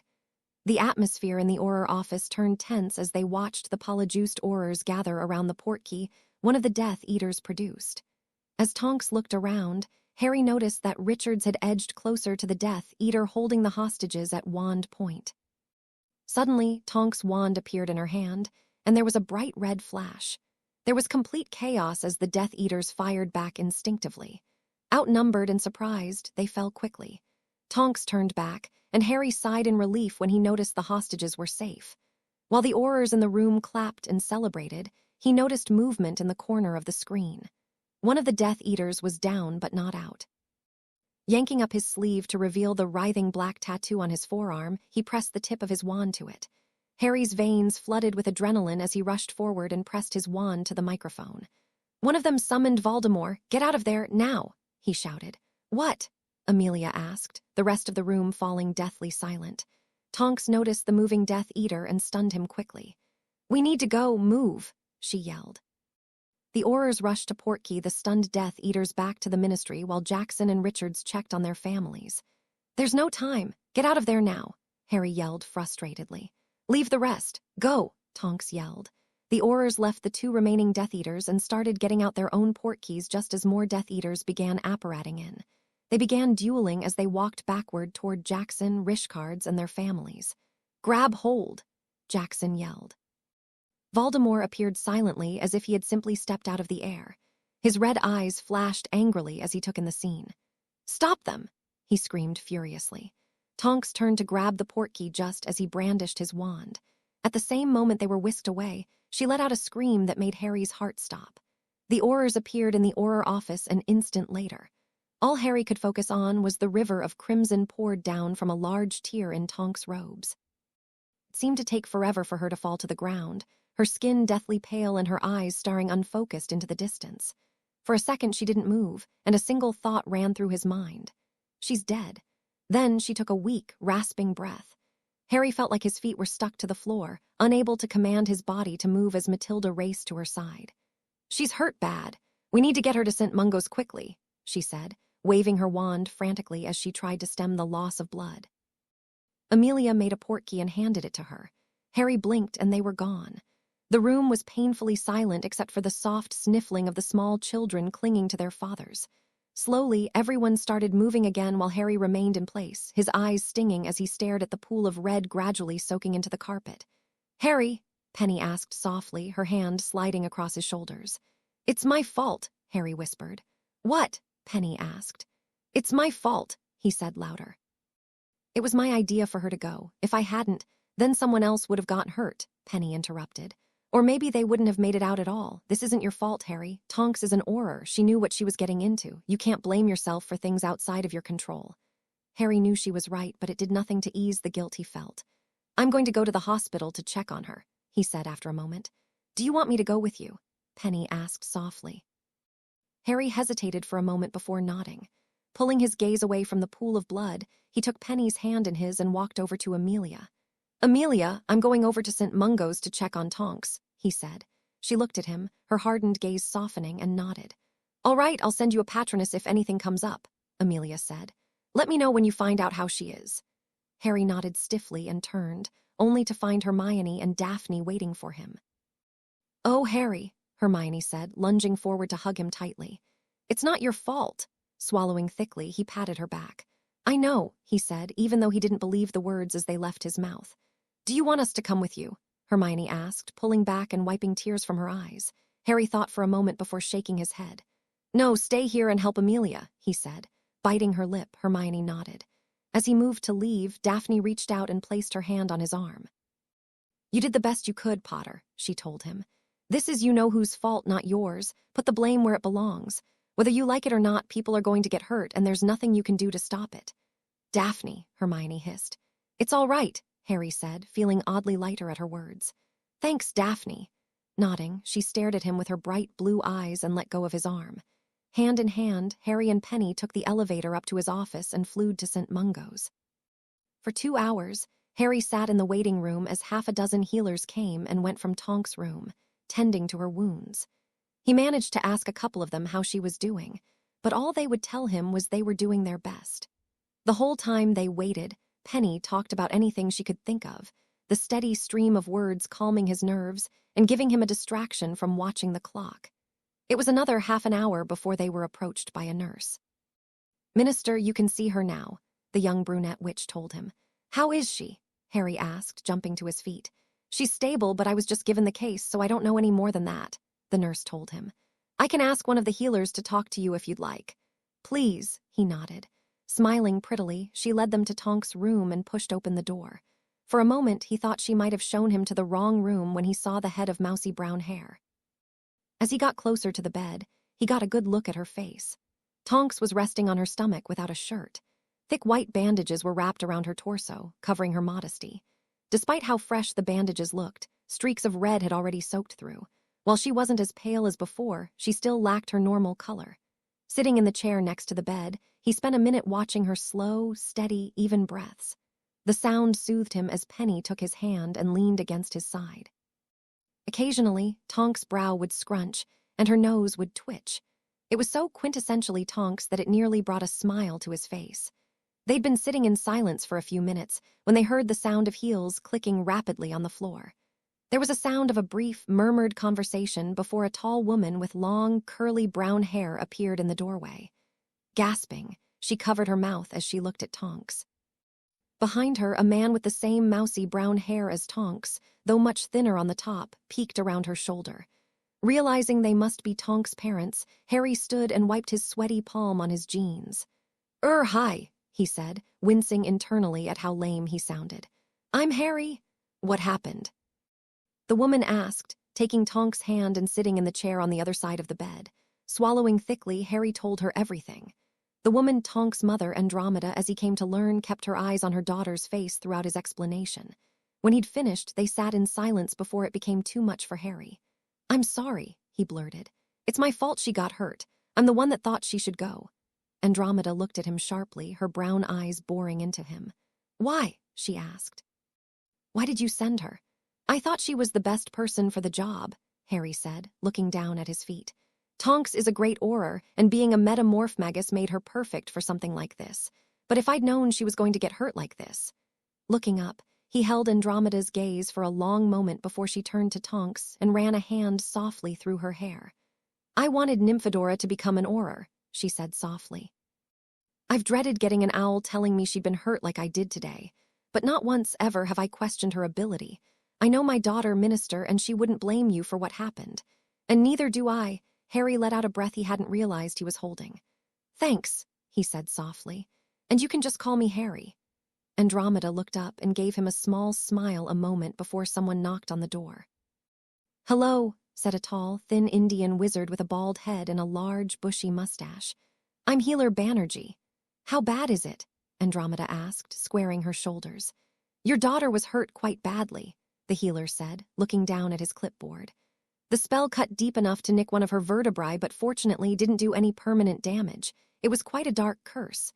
She'll be sore for quite a while, but I expect her to make a full recovery. Everyone in the room sighed in relief. We have 2 possible treatment options for her, he continued. This first is a regimen of potions and creams she'll need to use for a month. The other includes 2 extra potions and will help her heal in half the time. However, I'm afraid they're both quite expensive, approximately 100 galleons each. Andromeda and Ted shared a startled look. The ministry will cover the cost, Harry said firmly. I want her given the best treatment possible. Healer Banerjee raised an eyebrow in surprise before making a note on his clipboard. Very well, he said. Orar Tonks will have to stay here for a couple of days to make sure the wound closes properly, but she should be able to go home after that. After a couple of weeks, she should be good enough to go back to work. Thank you, Healer, Andromeda said. You're quite welcome, Banerjee smiled. If you need anything, just call for the nurse. So this is what it's like having a good minister for once, Ted smiled. I quite like it. I don't suppose I could talk you into staying on for a full term, could I? Harry snorted. After the number of people I've hacked off, I'd never get elected. Erg. Everyone turned to look at the bed as Tonks stirred. Don't move, Nymphadora, Andromeda said softly. Anyone get the name of that hippogriff? Tonks asked, squinting as she opened her eyes. Do you remember what happened? Andromeda asked. Tonks went silent for a moment, her brow furrowed until they suddenly widened. Shit, she cursed. Language, Andromeda scolded. And stop trying to move, you're hurt. What happened after I got hit? Tonks asked worriedly before settling back on the bed. Everyone else made it out fine, Harry assured her. Harry, Tonks asked, turning her head to look at him. No one else was hurt. No, he told her. Tonks sighed. Thank Merlin. How are you feeling? Harry asked. Like I got run over by the night bus, she said, wincing as she moved her shoulders. What did I get hit with? Voldemort hit you with some kind of dark cutting curse, Harry said. The healer said you should be fine in a couple of weeks. Harry thinks it's his fault you got hurt, Penny said. Harry sighed as Tonks glared at him. Penny would smack him upside the head for me. It hurts too much to move right now, she said. Smiling, his girlfriend cuffed him across the back of the head lightly. Don't be stupid, Tonks said. Of course it's not your fault. If anything, it's my fault for not being clear enough. I should have told them to leave the Death Eaters and get out. Madame Bones isn't pissed at me, is she? Nymphadora, must you swear? Andromeda asked. Tonks rolled her eyes. I don't think so, Harry said. We were all just worried about you. You were bleeding a lot when you portkeyed in. Tonks sighed. I really hope I didn't screw up my first big mission. You did beautifully, Harry said, taking her hand and giving it a squeeze. Thanks, Tonks smiled. Do you know what went wrong? One of the Death Eaters wasn't stunned, Harry said. He was able to call Voldemort through his dark mark. I didn't even know they could do that, Tonks said, scrunching her brow. Harry, it might help you make a list of everything you know about you-know-who and give it to the orars, Penny said. You know more about him than anyone except Dumbledore. Harry nodded thoughtfully. Sitting back in his chair, he stayed and talked with Tonks and her parents for another hour until the nurse came in and gave Tonks a bunch of potions. Within a couple of minutes, she had dozed off to sleep. Fluing back to the ministry, they walked back to the Orar office, preparing for a long night at work. Stumbling out of the flue, Harry brushed himself off. Glancing at the pile of paperwork sitting on his desk that had appeared overnight, he sighed and made his way to the door. Morning, Penny said brightly. She placed a cup of coffee in his hand and kissed him on the cheek. Thanks, Harry smiled before he opened his mouth wide in a yawn. I'm afraid you have a busy morning, Penny told him. Amelia moved up the trials for Malfoy, Knott, Crabbe, Goyle, and McNair. They start in half an hour. I know. I was up all night doing the paperwork, Harry said tiredly. Anything else? After the trials, you have a meeting with the heads of department, Penny told him with a sympathetic look. But after that, you all caught up. Yeah, except for the pile of paperwork sitting on my desk, Harry sighed. Well, aren't you just a bright little ray of sunshine today? Penny smiled. How about I help you after lunch? That'd be great, Harry said gratefully. Could I talk you into helping me find the files I need for the trial? Smiling, they walked back into his office. Penny knew exactly where to look and found everything he needed in just a few minutes. As they got everything organized, Hermione stepped through the flue. Morning, she said brightly. You left early. Malfoy's trial got moved up to this morning, Harry told her. What? When did that happen? Hermione exclaimed. Amelia thought of it last night, he replied. Why didn't you tell me? I could have helped, she complained. You were already asleep by the time I got home, Harry shrugged. What time did you go to bed? Penny asked curiously. A little after 3, I think, Harry said, his brow furrowed. No wonder you're so cranky, Penny smiled. I'm not cranky, Harry grumbled. Hermione giggled and took the papers from his hands. She quickly had everything organized and ready to go. Making their way to the elevator, they ran into Daphne and brought her along. Kim and Marcus greeted them with a silent nod and summoned the elevator. How's Tonks doing? Kim asked as they stepped inside. She'll be all right, Harry told her. She should be able to go home tomorrow and she'll be back to work in a couple of weeks. Thank Merlin for that, Kim sighed. So no permanent damage? No, Harry said. It nicked the bone, but it missed anything vital. She kind of got lucky. That curse was one of Voldemort's favorites during the last war. They only figured out a counter-curse a few years after he disappeared. From what the healer said, it won't even leave a scar. Good, Marcus nodded. She's a gifted witch. I'd hate to see her career end before it's even truly started. Moody and Matilda aren't happy, though, Kim said. You might want to warn her they plan to give her a bollocking when she gets back. I'll let her know, Harry said, his lips twitching. Why are they upset with her? Hermione asked with a frown. It wasn't her fault she got hurt. She wasn't clear enough with her orders, Marcus said. They only give her a hard time because they like her. If they didn't think she could handle the job, they'd park her at a desk. Is that why they beat the snot out of Potter every time he goes to visit Moody? Daphne asked with a smirk. Harry rolled his eyes. He trained with Moody a couple of more times in the last week, and both times came back battered and bruised but happy. Pretty much. Kim grinned. The elevator came to a stop and they stepped out into the dimly lit halls of the courtrooms. They walked deep into the bowels of the Ministry to courtroom 10. Most of the Wisengamot had already arrived and were talking quietly, including Amelia, who was talking to Arthur. Spotting Harry, she waved him over. Morning, Harry said, taking his seat while Hermione and Penny laid out the paperwork. Good morning, Minister, Amelia said. Morning, Harry, Arthur smiled. I really can't thank you enough for the new office. Don't mention it, Harry smiled. It was ridiculous to have an entire department working out a closet, so what brings you this far down? Oh, I just needed a quick word with Amelia, Arthur said. We've seen a surge in Muggle baiting, I'm afraid. Do you think it has anything to do with Voldemort? Harry asked, stifling a sigh when Arthur winced at Voldemort's name. Oh no, nothing that bad, he replied quickly. Just the usual fanged toilet seats and biting teacups. Things calmed down after the orars started patrolling Nocturn Alley, but I suspect someone got in a new shipment. We're keeping an eye out, but the orars have been quite busy as of late, Amelia said. If you can give me an idea where to look, that would certainly help. I understand. I just wanted to keep you updated, Arthur said amicably. They all turned at the sound of murmured voice and watched as visitors began entering. Some of the first to enter were Narcissa and Draco Malfoy. Narcissa looked quite subdued compared to what Harry remembered of the woman from the World Cup. Draco, on the other hand, looked as arrogant as ever. Glaring at Harry, he sneered before being pulled away by his mother. Well, it looks like it's time for me to get going, Arthur said. Good luck. Thanks, Mr. Weasley, Harry said. Good morning, Minister Director, Judge Pennington said as he took the seat Dumbledore normally occupied. Good morning, Amelia replied while Harry gave a respectful nod. I take it you'll be overseeing the trial today. Indeed. The other judges and I thought it would be best since I'm already familiar with the latest charges, Pennington said. I trust everything is in order. The Ministry is ready to present its case, Amelia said formally. Pennington banged his gavel 3 times, silencing the room as people shuffled to their seats. If everyone is here, then let us begin, he said, his voice carrying around the room effortlessly. Orars, bring in the accused. A door on the left side of the room opened, and a dozen orars marched several men into the room. The chains connecting the manacles on their wrists and ankles clinked loudly in the silent room. Malfoy, wearing a plain, black robe, was the first to be forcibly pushed into one of the stone chairs in the center of the courtroom. Thick, iron chains sprouted from the back of the chair and snaked around his chest. Malfoy sneered at the Wisengamot as they whispered quietly amongst themselves. Knott, Crabbe, Goyle, McNair, Runcorn, and the Carrow twins were pushed into the seats next to him. They were the last Death Eaters captured during the raid to be prosecuted. Amelia had originally put their trials off for as long as possible to gather as much evidence as she could.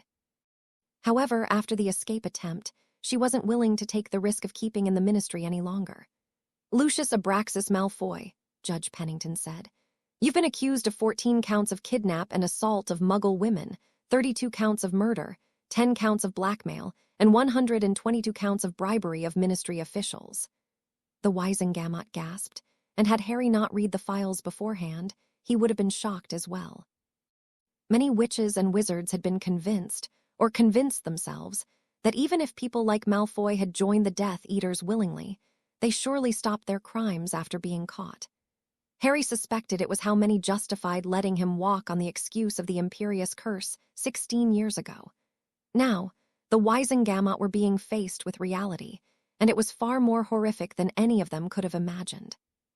Perhaps even more frighteningly, because of the rules for questioning suspects under Veritaserum, that, almost certainly, wasn't all he was guilty of. In order to ask a suspect a question under Truth Serum, you had to demonstrate some evidence they might have committed that crime. You couldn't just ask a person what crimes they committed, and you couldn't use someone else's word under Veritaserum as evidence. It made things difficult but not impossible. Between Connie Hammer and Matilda Bennett, the lead investigators, they uncovered some alarming evidence. "Not guilty," Malfoy proclaimed once the murmurs died down. Pennington continued down the line, reading off similar charges for Crabbe, Goyle, and Knott, though he had the added charges of use of an unforgivable and murder of an Auror. Things got even worse when he read the charges for McNair. The former head of the Department for the Control and Regulation of Magical Creatures and Ministry Executioner was easily the sickest of the lot. Along with the charges of bribery and blackmail, he was charged with over 200 counts of kidnap, assault, and murder of Muggle women. From the evidence they found and his confession under Veritaserum, they knew McNair enjoyed hunting down Muggle women, assaulting them for days or weeks on end in his home, and then beheading them in his garden. Thanks to a little black book they found in his home, he was also charged with sending the notorious werewolf, Greyback, after business rivals and political opponents. The ministry's reputation would take a hit from his conviction, but Harry didn't care. Frankly, he thought it deserved it after letting these witches and wizards escape justice for so long. By the time Pennington finished reading all the charges, the entire Wisengamot was looking green. With the exception of Runcorn and the Carrows, these were wizards that freely wandered the halls of the ministry and attended dinners and fundraisers in their own homes. To know someone you openly associated with and invited into your home was capable of such depravity was quite the shock. "The defendants have pled not guilty," Penningotten said to Hermione, who wrote it down for the record. "We'll start with the prosecution. Madam Bones, make the ministry's case." Amelia stood and smoothed out her robes. For the next quarter of an hour, she went over the basics of how Malfoy came to be arrested and what physical evidence she had gathered. After producing the warrant for the use of Veritaserum, a pensive was brought out. "I'll now show you the recording of Mr. Malfoy's questioning under Veritaserum," she said, pouring the silver, smoky liquid into the floating basin. With a tap of her wand, an image was projected above the pensive. It was of the inside of one of the smaller interrogation rooms. Amelia sat on one side of the table, Kingsley and Dawlish standing guard over her shoulders, while Malfoy sat chained on the other side. "Lucius Malfoy, by order of Judge Colleen Abbott, we are hereby authorized to question you with the use of Veritaserum," Amelia said, holding up a scroll. Malfoy tried to fight, but Kingsley and D.W. Lish were both large men, well over 6 feet tall, and easily overpowered him. Moments after the Veritaserum touched his tongue, Malfoy's face went slack. "Were you aware that it was orars at your residence on the night of July 14th? Amelia asked. "Yes," Malfoy replied in a dull monotone. "Why did you attack them?" she asked. "I knew they were there to arrest me," he admitted. "Were you hopping to kill them?" Amelia asked, her face expressionless but her dark blue eyes blazing. "Yes," Malfoy replied. "Who were the other people at your home and why were they there?" she asked. "They were fellow Death Eaters," Malfoy answered. "We were discussing the situation with Potter and what to do with him." "And what were you planning?" Amelia asked sharply. "We discussed killing his supporters. You, Weasley, and Diggory were the most likely targets," Malfoy said emotionlessly. "We also talked about kidnapping his mudblood and breaking her before sending her back. The difficult part would be getting a hold of the little bint. No one knows where she and Potter are staying." Harry clenched his fist and glared at the real Malfoy furiously. The blonde kept his head down, his disheveled hair covering his face. "Were you planning to assassinate the minister?" Amelia asked, drawing his attention back to the memory. "We wanted to, but the Dark Lord made it clear Potter is his to kill," Malfoy replied. Amelia pursed her lips and looked over the parchment in front of her. "We discovered a book of transactions in your study," she said after a brief pause. "What is that for?" "It's a list of the bribes I pay and the blackmail I collect." Malfoy said, "And the payment you made on July the 8th. Who was that to and what was it for?" Amelia asked. "A bribe for Fudge," Malfoy told her. "The Dark Lord wanted Potter tried publicly to further tarnish his reputation." "What do the initials in that book mean?" Amelia asked. For the next few minutes, she questioned him about the records he kept and how to read them. It was boring to watch, but it was one of their best pieces of evidence. Malfoy had records on every corrupt person in the ministry, and that book was their ticket to rooting them out. It also showed the depths of Fudge's corruption. The man had taken bribes for years for just about anything. "Ma'am, it's starting to wear off," Kingsley told her. "Give him another dose," Amelia ordered. Malfoy's head was yanked back, and 3 more drops of Veritaserum were placed on his tongue. "Now, tell me about the room hidden under the drawing room," Amelia said. What do you use it for? Mostly to store dark artifacts I don't want the Ministry to find, but I occasionally use it to hold Muggle woman we capture, Malfoy answered. And what do you do with these women? Amelia asked. Malfoy described in horrific detail what he and his friends did to Muggles. One witch grabbed the wizard's hat off the man next to her and was sick into it. What do you do with the bodies? Amelia asked.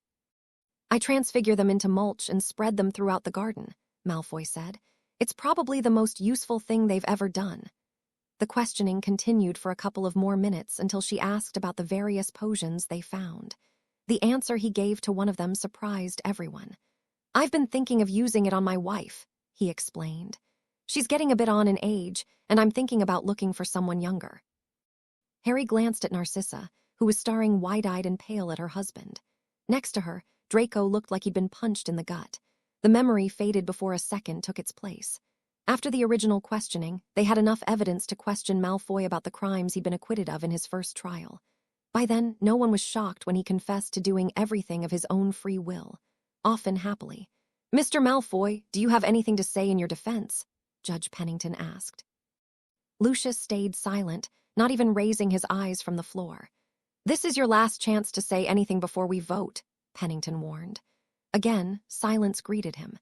Very well, all those who believe he is guilty, raise your wands, he said. For the first time in centuries, the Wisengamot voted unanimously to convict. They moved immediately to sentencing, where Lucius Malfoy was given life in Azkaban with no chance of parole. He would spend the rest of his life in the high-security wing with only his fellow Death Eaters and Dementors to keep him company. I almost wish we had the death penalty, Harry grumbled. Penny nodded and gave his hand a squeeze. She looked pale and ready to be sick at any moment. Do you need to take a break? He asked softly. No, she replied, her voice cracking before she cleared her throat. I want to stay. Harry nodded but decided to keep an eye on her. The next 2 hours were spent watching the interrogations of the other Death Eaters. McNair's was by far the worst. Even on Veritaserum, you could still sense his glee as he described assaulting, torturing, hunting, and killing young Muggle women. By the time he was sentenced, Penny and Hermione both looked so pale he was worried they might faint. Perhaps we should take a short recess, Harry suggested. Indeed, Judge Pennington said tiredly. The court will take a 15-minute recess. Kingsley. Amelia called as people began to file out. The tall, broad-shouldered Auror approached and leaned close. Get those 4 to Azkaban straight away, she said firmly. Yes, ma'am, Kingsley nodded. Relaying the message to the other Aurors, Malfoy, Crabbe, Goyle, and McNair were swiftly ushered out of the room. The Carrow twins and Runcorn were left in their chairs, looking defeated. Helping Penny out of her seat, Harry led her out of the courtroom and down the hall to the loo. She walked inside shakily, followed a moment later by the sound of heaving. Could you check on her for me? Harry asked Kim. Nodding, she disappeared into the bathroom while Harry sighed tiredly. A short way down the hall, he watched as Hermione clung to Daphne, tears rolling down her cheeks. It's times like this that I really hate that you're minister. Harry turned and looked at Amelia questioningly. You and your friends should be enjoying your summer, talking about the girls you fancy and playing Quidditch, not sitting in a courtroom listening to that, she frowned. The Wisengamot should feel properly ashamed they allowed this to happen, and it took a 17-year-old to point it out to them, Marcus nodded.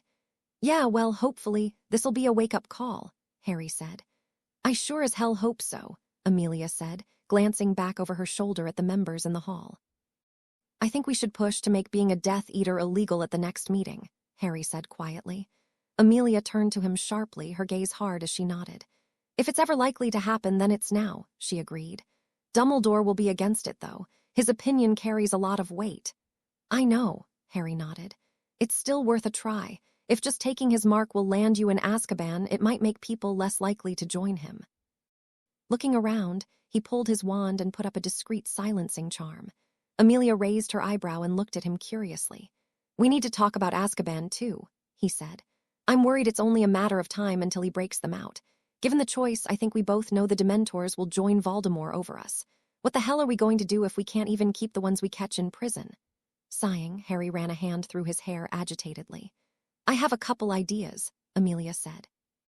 The biggest problem will be getting the Wisengamot to spend the money for better security. The Dementors cost nothing. Staffing the prison with wizards would mean a large tax hike for everyone. What about foreign prisons or the goblins? Harry asked. The Wisengamot would never agree to turn our citizens over to a foreign government, no matter how disgusting their crimes, Amelia said. And the goblins would only be marginally better than Dementors, and they'd charge an arm and a leg. This is ridiculous. We should be able to secure our own prison for Merlin's sake, Harry ranted. I agree with you, Amelia said calmly. The trick is convincing the Wisengamot.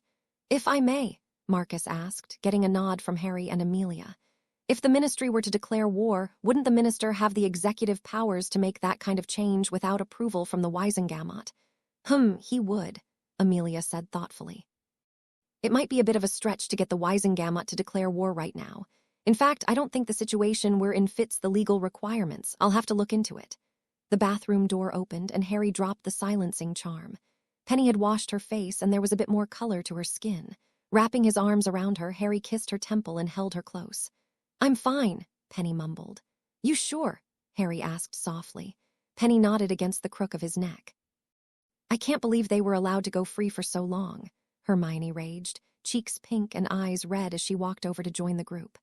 So many lives could have been saved if it wasn't for corrupt people like Fudge. It's disgusting. Can't we arrest him or something? I'm afraid not, Amelia said. Since the majority of the Wisengamot signed off on it, he can't be held accountable. Well, at least not without holding the entire Wisengamot liable as well. Like they'll ever admit they made a mistake, Daphne scoffed. Harry could certainly understand Hermione's anger. He wanted heads to roll over this. Someone should be held responsible for allowing those monsters to walk free without a proper investigation. But maybe he could stop it from happening again. Hey, Hermione, he said. Maybe you could look into making some new policies or laws to make sure something like this can't happen again. Like a law that anyone claiming the Imperious Curse has to get a full medical scan and testify under Veritaserum or something. Hermione's brown eyes lit up. Harry, that's brilliant, she exclaimed. Why didn't I think of that? Come by my office tomorrow and I'll help you get started, Amelia said. This could be the push the Wisengamot needs to make some much-needed changes. And we only have 10 days to do it in, Harry said. After that, it's up to the next minister. We can do it, Penny said firmly. I'll help. Me too, Daphne added. Harry smiled at them gratefully. Looks like people are heading back in, Kim pointed out. You sure you want to stay? Harry asked Penny softly. I'm sure, she said. You'll be all right, Amelia told her. The worst of it's over now. Together, they headed back into the courtroom and took their seats. Looking out at the crowd, Harry noticed a number of visitors hadn't returned, including the remaining Malfoys. Amelia was right. The Caro twins and Runcorn, while still despicable people, weren't nearly as bad as the Death Eaters they'd listened to earlier. Amicus and Electo Caro had a knack for finding blackmail and used it to extract money, favors, and, disgustingly, sex from their victims. While they'd certainly committed more than a few murders, it wasn't nearly at the level of McNair. Runcorn was the last to be tried. Watching the memory of his interrogation, they learned that he'd joined the Death Eaters just a week before Voldemort fell. Unlike the others, he hadn't spent the last 16 years hunting muggles and committing atrocities. He'd lived a normal life as an orar, slowly working his way up the ranks. Or he had, until the night Voldemort returned. The moment he knew the Dark Lord was back, he worked hard to be as useful as possible. He saw this as his opportunity to rise quickly in the ranks of the Death Eaters, instead of being looked down upon as a hanger-on like he had at the end of the last war. Harry honestly found it quite disconcerting how fast he'd turned on people he'd worked with for nearly 2 decades for the chance at a bit of power. All 3 were swiftly sentenced to Azkaban for life. It had been an exhaustive 3-hour trial, and everyone was quick to leave the courtroom. Evangeline waited for Harry near the doors to ask him a quick couple of questions about how he thought the trial went. After promising to give her another one-on-one interview later in the week, Harry jumped into the elevator with Penny, Hermione, Daphne, and his guards before heading back up to his office. Kim, can you take the girls out to London for lunch? Harry asked. You're not coming, she asked. I have a meeting with the department heads in 15 minutes, he told her. I know you're supposed to guard me, but I don't want them going alone after what Malfoy said at his trial. Kim shared a glance with Marcus, who nodded. All right, she said. Thanks, Harry smiled. Reaching into his pocket, he pulled out a few galleons and put them in her hand. Lunch is on me, he said. As Kim left, Harry summoned one of the Ministry house elves and ordered a sandwich for lunch. While he ate, he relaxed as much as he could. A few minutes later, he left his office and was back in the elevator. Going down 2 floors, he headed to the meeting room where most of the heads were already waiting for him. For once, Julia Edgecombe didn't scowl when she saw him. She was much more subdued, sitting at the table by herself while the others talked quietly. "Hello, Harry," Arthur smiled, clapping his shoulder lightly. "You look like you've been hit with a tenderizing charm." Harry snorted. "Feels like it. That trial was a nightmare." Arthur squeezed his shoulder sympathetically. "I really wish it wasn't up to you to do things like that," he said. "But I can't tell you how proud I am of what you've accomplished. You've made one heck of a difference around here, and you've put some very bad people behind bars. The wizarding world is a lot better off because of you." Harry felt a swell of pride and blinked to fight the burning in his eyes. "Thanks, Mr. Weasley," he said softly. "I think we know each other well enough for you to call me Arthur," the redhead grinned. They talked for a few more minutes while they waited for everyone else to show up. Amelia was the last to arrive, looking as tired and worn as Harry felt. Taking their seat, he sat back with a sigh. "Right, Arthur, let's start with you," Harry said. "How are things in your department?" "Not too bad," Arthur replied. "The new office is making things easier, but like I mentioned before, we've seen a rise in Muggle baiting. I looked through our case files while you were at the trial. I marked all the locations we've had incidents. I'm not sure what you can get from that, but I thought it might help." Harry took the map and gave it a glance before handing it to Amelia. "Do you have a list of cursed items you've been finding lately?" she asked Arthur. Looking through his files for a moment, he handed her a piece of parchment. "Thank you," Amelia said. "I'll tell my orars to keep an eye out. Anything else?" Harry asked, to which Arthur shook his head. "All right. Amelia, do you want to go next?" "Certainly," she said. "We've put a number of new policies into place to improve the security within the Ministry. Now, as I'm sure you're aware, there was an incident yesterday where 2 of my orars had their families kidnapped and held for ransom. One of the reasons this happened is because they talked about their jobs in a public place. In response, we're issuing a ministry-wide advisory. To avoid things like this happening in the future, no one should talk about the specifics of their job outside close friends and family." "Isn't that a bit extreme?" Dirk Cresswell asked. "For most of you, yes," Amelia replied. "This is more aimed at the orars and anyone that works with sensitive information. That said, it's a precaution I think everyone should take, just to be safe. In addition, we've placed a night guard in the Floo offices. With your permission, Minister, I'd like to set up a line of communication between there and the Orar offices. It might only save us a few seconds compared to the paper airplanes we use now, but it could make a difference." "Wouldn't it be easier to set up a Floo in the Orar offices?" Harry asked. "For calls to the orars, yes," Amelia said. "However, in assaults resulting in injury, people almost always call St. Mungo's first. If we can catch that call in the Floo office, we can send orars to respond minutes faster."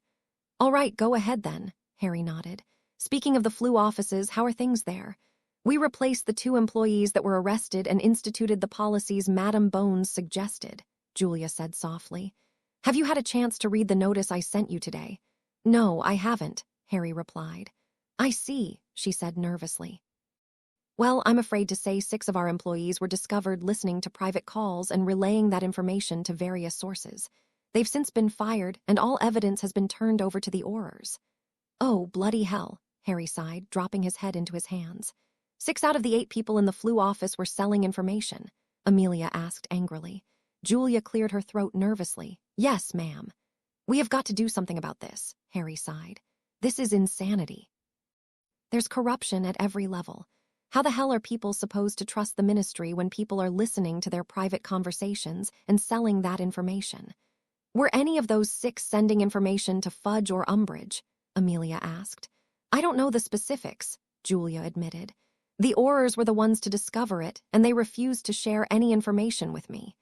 "Good," Amelia nodded. "Minister, I'll talk to the orars involved when I get back to the office and let you know what they found." Harry sighed and nodded. Continuing around the table, they discussed a few small issues, but nothing big came up. As they all got up to leave, Saul Croker approached him. "Do you have time to visit the Department of Mysteries today?" he asked. "Oh, right," Harry said. He'd had to cancel 3 scheduled visits because things kept popping up and getting in the way. "Actually, I could use a break from all of this," he said, waving his hand around. Excellent, Saul smiled as they made their way to the elevator. So what does the Department of Mysteries actually do? Harry asked. A number of things, but our main focus is research, Saul replied. We study the very depths of magic to gain a better understanding of the world around us. Sounds like Hermione's dream job, Harry smiled. We've had our eye on Ms. Granger for quite some time, Saul nodded. She's an exceptionally intelligent witch. We'd be happy to have her among our ranks. You've been watching her, Harry asked incredulously. We keep an eye out for students that show exceptional talent, such as Ms. Ganger and yourself, Saul said. Me, Harry asked. I'm nowhere near as smart as Hermione. Intelligence isn't the only thing we look for, Saul told him. You have a gift for understanding magic on a level most don't. I watched you closely during the Triwizard tournament. Your performance was impressive. I had help, Harry muttered. And you think the other champions didn't? Saul asked, cocking an eyebrow. The elevator stopped on the lowest level of the ministry, and the doors opened. Level 9 Department of Mysteries, the cool female voice of the elevator announced. As Harry, Saul, and Marcus walked down a long, narrow hall toward a blue door with a knob in the middle, Harry slowed his steps. Minister, Marcus asked. I've seen this before, Harry said softly. When? Saul asked curiously. In my dreams, Harry said. I see myself in this hall walking toward the door, but it keeps getting further away.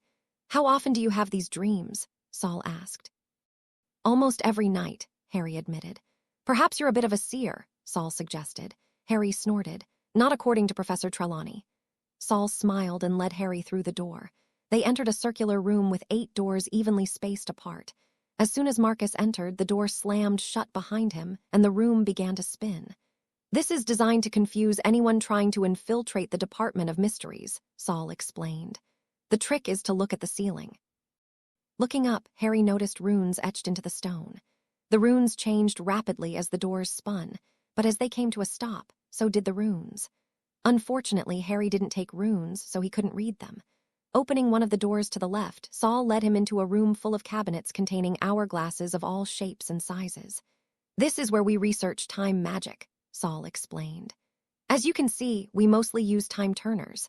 There are other ways to time travel, of course. However, these are the safest and most efficient way to do so. This is the one Ms. Granger used in her 3rd year. Saul pointed to a cabinet, where Harry saw dozens of necklaces. Among them, he spotted a familiar-looking one with a long chain.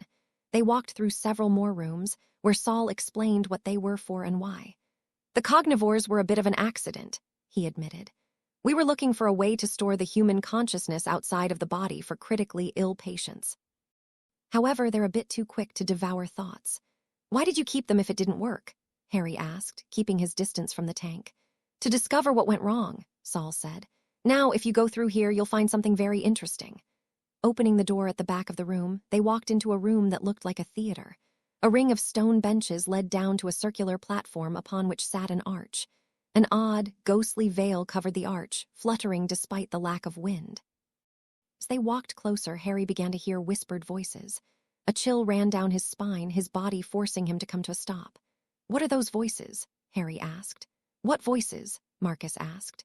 We don't know, Saul said. We don't know what the voices are or why only some people can hear them. This is called the Veil of Death. However, that's a bit of a misnomer. All we know is that anyone who's gone through hasn't come back. Many believe this leads to the land of the dead, but there's no real evidence for that. The name mostly comes from the 16th century when it was used to execute prisoners. How can you not know what it does? Harry asked. Someone had to make it, didn't they? The Department of Mysteries and later the Ministry was built around the arch, Saul said. We don't know who made it, when, or why. It's the greatest mystery we have. Despite thousands of years of research, we still know almost nothing about it. Creeping a bit closer, Harry closed his eyes and tilted his head, listening closely. The indistinct murmur of voices seemed to grow louder, but he wasn't able to make out what they were saying. Opening his eyes, he shivered and stepped back. A part of him was curious. If this was a bridge to the land of the dead, he could be only feet away from hearing his parents. Despite that tempting promise, something inside of him was screaming to get as far away as he could. That thing gives me the creeps, he shuddered. Understandable, Saul smiled. I don't suppose you heard anything you could make out, did you? No, Harry replied. Ah, well, maybe one day we'll know what they're saying, he said. If you'll come with me, I have one last room to show you. Walking up the stone steps to a different door than the one they came in, Harry looked back at the arch one last time before stepping into the next room. It was massive, the ceiling 3 stories high. Rows and rows of shelving ran as far as the eye could see. Stacked on the shelves were thousands of crystal balls, each with a handwritten plaque sitting in front of it. "This is the Hall of Prophecy," Saul said, his voice echoing in the cavernous room. "Every prophecy made since the formation of the Department of Mysteries is stored here. Be careful not to touch anything. They're heavily charmed to keep them safe." Pulling a scrap of parchment out of his pocket, Saul glanced at it before leading them deeper into the room. Looking at the numbers on the shelves, he stopped at row 899. "Ah, here we are," he said. "Mr. Dresden, this one is yours." Marcus blinked in surprise and looked at the crystal ball Saul was pointing to. "You can take it," Saul said. "It's yours." "Why didn't I know about this?" Marcus asked. "Some prophecies aren't clear who they're about until long after they're made," Saul replied. "But anyone can come into the ministry and ask if there's a prophecy about them anytime they like. We used to send out notifications, but that was stopped hundreds of years ago to save money." Turning back to the crystal ball, Marcus picked it up as the mist within swirled. "You can listen to it in private if you prefer," Saul said. "Just tap it with your wand to activate it." Drawing his own wand, the unspeakable gave it a wave, and another crystal ball appeared on the stand. Turning, he walked back toward the center aisle. Marcus pocketed his prophecy while Saul glanced at a scrap of parchment again. "You can let Ms. Greengrass know there is a prophecy for her as well," Saul said, leading them deeper into the room. They walked for a long time, more than halfway through the colossal room, before Saul came to a stop.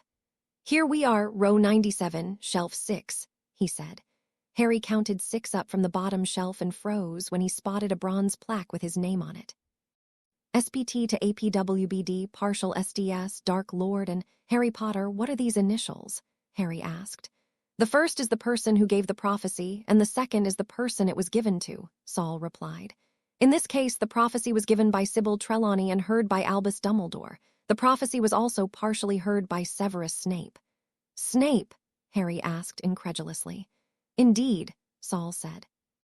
"I didn't mention it at the meeting, but we've detected several people sneaking into the Hall of Prophecies the last few days. They were all known associates of the headmaster. We watched them for a couple of days and determined that they seemed to be standing guard. I confronted Dumbledore about this, and after he'd waffled on for a while, he admitted Voldemort is after something here. I suspect this is it." "Why wouldn't he tell me?" Harry asked, staring at the glass orb. "I'm afraid I can't answer that," Saul said. Tentatively, Harry reached out and took the prophecy. It was small, fitting nicely in his palm. Holding it, a weight settled in the pit of his stomach. Swallowing thickly, he stuffed it into the pocket of his robes. "Do you have a blank crystal ball?" he asked quietly. Looking at him curiously, Saul held out his hand and conjured one with a twirl of his wand. Harry took it and placed it on the stand that had held his prophecy. "Smart," Marcus nodded. "What do you want to do about the people standing guard?" Harry asked. He was certain they were Order members, and he really didn't want to see any of them get into trouble. "I see no reason to turn down free security," Saul smirked. Harry nodded in relief. "I think that's enough for one day," Saul continued. "When you have time, I'd like to ask some questions about what you've been through. The information you have might help us get a handle on the killing curse and how to stop it." Harry nodded silently, his thumb running over the smooth glass orb in his pocket distractedly. Sitting in his office, Harry stared at the prophecy orb sitting on his desk. Across from him, Penny, Hermione, Daphne, and Amelia watched him closely. "Just get it over with, Potter," Daphne said. "Daphne," Hermione hissed. "Putting it off isn't going to change what it says," Daphne shrugged. "I know," Harry said, his eyes locked on the orb, staring at the swirling mist inside. Reaching across the desk, Penny took his hand and gave it a squeeze. "We're here for you," she said. "There's a good chance Voldemort wants to know what this prophecy says," Harry said, finally looking up and staring at each of them in turn. "Just listening to this could put your life at risk." "I'm not going to let you face this alone," Hermione said adamantly. "Neither am I," Penny agreed firmly. "Voldemort already wants me dead," Amelia shrugged. Everyone turned to look at Daphne. "I've already picked a side," she said, glancing at Hermione. "Might as well go all in." Taking a deep breath, Harry picked up his wand. The tip trembled lightly as he tapped the orb. The mist flowed out of the top of the orb, forming an image of Professor Trelawney's face, her eyes staring unseeingly ahead. The one with the power to vanquish the Dark Lord approaches. Born to those who have thrice defied him, born as the 7th month dies. And the Dark Lord will mark him as his equal, but he will have power the Dark Lord knows not. And either must die at the hand of the other, for neither can live while the other survives. The one with the power to vanquish the Dark Lord will be born as the 7th month dies. Harry blinked, the words resonating in his mind as a weight settled heavily on his shoulders. Well, fuck. Harry stared into the swirling midst of the orb on his desk, lost in thought as the flue burst to life. He didn't need to look up to know who it was. He'd been waiting for the man for over an hour. The man took 2 steps into the room and then stopped, an oppressive silence settling over the office. Why? Harry asked, finally looking away from the orb and into the troubled blue eyes of the man he had counted as a mentor and friend. Why didn't you just tell me? I did not wish to burden you, Dumbledore said, taking the seat across from him. I wished for you to enjoy your childhood. Harry snorted derisively. My childhood ended the day you left me with the Dursleys. You should have told me. I had a right to know. When? Dumbledore asked, his shoulders slumping tiredly. When you first returned to our world, moments after learning the truth of your parents. After you had returned from the Chamber of Secrets with young Ginny, triumphant against impossible odds. Should I have told you moments after discovering the truth about Sirius, only for him to leave that very night? Or perhaps I should have told you at the conclusion of the tournament, whilst you lay in the hospital wing, battered and beaten, but once again triumphant. I spent many sleepless nights contemplating each of those scenarios and many, many more in between. Alas, I could never bring myself to do it. How do you tell a young man who has suffered so much, a young man you care for like a grandson, that he is destined to suffer more? You still should have told me, Harry yelled, his anger bubbling to the surface. I could have done things differently. I could have studied more or trained hard. And what would that have changed? Dumbledore asked, remaining calm in the face of Harry's shouting. What spell could you have used to stop a basilisk? What magic could you have learned to stop Lord Voldemort any of the times you faced him? Your strength has never been your talent with your wand, skilled though you undoubtedly are. Your greatest weapon has always been your heart. Your strength of character, your strength of will, your unwavering sense of right and wrong. That has always been your greatest strength and what has seen you through so many harrowing trials. And I believe it is that which will see you through to defeating Lord Voldemort once and for all. Not something as fleeting as power. What the hell does that even mean? Harry yelled, dropping his head into his hands and gripping his hair tightly. How the hell is my character going to help me beat Voldemort if I don't have the spells to fight him? Voldemort has decades more experience than you and has delved so far into the depths of dark magic that, even given the time, you could never hope to equal him with a wand, Dumbledore said. So, I'm screwed, Harry said defeatedly. Certainly not, Dumbledore replied, his mustache twitching. Harry looked up and glared. For one, can you just give me a straight answer? I'm afraid it's not that simple, Dumbledore told him. I don't know how you will defeat Voldemort, but I find it highly unlikely in the extreme that you will be able to outduel him. If you wish to train, then by all means, please do so. I'm sure Ms. Granger would be more than happy to assist you in that endeavor. Why didn't you train me? Harry asked, his frustration bleeding to the surface. I mean, you've had years to get me ready. And teach you what? Dumbledore asked, raising a bushy white eyebrow. Harry, you have only just finished learning the basics of magic. Any of the spells I could teach you that might be useful in a duel against Voldemort would just as easily kill you from the slightest mistake. I may have put off informing you of the prophecy to spare you the burden of what you must do, but I would not intentionally hinder your chances. If there was more I could do to help you, I would be doing it. Harry felt chastised by the headmaster's look, but the anger burning in his chest allowed him to ignore it. So, what am I supposed to do then? He asked bitterly. Just wait for Voldemort to come after me and hope I figure something out. The headmaster hesitated, and Harry immediately picked up on it. Their gazes locked, and he felt an odd tingle behind his eyes. Then, Dumbledore looked away, and Harry blinked. Something had happened, but he didn't know what. There was another reason I hesitated to tell you of the prophecy, Dumbledore said after a moment. Last year you told me of some dreams you had, dreams of real people and real places that you should have had no way of knowing about. Do you remember? Yes, Harry said softly, a sinking feeling in his stomach. Have you had any more dreams like that?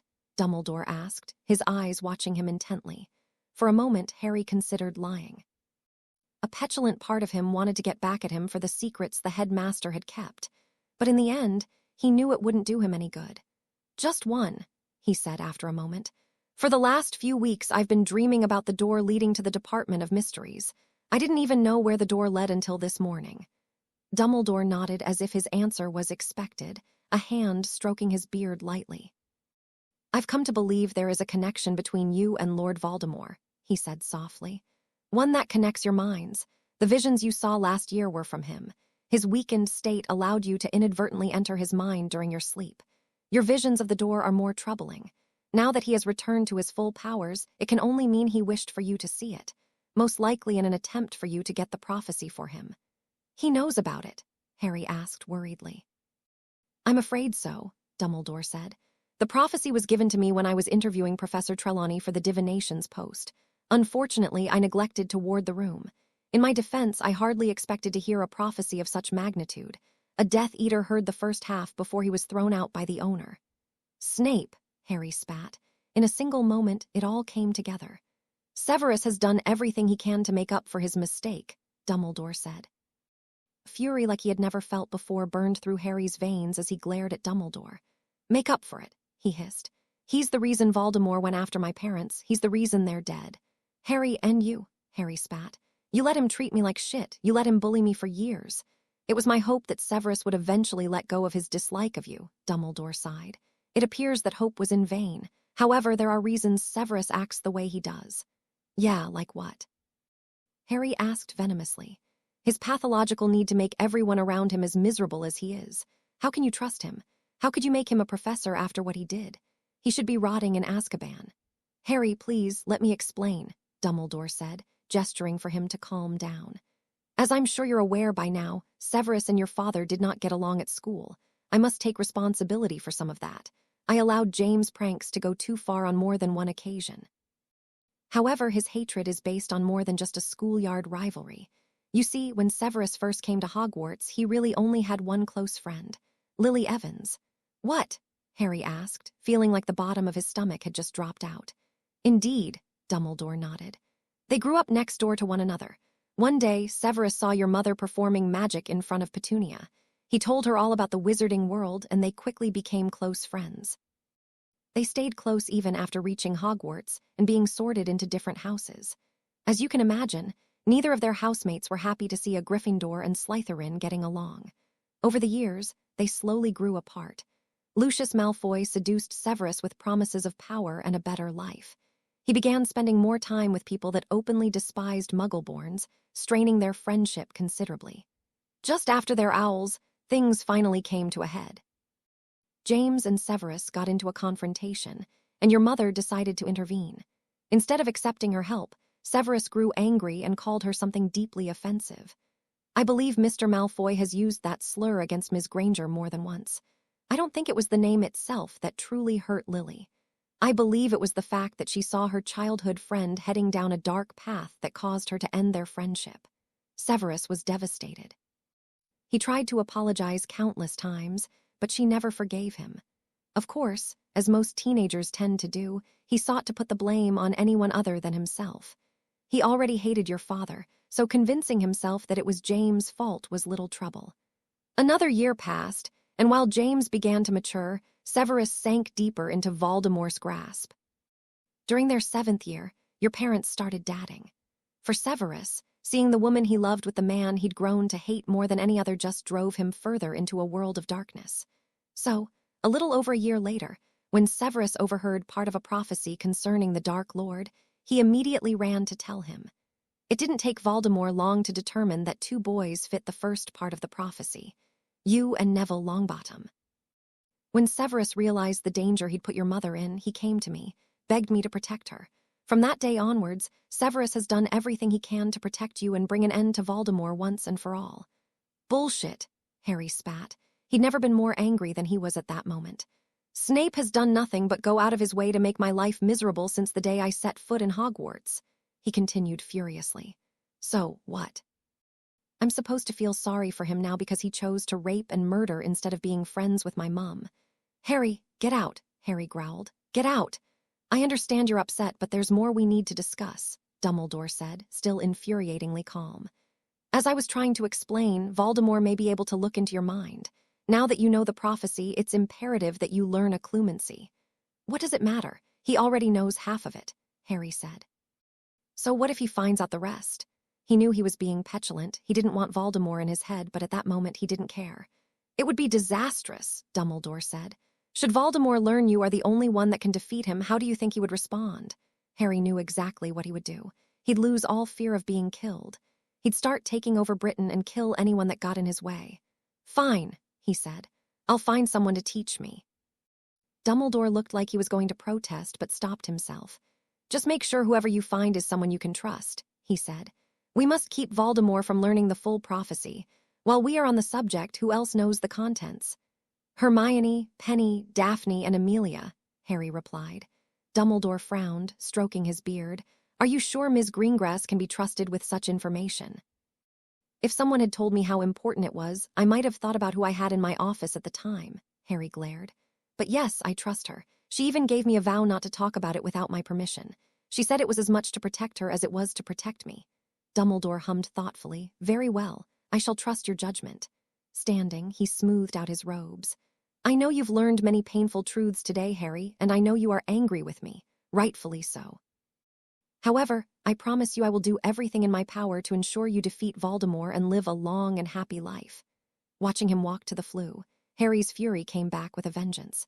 He wanted to ask many questions, but he was too angry and wanted him gone too badly to open his mouth. The moment the headmaster disappeared in a flash of emerald flame, Harry grabbed his half-filled glass of fire whiskey from his desk and hurled it into the fireplace with a scream. You son of a bitch! He shouted, panting furiously. Dropping back down into his chair, he dropped his head in his hands, tears of frustration, anger, and sadness threatening to fall from his eyes. Why the fuck does this keep happening to me? He asked miserably. Lost in thought, he didn't know how long he sat there before someone knocked on his door. With a wave of his wand, he dropped the privacy wards. Who is it? He croaked. The door cracked open, and Hermione stuck her head in. Harry, she called softly. Taking one look at his face, she didn't even bother to wait for a response before rushing and pulling him into a tight hug. Harry hugged her back, soaking in the comfort of her embrace. A moment later, as she pulled back, Amelia, Penny, and Daphne entered his office and closed the door behind them. Penny instantly took Hermione's place, sitting on the arm of the chair as her arms wrapped around him. Not caring about their audience, Harry pulled her into his lap and held her tightly. I take it your talk with Dumbledore didn't go well, Amelia asked. Snorting, Harry told them everything he'd learned. They listened silently, an array of emotions flitting across their faces. As he finished his retelling, Amelia poured several drinks before downing hers in a single swig. All right, let's deal with things in order of importance, Amelia said. First, occlumency. What is occlumency? Harry asked. It's a technique to magically protect your mind, she told him. It's often used to defend against legilimency, the art of reading a person's mind. Learning occlumency is a very personal process. Whoever teaches you needs to know both and will have free access to your mind. Given the risk of someone stumbling across the prophecy, it would be best if I were to teach you myself. Harry nodded before a thought occurred to him. The things you see in my head, they can't be used in court, can they? He asked tentatively. Amelia smirked. No. And frankly, Potter, I don't care what laws you've broken.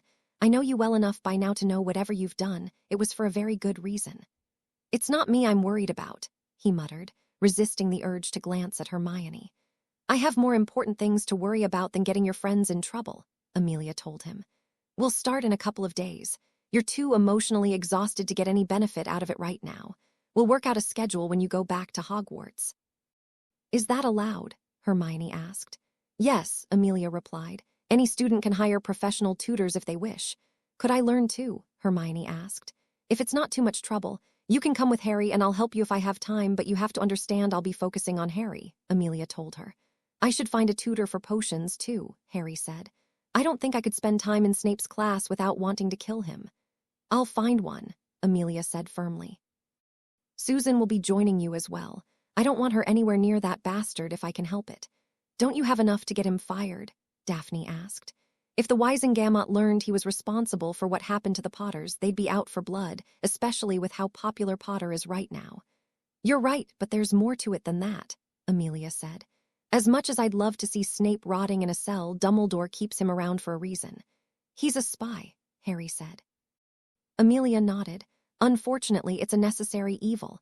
It's virtually impossible to get a spy within you-know-who's ranks. Do you really think we can trust him? Penny asked, her fingers caressing Harry's arm lightly. Now that I know his motivations, I'm much more inclined to believe he's against Voldemort, Amelia said. I always wondered why he suddenly switched sides. Make no mistake, that man isn't on our side. We just happen to have a common enemy.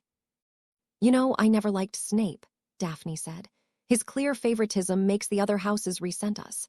It's ironic that he regrets becoming a Death Eater, but all of his actions as our head of house drive his students in that same direction. I think we're all missing the bigger picture here, Harry said. How the hell am I supposed to beat Voldemort? Penny tightened her arm around him, and Hermione squeezed his hand as everyone fell silent. I think there's more to this than we know, Amelia said after a long moment. Dumbledore has always kept his cards close to his vest. I have a feeling he'll tell you what he has up his sleeve once you learn occlumency. And if he doesn't have anything, Harry asked, his heart hammering in his chest. Then we fight as hard as we can for as long as we can, Amelia said. Right, Harry said, licking his lips in thought. Right, okay, here's what we're going to do. For my last week here, I want to focus on cleaning up the Ministry, securing Azkaban, making possession of the dark mark a crime, and ensuring we have a competent minister to take over after I leave office. That's a lot to do in a week, Amelia said. I just need to get it started, Harry said, giving her a pointed look. It'll be up to the next minister to see it through. Amelia sighed and poured herself another drink. I know I'm going to regret this, she said, taking a sip. I'll run for minister on one condition. Name it, Harry said. I want your word that you'll look out for Susan if anything happens to me, Amelia said, her gray-blue eyes boring into his. I do not want to see the Bones line end. I would do that anyways, Harry said. But if it makes you feel better, I promise to look after Susan if anything happens to you. Thank you, Amelia said gratefully before sighing and getting to her feet. We'll talk more once you've had time to digest everything. Walking around the desk, she reached over Hermione and clasped his shoulder. No matter what some stupid prophecy says, you're not alone, she said firmly. No, you're not, Hermione agreed. Penny kissed his cheek while Daphne nodded. You don't have to do this, Daphne, Harry said, feeling guilty for drawing her into this mess. Don't flatter yourself, she scoffed. I'm not doing this for you, Potter. Not good will come from following that madman, and I'm sure as hell not going to sit back and hope for the best. Now that I know the truth, I'm going to stay right here and make sure you win. You're stuck with me. Deal with it. Harry smiled. Thank you. As Amelia took her leave, Hermione hugged Daphne gratefully. He chuckled as the normally unflappable Slytherin blushed as Hermione held the hug longer than usual. Slowly, the smile fell from his face as his thoughts turned back to the prophecy. Suddenly, Penny climbed off of his lap. When he looked up at her questioningly, she smiled and took his hand, pulling him to his feet. As she led him over toward the couch, she shared a glance with Hermione. We'll give you two some time alone, Hermione said quickly. Grabbing Daphne's hand, she pulled her out of the office and closed the door. Turning to Penny with a curious look, she smiled softly as they took a seat. Are you okay? She asked gently. Harry sighed and stared down at his hand while Penny laced her finger through his. I'm scared, he admitted softly, watching the way the skin on the back of her hand creased when he ran his thumb across it. When I fought Voldemort in the graveyard, he just toyed with me. He was so powerful. It was terrifying. I knew I was going to die. I knew it. I still don't really understand what happened with our wands or how I managed to survive. But you did, Penny said. And you did so much more than that. You made it back to Hogwarts, became the bloody minister for magic, and warned everyone that you know who is back. Look at everything that you've done in just 3 weeks. You've arrested most of his Death Eaters. You've revitalized the DMLE. You've done so much more than anyone could have ever expected. And you're missing the most important point. You did beat him. You beat him in your first year, in your second, and you beat him in the graveyard. It doesn't matter if you know how you did it. It just matters that you did, and I know you'll do it again. Curling her fingers under his chin, Penny tilted his head up and kissed him. Her full, soft lips molded around his as she ran her hand over his chest. Shifting around, she swung her leg over his and straddled his lap as she kissed him more passionately. Eventually, Penny sagged against him as they both panted for breath.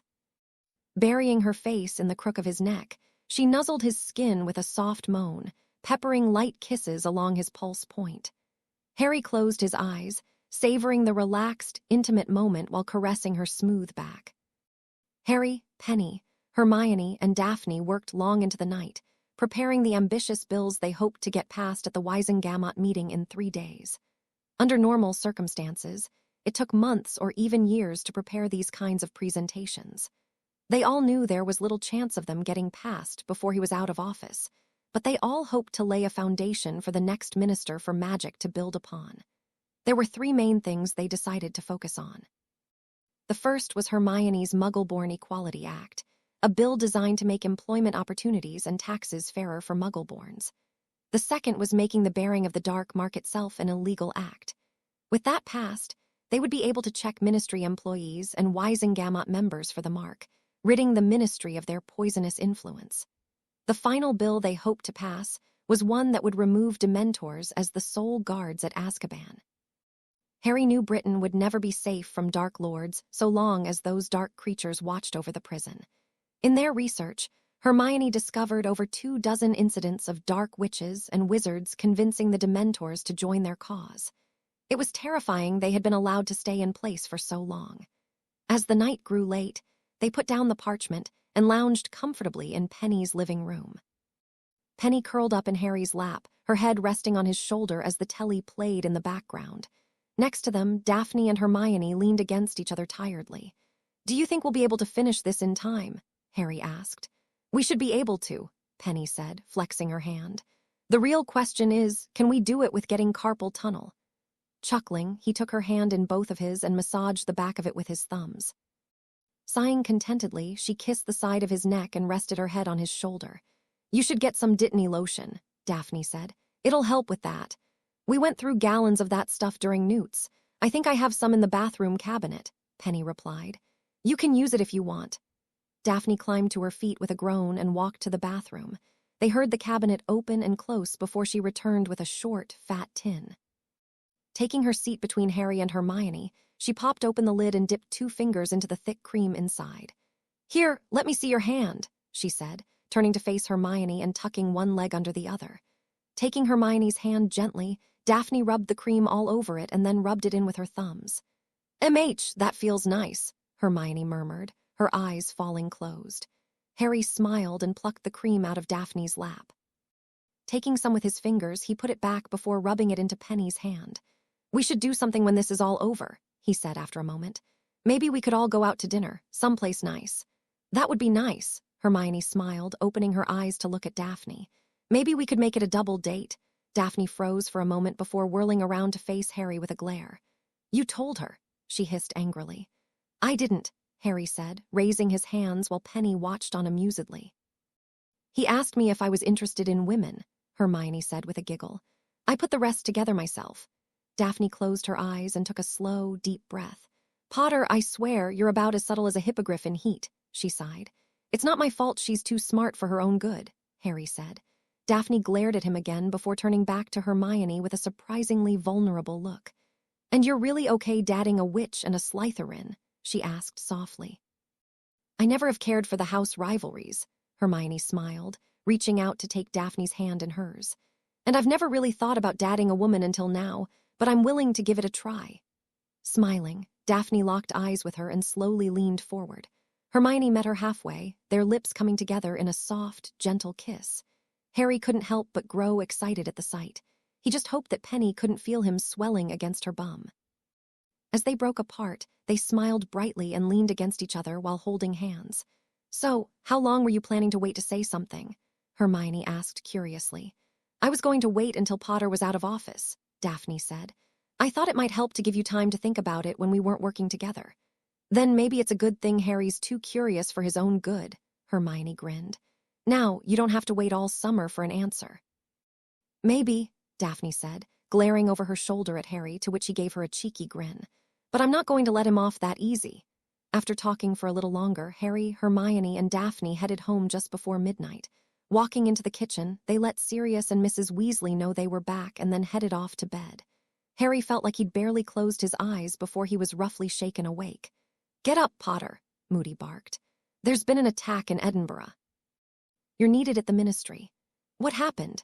Harry asked, sitting up to put on his glasses and grab his wand. "Werewolf attack," he grunted. Cursing, Harry climbed out of bed and walked across the hall to bang on Hermione's door. She yanked it open a moment later, her bushy hair a mess as she rubbed her eyes. "Harry, what werewolf attack in Edinburgh? We need to get to the ministry," he told her. Eyes widening, she nodded and closed the door. "I'll be right there," she yelled. Harry turned towards the stairs just as Sirius ran up. As he began knocking on doors to wake up the Order members staying there, Harry made his way to the flue. The moment he stepped out into the Order office, he was nearly run over by a trainee rushing around in a panic. Making his way through the fervor, he found Amelia talking quickly with Matilda, Kingsley, and Scrimgeour. "What's happening?" Harry asked. "We have confirmed sightings of between 6 and 8 werewolves attacking Edinburgh," Matilda told him. "The rapid response unit is on scene and keeping them contained. We're just about to send in everyone on call as soon as they arrive." Harry nodded, but something didn't feel right about this. Voldemort had to know the ministry was equipped to handle even that many werewolves. What would he gain from this?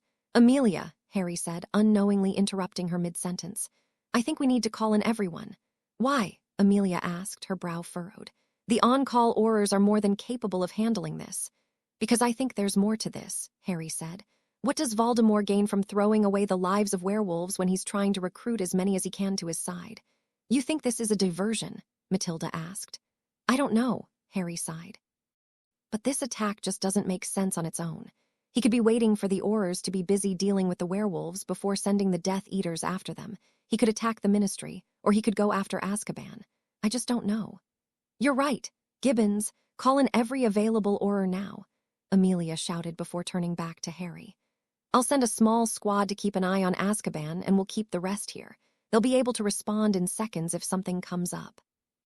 Harry nodded gratefully just as Hermione caught up with him. "I sent a patroness to Penny and Daphne," she told him. "Thank you," he said before filling her in on what was happening. While he was doing that, Scrimgeour was rounding up the arriving orar. "Listen up," he barked.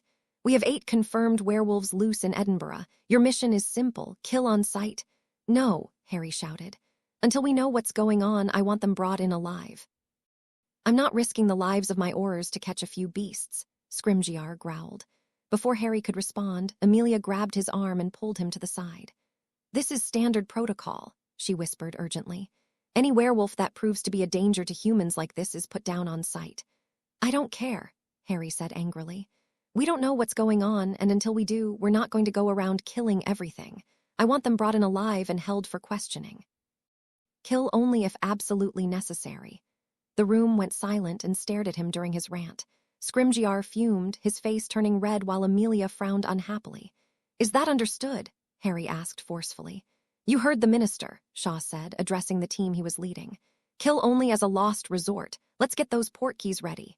Growling, Scrimgeour spun around and grudgingly told his orars the same thing. "I hope you know what you're doing," Amelia said unhappily.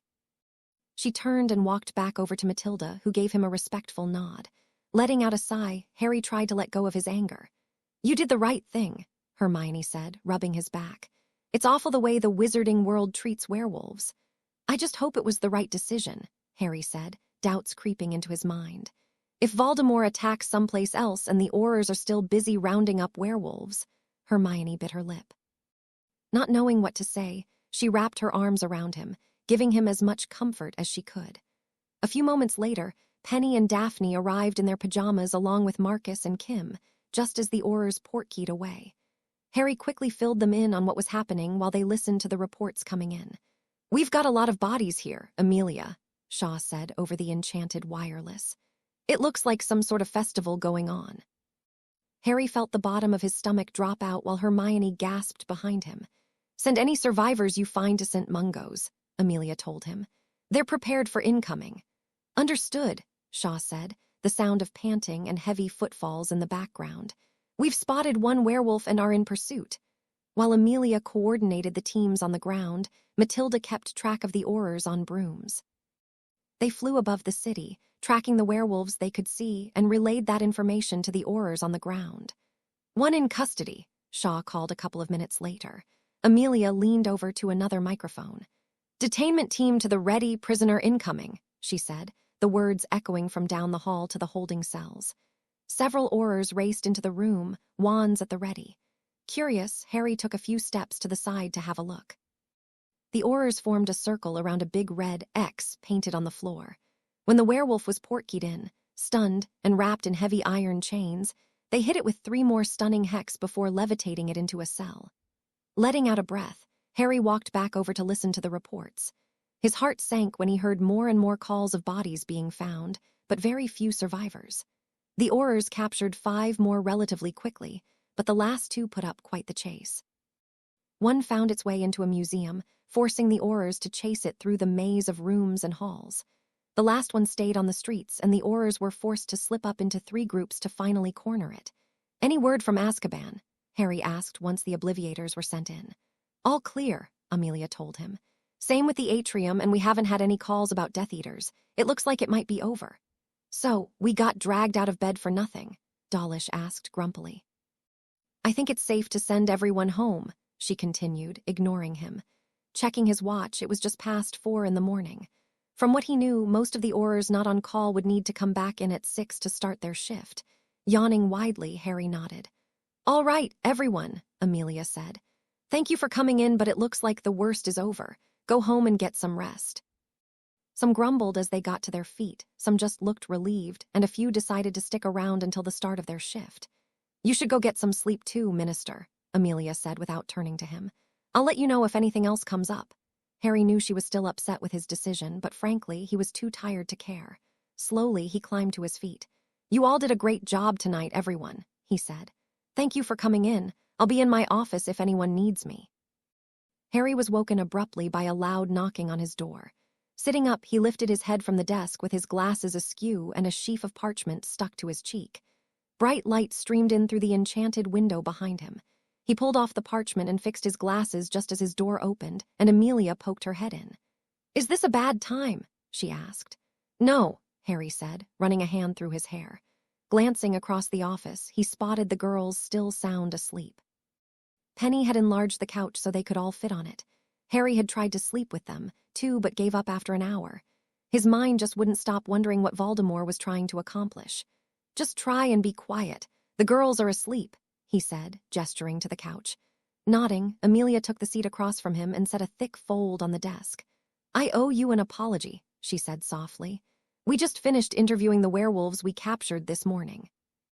"You were right, something was wrong. All of them were captured by Death Eaters in the last 2 days. They held them prisoner in an undetermined location before portkeying them into Edinburgh just before moonrise." "What?" Harry asked, his brow furrowed. "But why would—" He knew how the orars would respond. He wanted them to be killed. We would have driven the werewolves right to him. They'd have no choice but to join or be the next victim. "That was my conclusion as well," Amelia said. "It took me a little longer to come to it. You made the right choice last night. Had I followed protocol, every werewolf in the country would have been on his side by the time the sun came up." "Bloody hell," Harry groaned, rubbing his face. "We still need to determine what to do about the werewolves we captured last night," Amelia told him. All of them cooperated fully and allowed themselves to be questioned under Veritaserum. To complicate matters, one of them is Orar Shaw's daughter, Megan Shaw. "You've got to be shitting me," Harry said. "I wish I was," Amelia said. "He's been sitting with her since we discovered who she was. Ordinarily, any werewolf that poses a risk is put down or exiled. The Ministry has never made an exception before. I probably don't need to ask, but I will anyways. Would you like Barrister Tonks to press charges?" "No," Harry said, shaking his head. Amelia nodded and made a note on a piece of parchment. "You need to know." "This will cause an uproar with the public," she warned. "I just got the numbers an hour ago. 34 dead, all but 2 were muggles, and 14 are still being treated at St. Mungo's. All of them are at risk of being infected if they survive." "Fucking hell," Harry said, taking off his glasses to rub his face. "I'll make an announcement over the wireless and explain what happened. Hopefully that will calm people down." "It's probably your best option," Amelia nodded. "This also brings up the question of how they found those people. I suspect the Death Eaters have a copy of the werewolf registration ledger. Either they have an old copy, or someone in the Ministry is leaking them the current one." "Can't we just get rid of it?" Harry asked. "We could, but I have another idea," Amelia said. "I'd like to move the current ledger to the Minister's office but leave a copy in the DCRMC office. If they have an old copy, there isn't much we can do other than advise werewolves to move. If someone is giving them information, we could make a few alterations to the ledger and hopefully lead Death Eaters into a trap or find out who's behind the leaks." "I'm fine with that," Harry nodded. I'll talk to my orars and come up with a plan, Amelia told him. Do you have anything else you want to add? Harry shook his head. Then I'll get back to work, Amelia said as she stood. Get some rest, Minister. Harry, he corrected out of reflex. She gave him a small smile. Get some rest, Harry. You know good to us if you're exhausted. Harry blinked in surprise as she left the office. That was the first time she'd called him by name since he'd taken office. As soon as the door closed behind her, the girls sat up. Chuckling, he shook his head. So I take it you heard everything, he asked. I told you made the right choice, Hermione said smugly. You did, Penny smiled. But we can talk about that later. Come get some sleep, Harry. I don't know if I can, he replied softly. My brain just won't shut off. I have to deal with the fallout from this attack. We need to finish those bill proposals. That can wait a few hours, Penny said firmly. Come get some sleep. Standing up, Harry stretched and made his way over to the expanded couch. Laying down on the end next to Penny, he groaned at the ache in his back from falling asleep hunched over. Crawling over to him, Penny wrapped an arm around his waist and laid her head on his chest. The girls settled back down to sleep, but he stared at the ceiling, his mind running wild. There was so much to do in the few days he had left as minister, and it felt like he'd never get it all done in time. You really are stressed, aren't you? Penny asked. Sorry, Harry said. Why don't you three get some more sleep and I'll get some work done? You need to rest, Penny told him. Get some sleep, love, Penny said softly. As he drifted off to sleep, he heard the girls whispering around him. For 3 days after the werewolf attack, Harry spent a good portion of his time trying desperately to calm the public. Some ministry officials who did polls among the public told him that they were split right down the middle. Half the wizarding population thought he was doing the right thing not charging them, and the other half was calling for blood. While he was putting out fires and calling for calm on the wireless and in interviews, the girls worked tirelessly on the new bills. With everything going on, time seemed to move at the speed of light. Before he knew it, it was the day of the Wisengamot meeting on his last full day in office.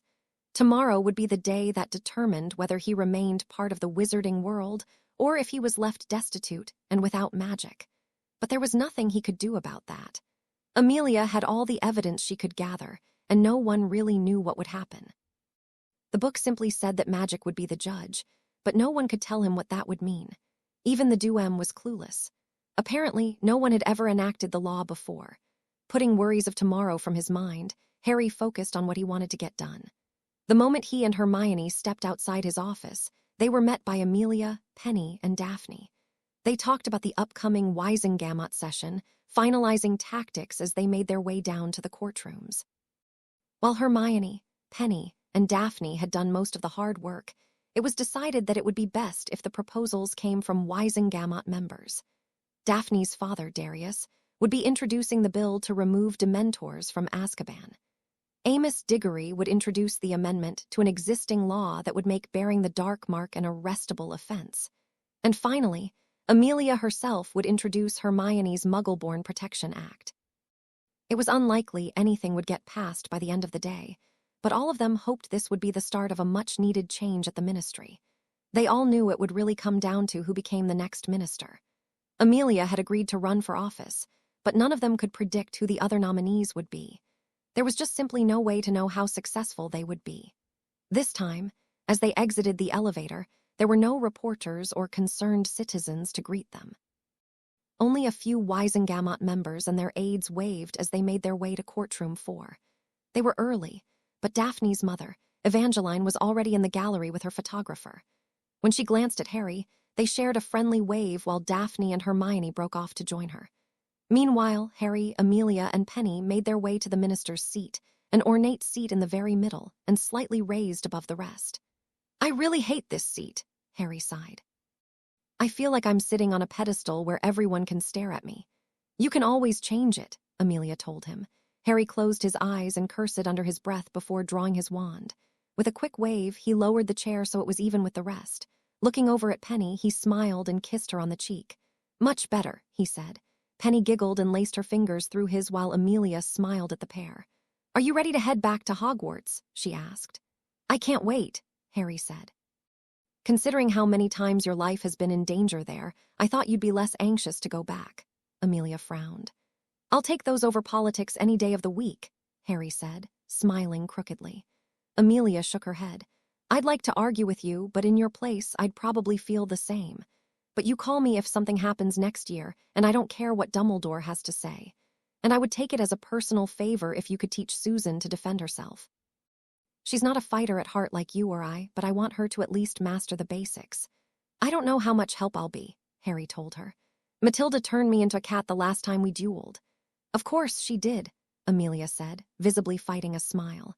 Matilda has 60 years of experience over you. She thinks quite highly of you, and Moody would compliment you even if you managed to kill him. Even then, he'd grumble about you taking so long.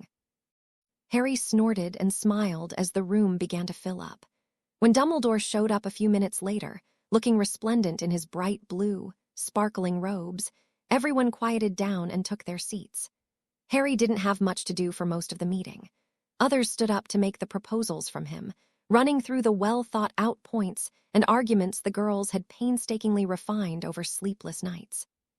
A part of him still bristled that they weren't getting the credit they deserved, but the girls assured him that getting the bills passed was more important than who got their name in the press. Amos went first, making a passionate and compelling plea to make the Dark Mark illegal. He visibly and audibly choked up when he mentioned Cedric's name, reminding the Wisengamot that it could have easily been one of their sons or daughters in his place. Dumbledore frowned at the proposal, glancing back at Harry only once to show his visible disapproval. Harry honestly didn't care if the headmaster liked it or not. This was something that should have been done years ago. Amelia made sure to put in provisions that would ensure those who were threatened or coerced into taking the mark would get fair treatment. The rest could go hang for all he cared. Darius was up next, speaking calmly and coolly about removing the Dementors from Azkaban. He focused on the danger they represented to the wizarding community if they joined Voldemort. For half an hour, he listed time after time how they'd submitted to the control of one dark wizard or another, and how many magicals were kissed as a result. By the time he mentioned what it would cost the ministry, most looked ready to jump on board. Of course, it wasn't that simple. The question of what to do with the Dementors remained unanswered. It was the biggest hang-up for the bill, and one that could take months or years to find a solution to. Harry could only hope someone came up with an answer soon. Lastly, Amelia made her pitch for the Muggle-Born Protection Act. This one, unfortunately, didn't garner as much support as the first two. Amelia had warned them this might happen. She thought the Wisengamot would be quick to push it to the side for more immediate concerns. Despite the lack of enthusiasm from the crowd, she pushed onward, detailing what the amendment was for and why it was needed. Slowly, she drew people in, garnering nods and grumbles of agreement from the Wisengamot. By the time her speech came to a close, Harry felt hopeful that, in time, it would pass. "Thank you, Madam Bones," Dumbledore said as he stood. "Since we're so short on time, we'll discuss these proposals at the start of the next meeting, which will be held Thursday at 9 a.m. For those of you who have not received the owl, there will be a special session tomorrow at 10 to resolve the matter between current Minister Potter and former Minister Fudge. Attendance is recommended, but not required. Before we adjourn for the evening, I believe Minister Potter would like to say a few words." Penny gave Harry's arm a squeeze as he wiped his sweaty palms on his robes. Getting to his feet, he marched mechanically up to the podium, gripping the edges tightly to still his shaking hands. The sound of him clearing his throat echoed through the room, bringing heat to his cheeks. "As I'm sure all of you know, today is officially my last day as Minister for Magic," Harry began. "I'm not much of a public speaker, so I'll keep this brief. The amount of corruption I've seen since taking off is frankly horrifying. I don't know how it got that way, and frankly, I don't care. What matters now is how do we fix it? How do we keep this country from falling into the hands of Voldemort?" Harry paused to let his question settle, as well as his stomach. All eyes in the room were staring at him intently, listening and judging his every word. "I've worked with some brilliant people in my capacity as minister, and today we've given you the keys to what we think will help," he continued, glancing at Hermione and Daphne in the audience. "There's a lot of work to do to stop Voldemort, and I don't have all the answers. I wish I did. What I do know is that the only way he will ever truly be defeated is to end what created him in the first place. The Wisengamot has had 16 years to stop the corruption and bigotry that led to the First War. Instead, you went back to the way things were, and now, your children will suffer because of it. This is your chance to fix that mistake. This is your chance to give them a better future. The choices that you make here, in the heart of the ministry, will determine whether we win this war or not. It's your choices that will determine if we face another Voldemort in a generation or two. What kind of world do you want to hand over to the next generation? One full of greed and mistrust, anger and resentment, or a world where we can stand together, lifting each other up to heights we could never reach alone? What happens next is in your hands. Harry stepped back, taking a deep breath as the sound of applause swelled. The thunderous sound echoed off of the stone walls of the chamber. Amelia was the first to her feet, followed moments later by a dozen more. In moments, nearly the entire Wisengamot was giving him a standing ovation. Smiling and waving shyly, he waited awkwardly for them to stop before taking his seat. "And on those inspiring words, I declare this meeting adjourned," Dumbledore said, banging his gavel. Harry had barely gotten to his feet while supporters and well-wishers swarmed around him. It got so bad that Marcus and Kim hurried over to keep him from being overwhelmed. "That was a wonderful speech, Minister," Augusta Longbottom said, shaking his hand firmly. "It's about time someone had the balls to say it." Harry smiled and murmured his thanks before she was replaced by someone else, then another, and another. "I wish you didn't have to go back to Hogwarts. Wonderful speech, Minister. I hope Fudge get what he deserves tomorrow." Harry's arms started to go numb from the number of times he shook hands. One of the few young witches there, looking to be in her 30s with long, dark hair and a dazzling smile, even kissed him on the cheek. He swore he felt Penny's eyes glaring holes in the back of his head as he smiled and nodded at the witch politely. "Avada Kedavra," Harry spun, plucking his wand deftly from his robe. He caught a flash of green out of the corner of his eye just a few feet away. Just as the thought crossed his mind that he didn't have time to get out of the way, he was roughly knocked to the ground. The wind was knocked out of his lungs as a large, heavy body covered his. Screams rang out, people shouted his name in fear as the orars rushed in. "I'm fine," Harry said, trying to shove the person off of him. The weight didn't move, so he pushed harder and they finally rolled to the side. When he sat up to see who had saved his life, his heart dropped into his stomach. Marcus stared unseeingly at the ceiling, his blue eyes dead and lifeless. "No," Harry whispered in shock. "Get the minister out of here," Amelia shouted. "Lock down the ministry, no one in or out." Kim grabbed him by the arm and yanked him to his feet with shocking strength.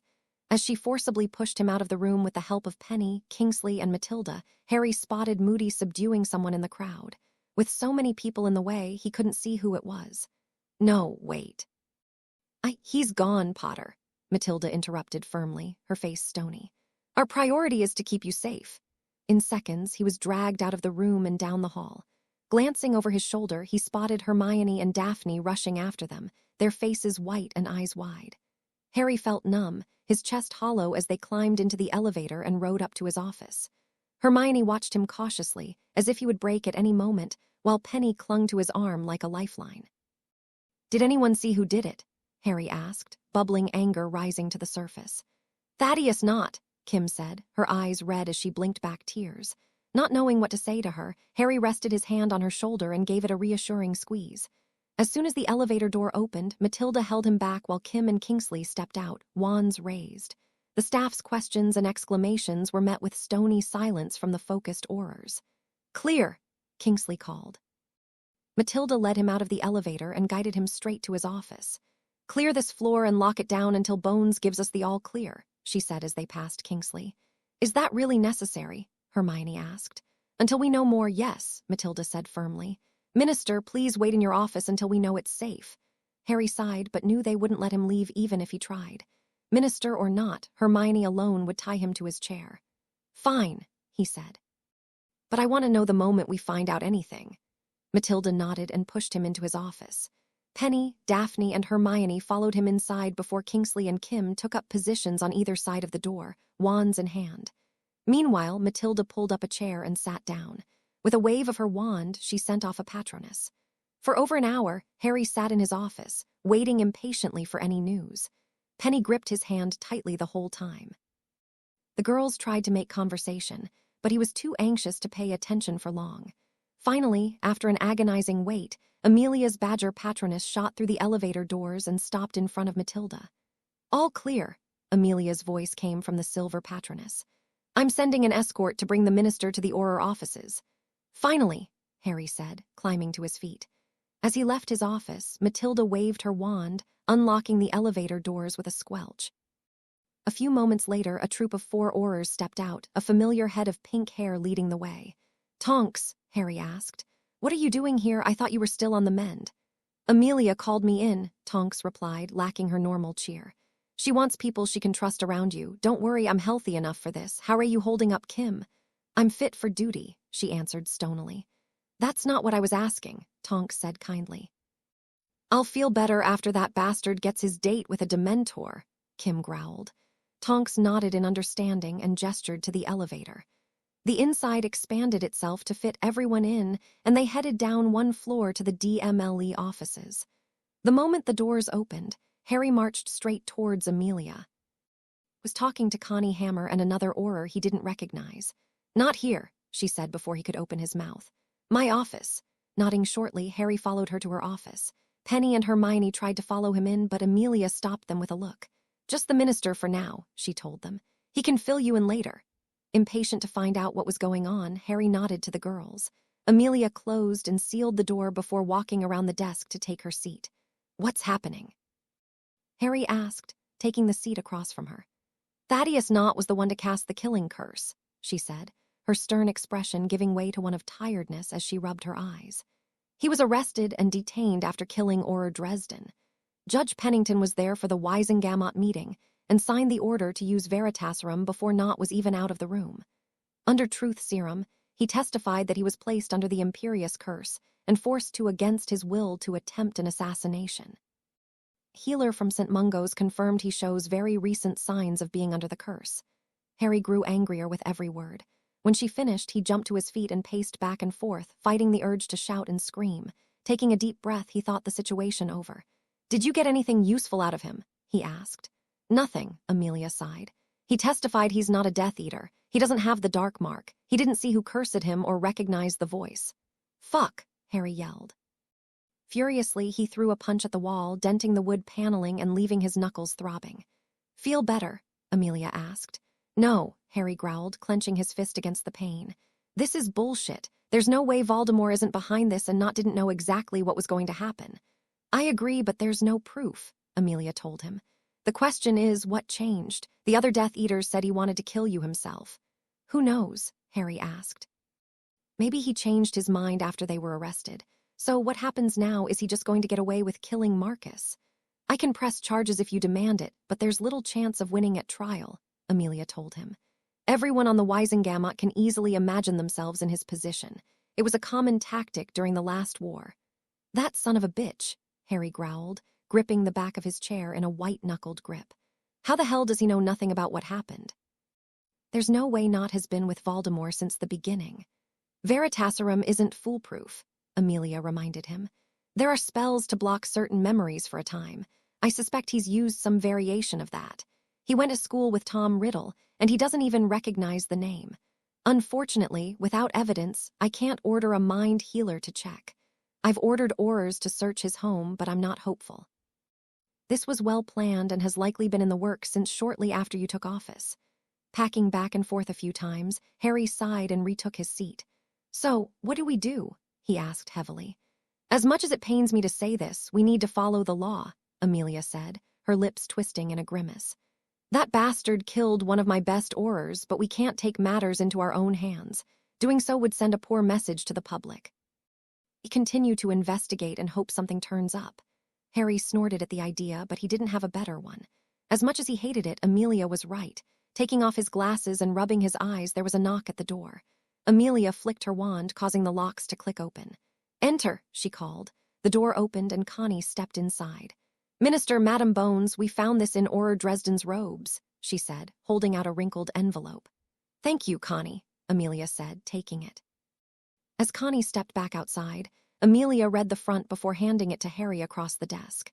"To Harry, in the event of my death swallowing thickly," Harry broke the wax seal with his thumb and opened the envelope. Inside was a single sheaf of parchment folded into thirds. Unfolding the letter, he read, "Harry, if you are reading this, then I've likely been killed fulfilling my duty as your personal guard. Please, do not mourn my death and ask Kim to do the same. I've known for some time now this was likely to happen. If you remember, I was given a prophecy of my own during your visit to the Department of Mysteries.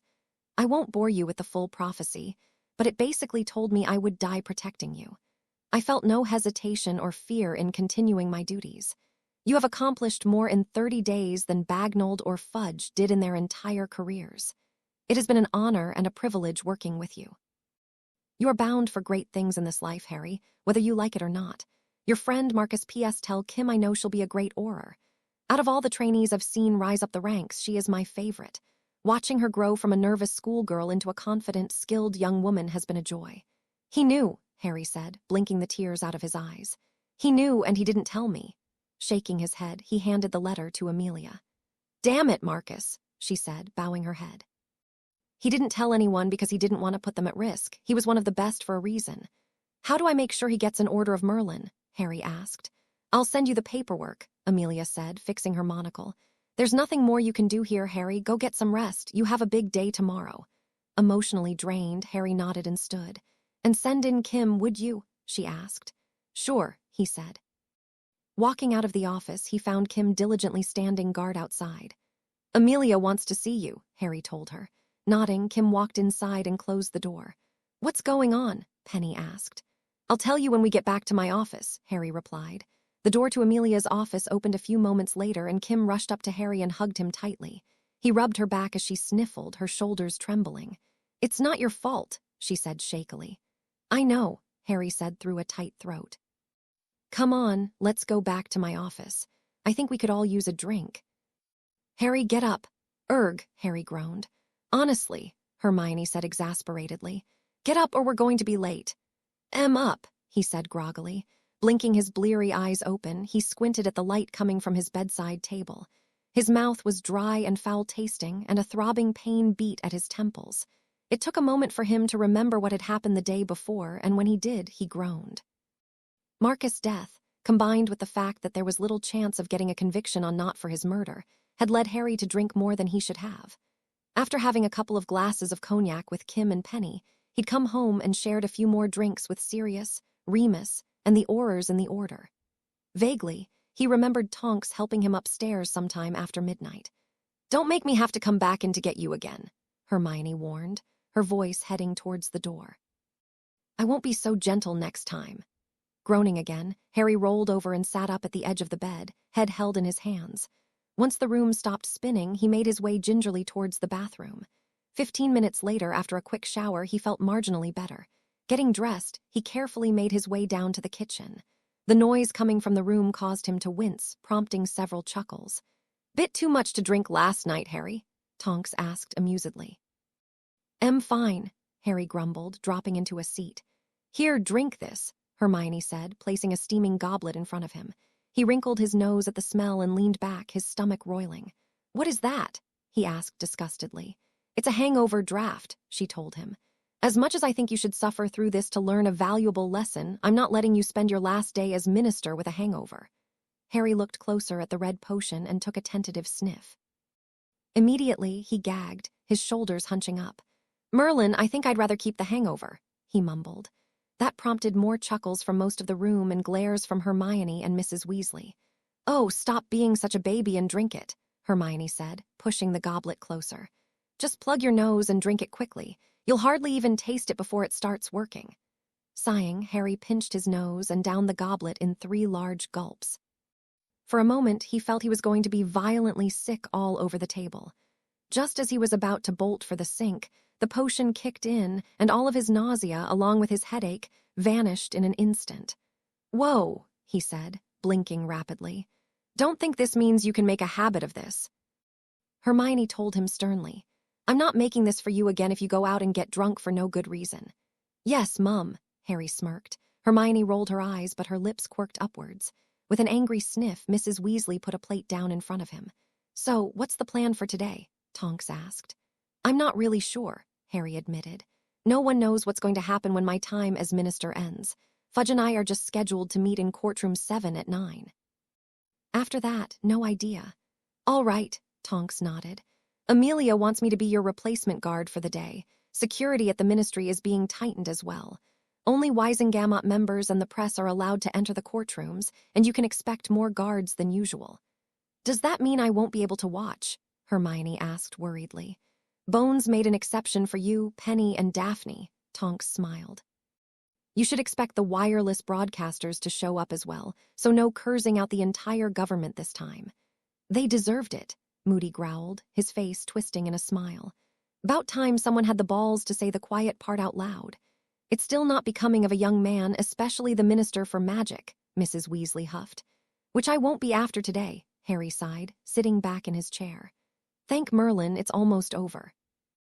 Now we just have to hope Fudge doesn't get back into office and Amelia gets elected, Remus said softly. I'm sure everything will work out just fine, Mr. Weasley smiled, patting him on the shoulder. One by one, those working at the ministry left as they finished breakfast. Since Harry was the last to arrive, he ate quickly while Hermione talked with Tonks about the security measures. Ron, the twins, and Ginny entered the kitchen just as he finished eating. With a few handshakes from the boys, hugs from the girls, and wishes for good luck, they flew to the minister's office. Finally, Penny said, giving Harry a hug and a kiss the moment he stepped out. I was getting worried you were going to be late. Sorry, Harry said, taking her hand. I had a bit of a rough night last night. And a few shots of fire whiskey, Tonks smirked. I'll go check in with Kim, but we should get going soon. Thanks, Harry said sarcastically as Penny looked at him with a frown.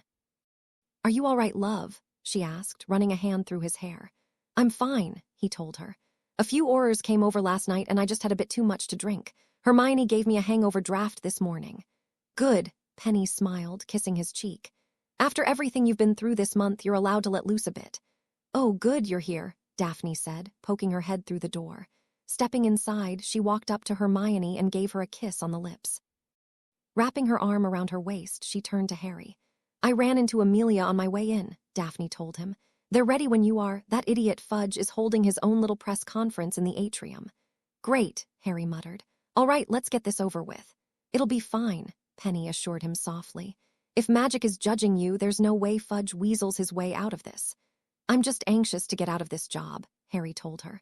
I feel like I've been in office for a year.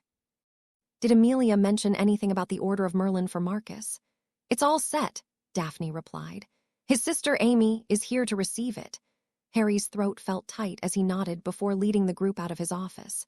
Kim and Tonks called the elevator so that it had already arrived by the time they reached it.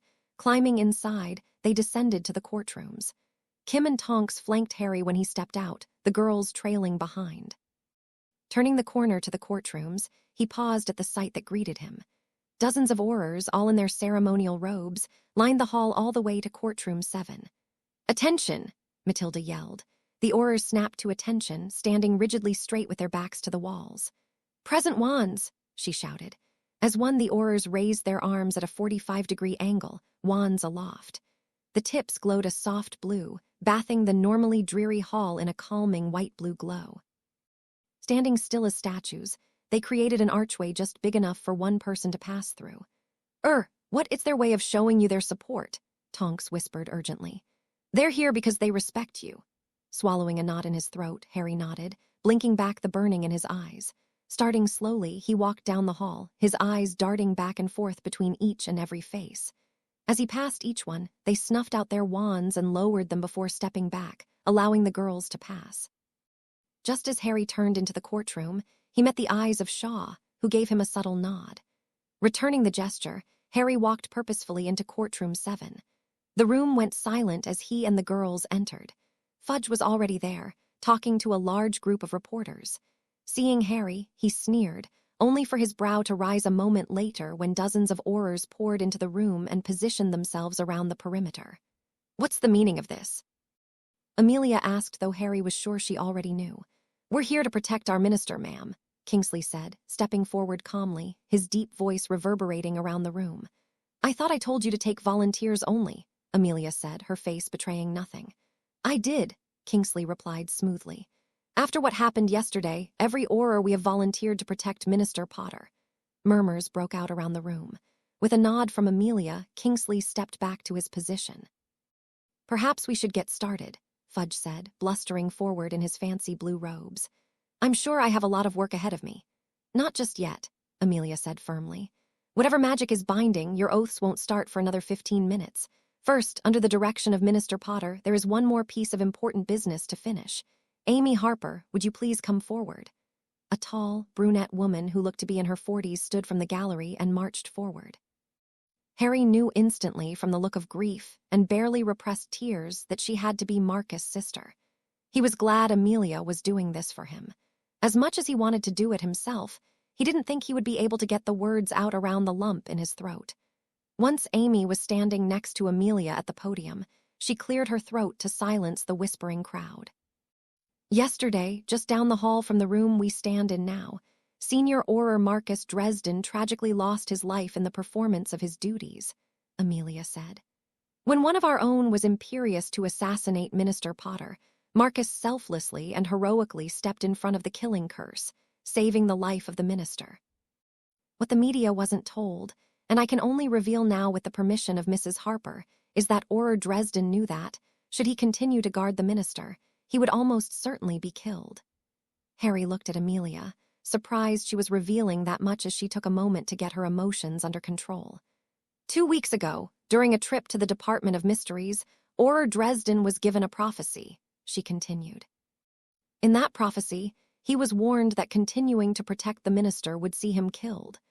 Rather than reveal this to me or ask for a transfer, he stayed in his position. Knowing Marcus as I have for more than 20 years, I can only surmise he did so to protect his fellow Orars. Despite knowing that by simply hesitating, he could spare his own life, Marcus never hesitated to step in front of that curse. For his brave and selfless actions, Minister Potter has awarded Orar Marcus Dresden with the Order of Merlin, First Class. The crowd applauded as Amelia pulled a red velvet case out of her robes. Opening it, she revealed the golden medal of 2 crossed wands inside. Tearfully, though maintaining her composure, Amy took the case, cradling it to her chest. As the crowd began to talk amongst themselves, Harry worked up the courage to step down next to her and clear his throat. "I'm so sorry for your loss," he said softly. "If I had known what was going to happen. That's why Marcus kept the prophecy to himself," Amy said, smiling sadly. "He was always protecting people, even as a kid. He thought highly of you, you know. Kept saying how he thought you were going to change the world for the better. And you know what? After everything he told me about you, I believe it too." Harry swallowed thickly as Amy gave him a small smile and hugged him gently. Pulling away, she wiped her eyes and walked back over to the gallery. Ignoring the reporters asking her questions, she hugged a tall, blonde man that Harry guessed was her husband. Harry took off his glasses with a sigh and rubbed his eyes.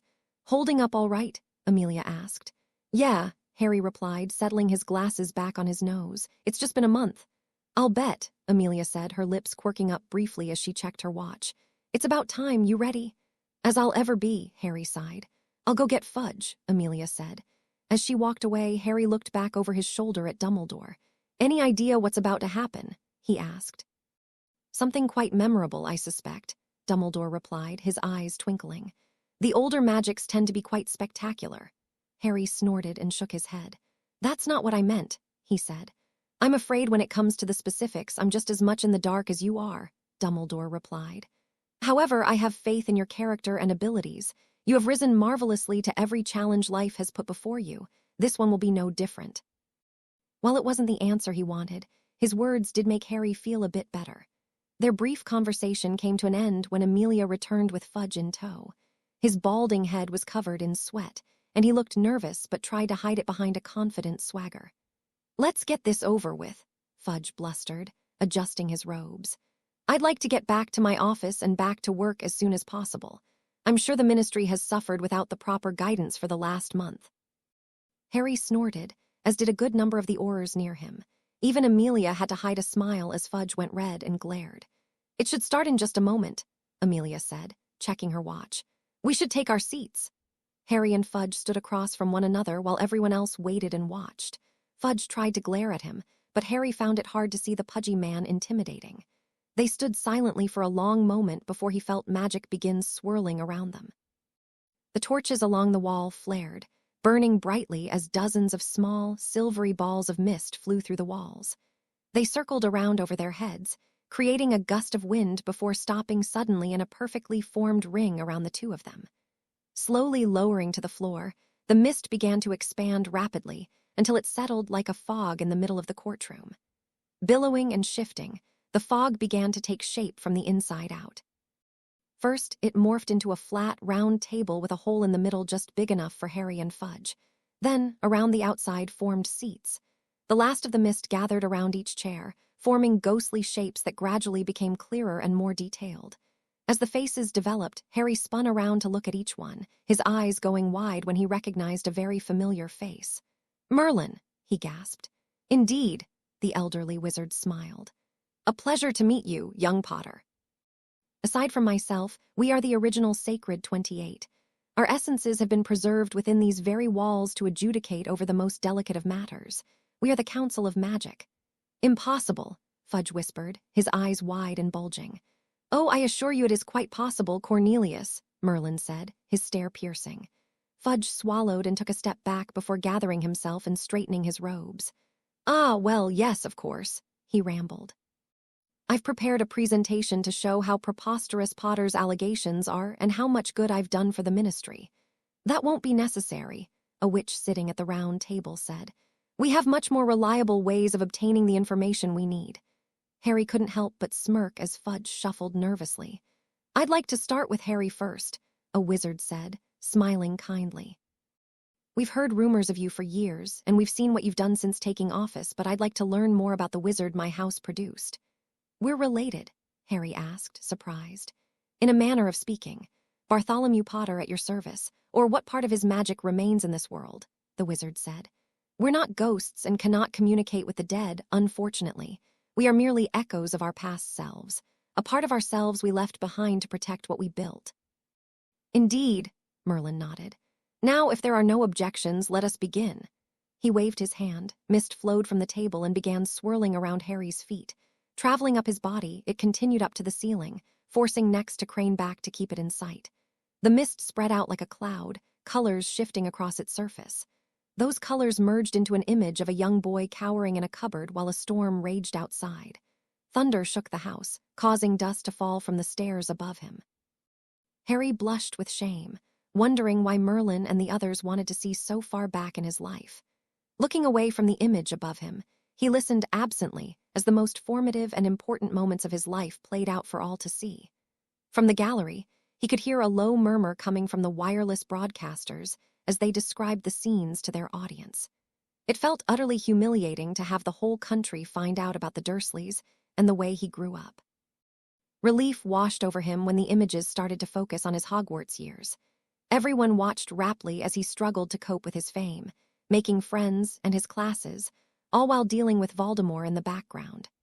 Mercifully, the images were short, only showing the most important parts of his school life.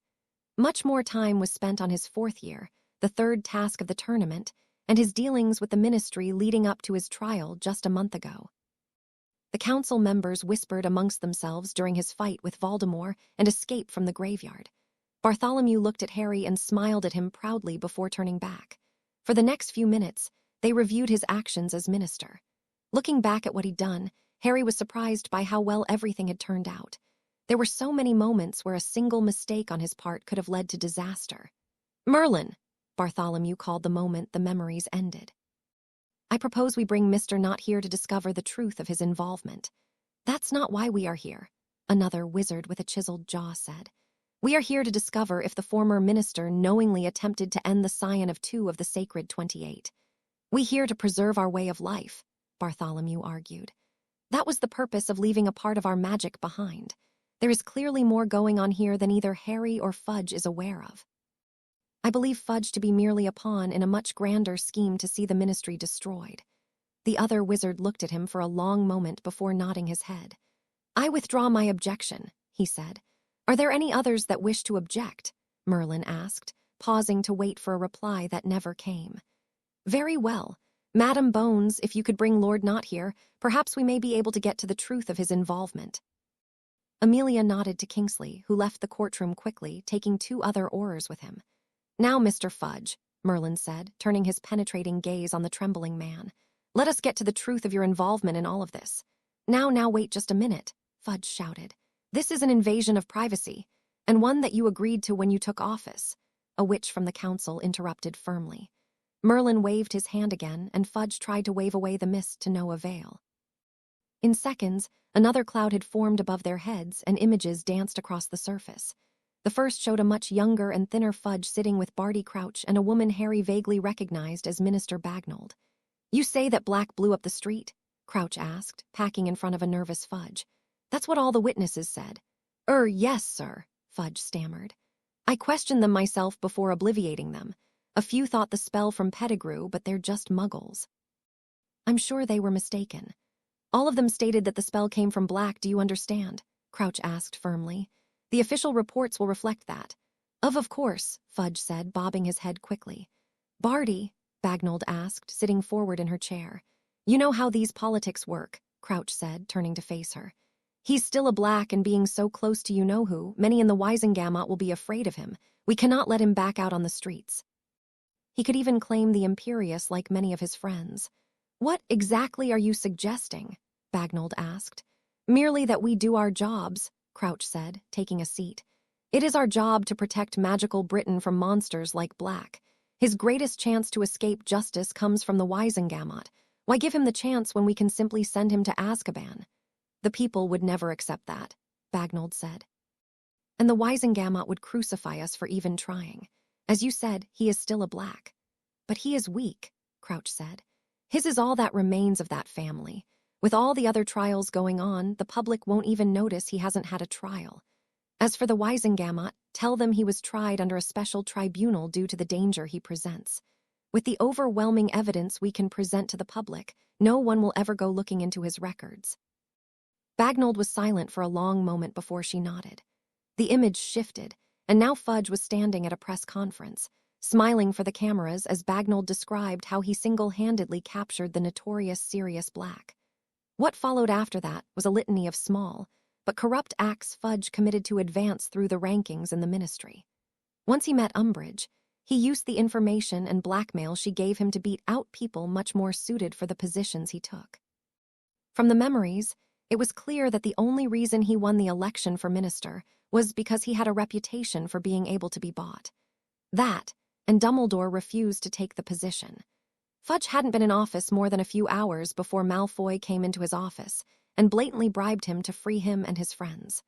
Over the years, they built a relationship that led to Fudge falling deeper and deeper into his pocket. Fudge pushed laws for him, fought others, and made changes in policy, all while making a tidy profit on the side. Then came the third task and his staunch refusal to believe Voldemort could be back.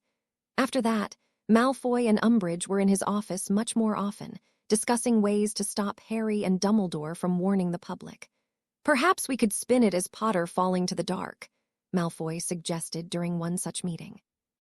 "I believe you mentioned the Dementors being unnaturally attracted to him last year."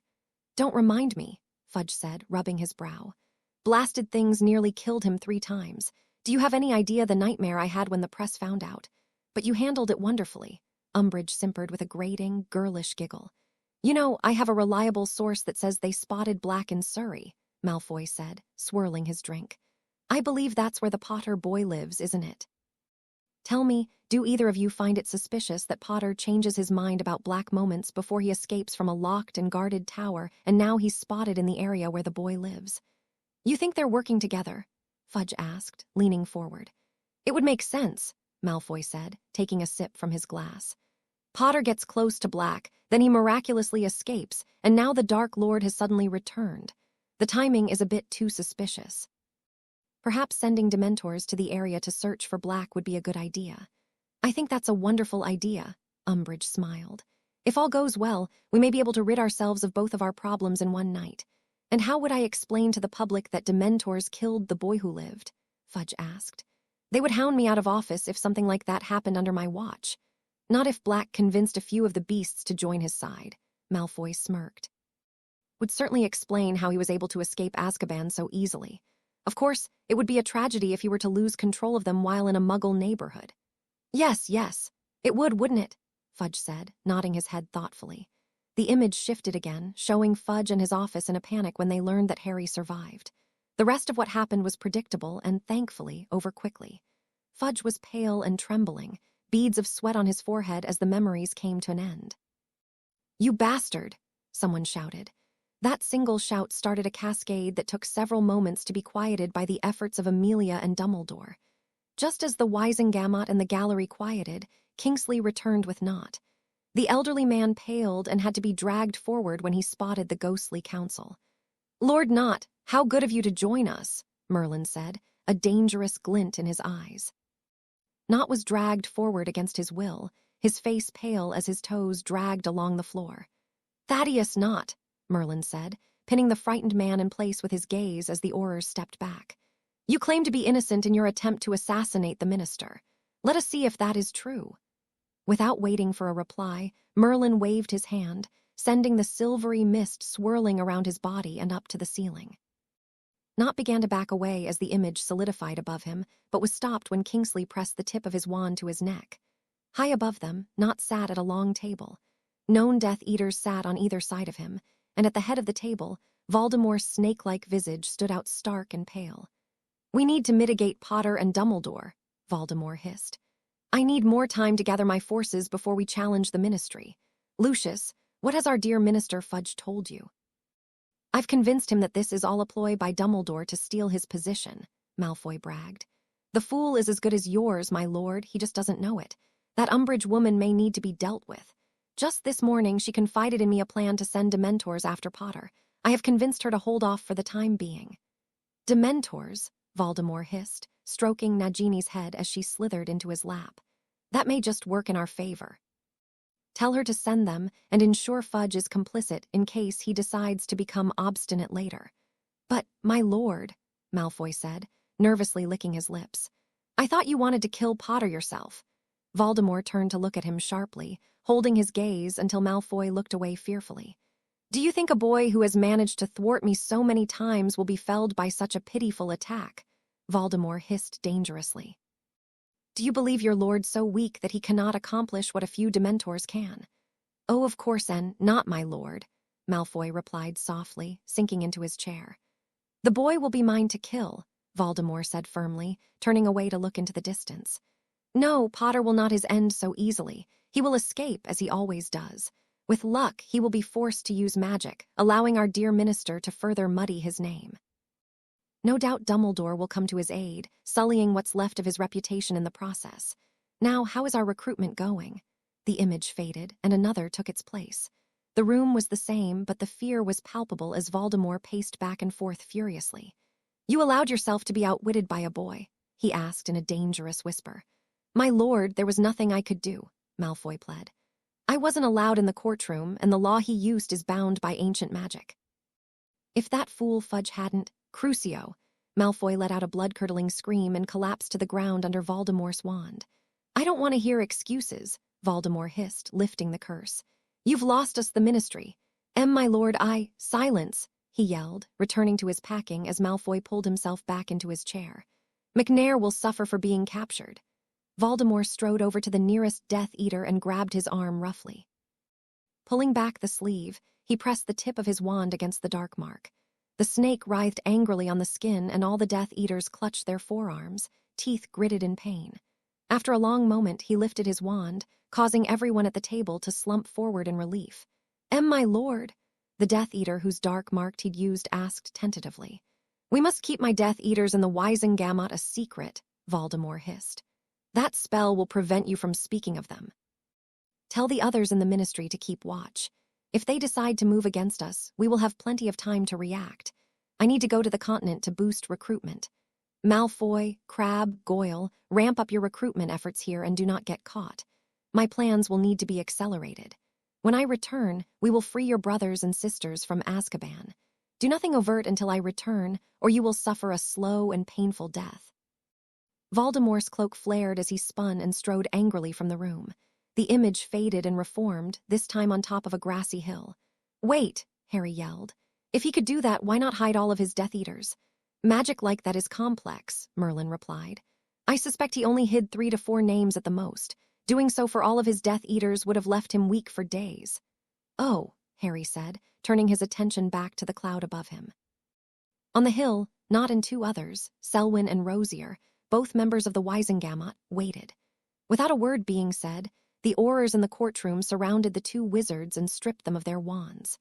Harry wasn't sure if this kind of evidence would hold up, but he could deal with that later. His attention was drawn back to the cloud when he heard the sound of a crack. Voldemort stepped seamlessly out of thin air, his eyes narrowing at the three figures as they knelt. "Why have only 3 of you answered my call?" he hissed. "My lord," Selwyn said, bowing low. "Potter is more competent than we expected. He and that bitch Bones arrested most of us. We sent the rest into hiding." "How many?" Voldemort hissed, sounding more snake than human. Selwyn shivered in fear. "All that were at your rebirth and the first 2 batches of recruits, my lord." "How?" Voldemort barked. "They sealed the M-Ministry and launched a full assault, my lord," Selwyn stammered. "Orars hit all of our homes and safe houses at once. We had no chance to warn them. I was only just released from the Ministry a few minutes ago." Voldemort turned away and looked into the distance. With a shout of pure rage, he thrust his wand forward. A massive red, writhing spell leapt from the tip. It traveled over half a mile in just over a second, impacting the side of a distant hill. The explosion sounded like a bomb going off. The top half of the hill was completely destroyed, exposing the dirt and bedrock within. "Potter will pay for this," Voldemort hissed softly, packing back and forth for a long moment. "Find out where they're holding my Death Eaters. Focus on finding the most important ones. I want them free before they're taken to Azkaban." The image shifted again, revealing Nott as the one to give Voldemort the information about who was guarding Malfoy and the others. Then it showed the kidnappers that escaped, who turned out to be new recruits, being tortured for their failure. Harry could see Voldemort losing some grip on his sanity in those moments. It gave him an almost perverse sense of pride that he was causing him so many problems. Next, the Dark Lord ordered the werewolf attack in an attempt to demoralize Harry. When that failed, Voldemort actually killed one of his Death Eaters in a rage. "Potter must be stopped," Voldemort said, now staying in a much less luxurious home than the Malfoys. "Nott, I require your services." "Of course, my lord," Nott replied, bowing low. "We need you to keep your position on the Wisengamot, but you're uniquely placed to get close to him," Voldemort said. "Since all of you are incompetent, I'll be controlling you myself." "My lord," Nott asked nervously. "You will need proof of the Imperius if you are to claim it at your trial," Voldemort smirked, his eyes glittering with glee as Nott swallowed nervously. "No need to fear. I will ensure they get nothing from you. You will be released shortly, Potter will be dead, and we will free my Death Eaters from Azkaban." Nott bowed his head as Voldemort laughed and raised his wand. "I'm happy to be of service, my lord," he said. "Imperio." The cloud faded into nothing, and Nott swallowed as all eyes turned to him. "Orars arrest Selwyn and Rosier," Amelia barked furiously. "Bring them forward," Merlin said.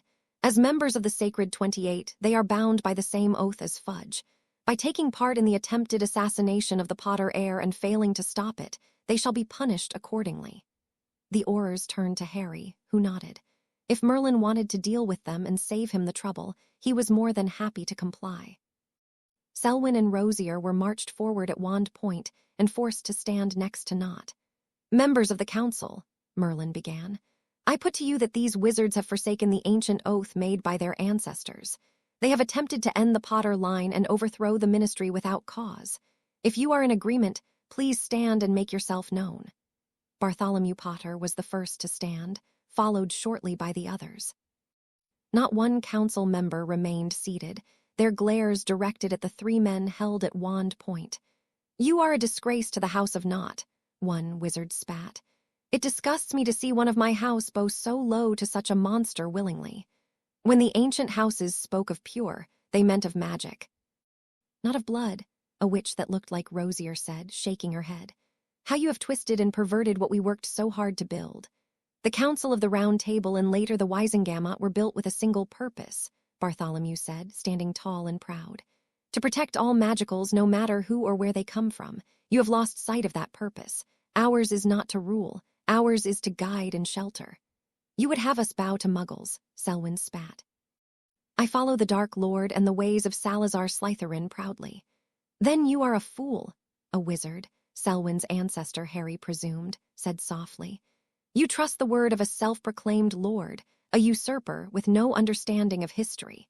Salazar Slytherin once served on this council long before the Ministry was built around it. He hated muggles because they killed his wife and daughter. He left Hogwarts not because they allowed muggleborns to attend, but because he wanted to remove them from their Muggle parents to protect them. It was a different time, when being magical could see you drowned or burned at the stake. This Dark Lord you follow will only see our world destroyed, and your only motivation is greed. If this is how far our family has fallen, then we do not deserve a voice in this chamber. Not, Selwyn, Rosier, and Fudge, Merlin called. For your crimes, we hereby strip you of all titles, monies, and properties to be given to Lord Potter. It will be up to Magic herself if you are allowed to keep her gift. Holding out his hand, the mist swirled and formed a staff in his hand. Merlin banged it on the ground 3 times, the sound of wood on stone echoing loudly through the chamber. The mist swirled around them, and Harry took a step out of the way. All 4 men shouted and yelled in fear as they were consumed in a cyclone of thick, silvery clouds. He heard screams, and the mist glowed brightly before shooting straight up. The men trembled before dropping to their knees, pale and covered in sweat. What happened? Harry asked. Magic judged them unworthy, Bartholomew told him. The houses of Nott, Selwyn, and Rosier are expelled from the Sacred 28, Magic said.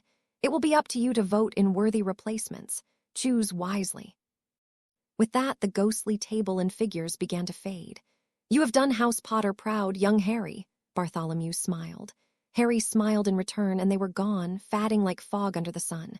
Get those 4 out of here, Amelia said, pointing to Fudge, Selwyn, Rosier, and Nott. We'll figure out what to do with them later. Standing, Dumbledore raised his hands for quiet. Well, that was certainly enlightening, he said, prompting a bit of laughter. I think if there are no objections, we can consider this matter closed. Raising his gavel, he brought it down on the block. A loud bang echoed around the chamber, shaking the entire room and causing dust to fall from the ceiling. Surprise rippled through the courtroom, and Dumbledore looked at his gavel in surprise. Boom! As the room shook, Harry yelped from a sharp pain in his scar. Voldemort, he said, fighting against the pain and getting to his feet. He's here. Amelia jumped to her feet, wand appearing in her hand as she followed Harry towards the doors. Orars with me, she yelled.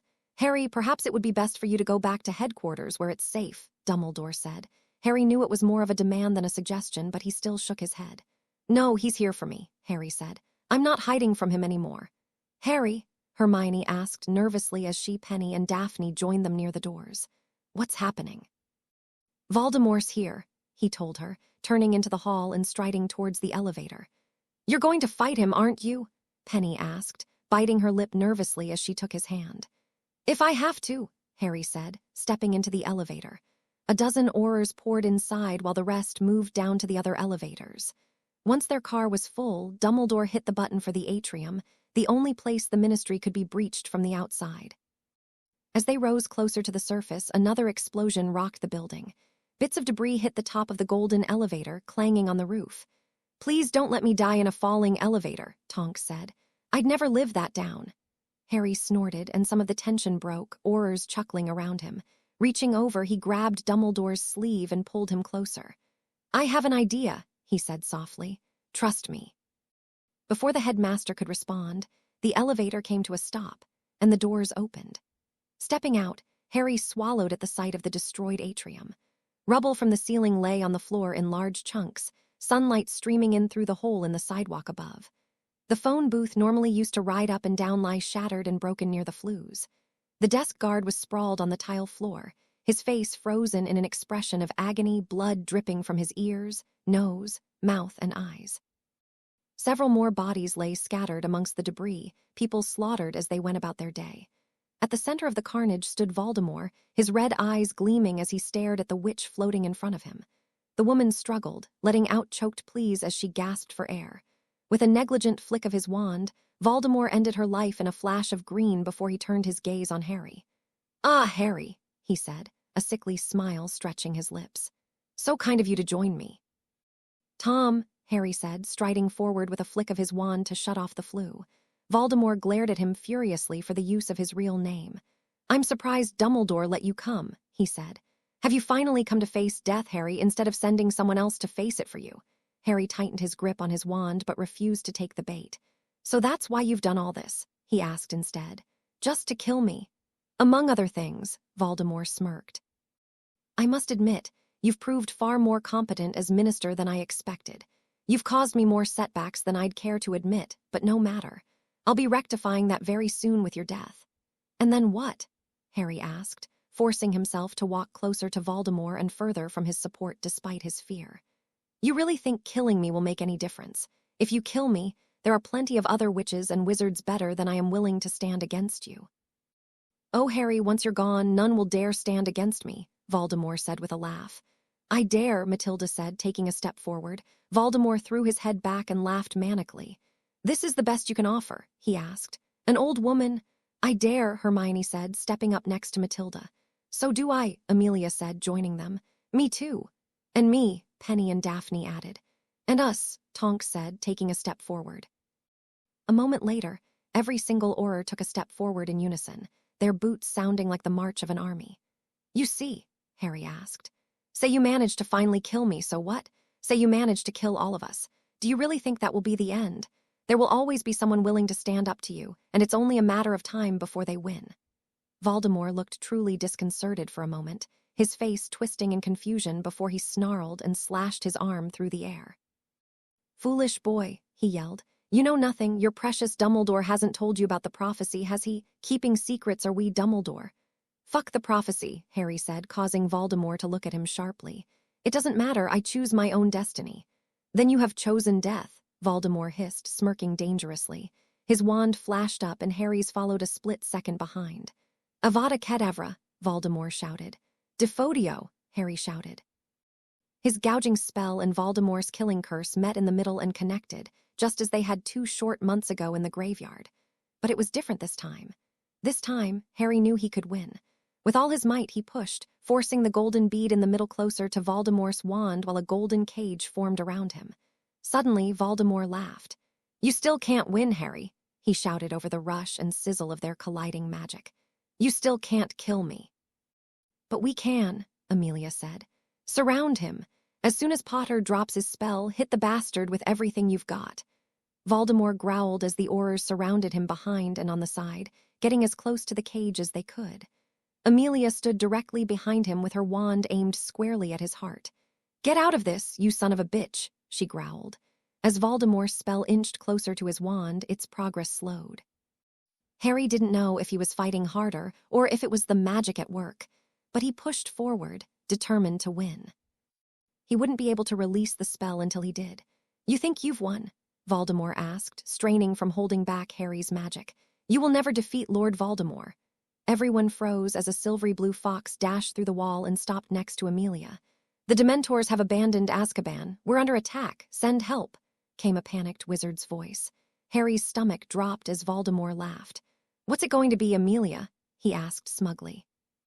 "Will you and your Aurors stay to kill me, leaving your guards to die at the hands of my Death Eaters, or will you abandon Potter to his fate to save them?"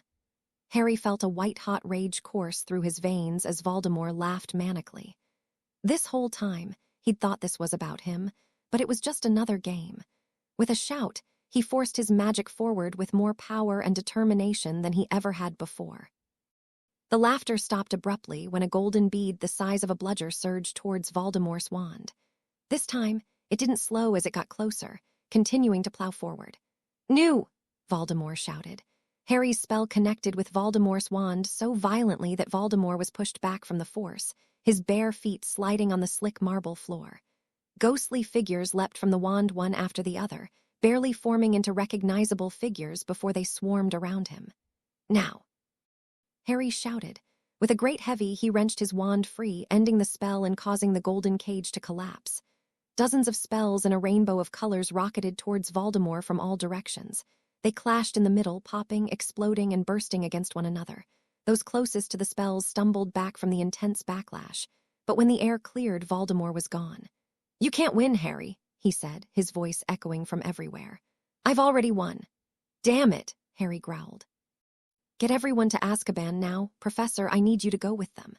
"Harry, I don't think— You and I are the only ones that can hold him off," Harry said firmly. "If he shows up and we're not there, he'll slaughter them, and you know it. Now either you go or I go, which is it?" Dumbledore stared at him for a long moment before sighing. "Very well," he said. Harry let out a breath he didn't realize he was holding as Amelia got her orars together. "Jones, I want you and your team to stay here and guard the ministry," she barked. "If anything happens here, you contact me immediately.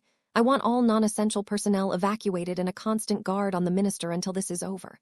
Hargrave, Tonks, that means you. The rest of you with me." Exhaustedly, Harry sat on a large chunk of concrete as the orars followed Amelia back to the elevator. "Are you all right?" Penny asked, sitting next to him. "Just tired," he said, sighing. "And mad at myself. I should have known he was here for more than just me."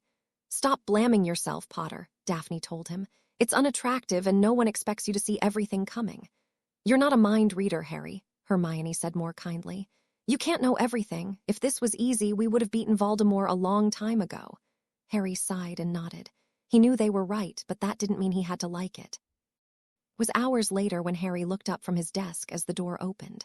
Amelia walked in, her robes tattered and burned, a thin cut running down her cheek. "How bad is it?" he asked warily.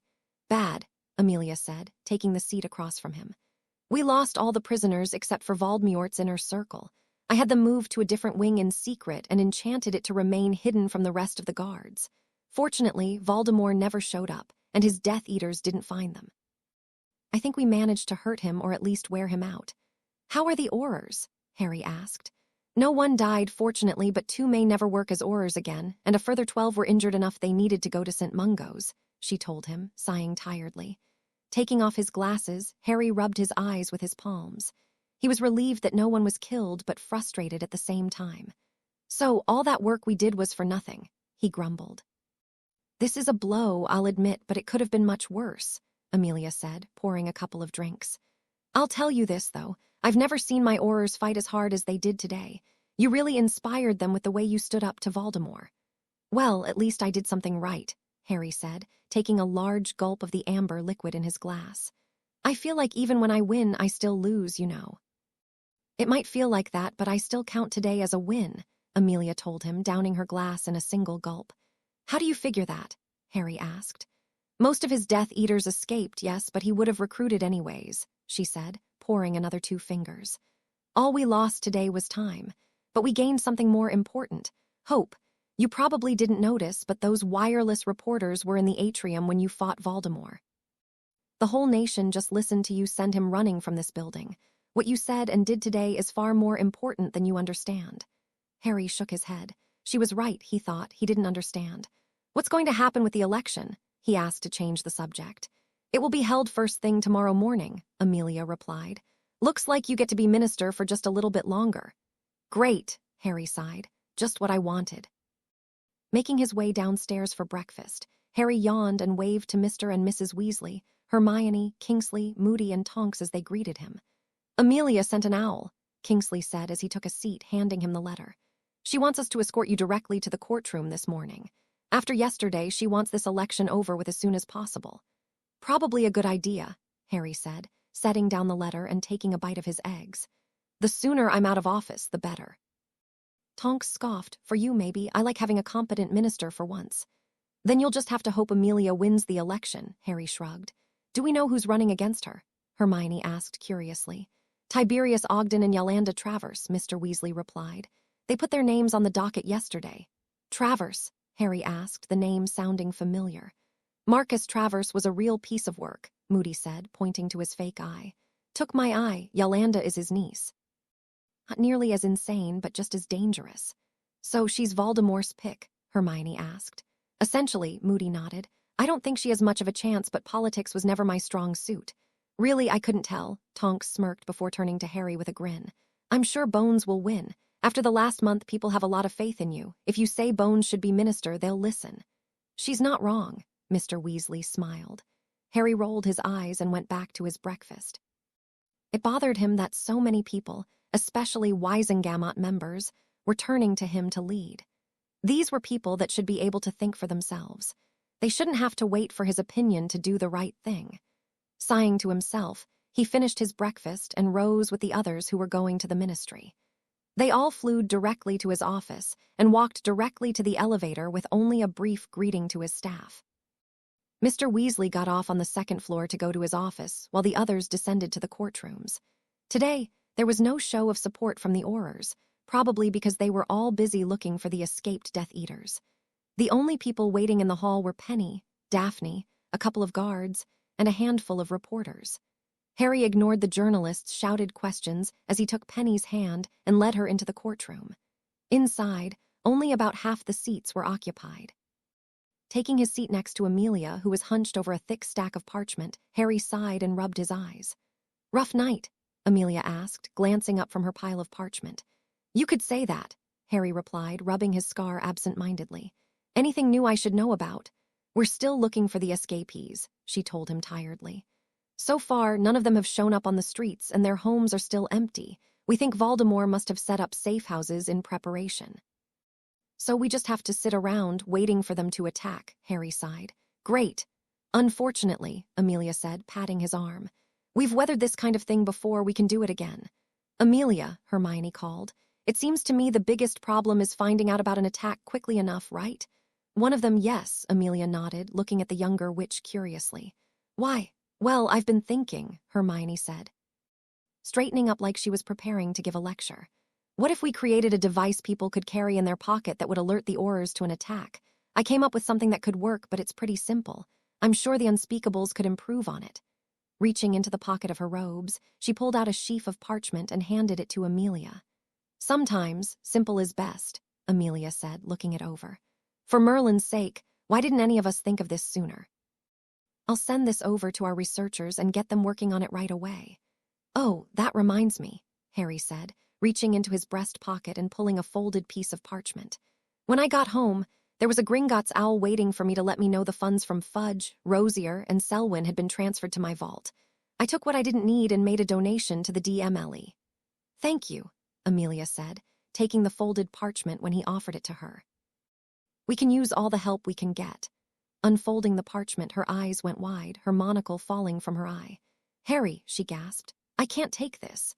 "It's already in the ministry vaults," Harry told her firmly.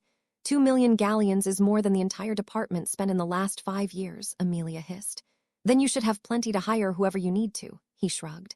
"Oh, and I took care of the back pay we owed those retired orars. They should be notified later today." Amelia trailed off, shaking her head. "Are you sure I can't convince you to run for minister?" "I do a nice thing like this, and you want to punish me?" Harry asked with a smirk. Rolling their eyes, Hermione and Penny smacked the back of his head lightly. Chuckling, he looked up as Dumbledore entered the room. He hadn't noticed over the last few minutes, but the room had filled up while he'd been talking. All of the Wisengamot members were in their seats, the reporters had quills poised to write, and the wireless broadcasters looked anxious to start. "Madam Bones, Minister," Dumbledore greeted with a nod of his head. "If you're both ready?" "More than," Harry smiled. Chuckling quietly, Dumbledore nodded and banged his gavel. "Witches and wizards of the Wisengamot," he called, gathering everyone's attention. "While I'm sure you will all join me in lamenting the loss of Harry Potter as our Minister for Magic, it is indeed time for us to elect his replacement. Our list of nominees is as follows. From the Department of Magical Law Enforcement, we have Minister Potter's chosen replacement, Madam Amelia Bones." Pausing, he allowed Amelia a moment to stand and be recognized, garnering a small round of applause. From the renowned fire whiskey distillery of the same name, we have senior Wisengamot member Tiberius Ogden. An old, smiling wizard with a long, braided mustache stood and waved to a smatter of applause. And finally, we have the owner of Travers Apothecary, Yolanda Travers. A thin witch with a narrow, pretty face and long, straight black hair stood and smiled thinly as a few people clapped quietly. As she sat back down, Harry noticed she clutched her hands in her lap to keep them from shaking. It made him wonder just how much of this was her choice. Glancing at Amelia, he saw that she had noticed it as well, her eyes narrowing slightly. "Now, before we begin, is there anyone else who would like to nominate themselves or someone else?" Dumbledore asked. When no one spoke up after a full minute of silence, Dumbledore banged his gavel gently 3 times. "Then I open the floor to opening statements from our nominees," he continued. "Tiberius, would you like to go first?" Hermione sat upright and took diligent notes, apparently fascinated by the election process, but Harry found himself bored only a few minutes in. It seemed pretty straightforward to him. Each candidate made an opening statement about what they planned to accomplish as minister, and then the Wisengamot was allowed to ask all 3 of them questions. In his view, Amelia was the clear winner. Travers was nervous and had a long-winded way of saying nothing of substance. while Ogden made vague promises without going into any detail. Amelia, however, answered each question directly, laying out exactly what steps she planned to take. While the majority of the discussion was focused on the war with Voldemort, Harry did get annoyed with some of the questions about taxes, permits, and stances of flying carpets. It made him wonder if some of those in the Wisengamot even cared about how much danger they were in. There were far more important things to be talking about. It took a couple of hours for the questions to finish, and then the candidates were allowed a final 5-minute speech before voting began. With how long the questioning took, Harry was a little surprised by how fast the election process itself really was. Witches and wizards of the Wisengamot, when I call the name of the candidate you wish to vote for, please raise your wand and light the tip, Dumbledore said as if instructing a class. Please wait until all of the votes have been counted before lowering your wand. Now our first candidate, Tiberius Ogden.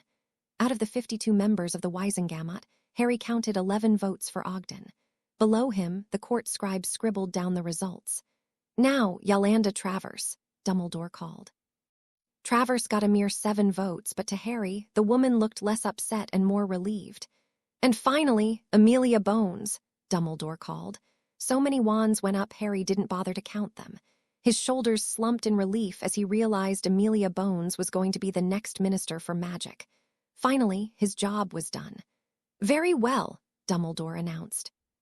By the powers vested in me by magic and this august body, I name Madam Amelia Susan Bones the duly elected 37th Minister for Magic.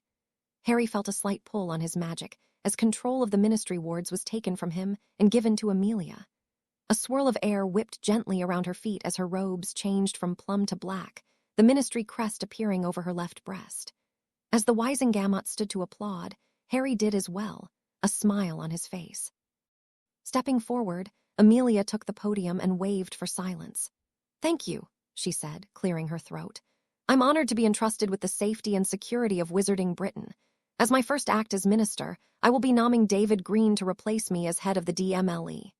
Harry felt a bit surprised, thinking back to the kindly old man he'd brought back out of retirement. He'd expected the job to go to Matilda or even Kingsley. In the end, he shrugged, trusting Amelia's judgment. Since I've worked so closely with Mr. Potter over the last month, Amelia continued, I'd like to have another meeting in 2 days to elect new families to the Wisengamot and update you on our efforts to recapture the escaped Death Eaters. Until then, it looks like I have a lot of work to do. Amelia received a few chuckles and another round of applause as she stepped back to her seat. If that is all, Dumbledore asked, pausing with his gavel raised. Then I called this meeting adjourned. Bang. So, why did you make David the new head of the DMLE? Harry asked Amelia curiously as they boarded the elevator. Not that I'm complaining, I just thought you'd give the job to Kingsley or Matilda. Matilda was injured during the Azkaban breakout, Amelia said, continuing quickly at Harry's worried look. She'll recover, but this time she's retiring for good. Don't worry, she's a tough old bird. I heard she's already got a new job lined up. As for Kingsley, I felt he would be better remaining in the field. Fair enough, Harry nodded. I'm glad you approve, Amelia smirked. Harry raised his hands placatingly. The elevator came to a stop, and Harry and the others stepped out into a shouting match. You've got to be joking, Penny growled angrily.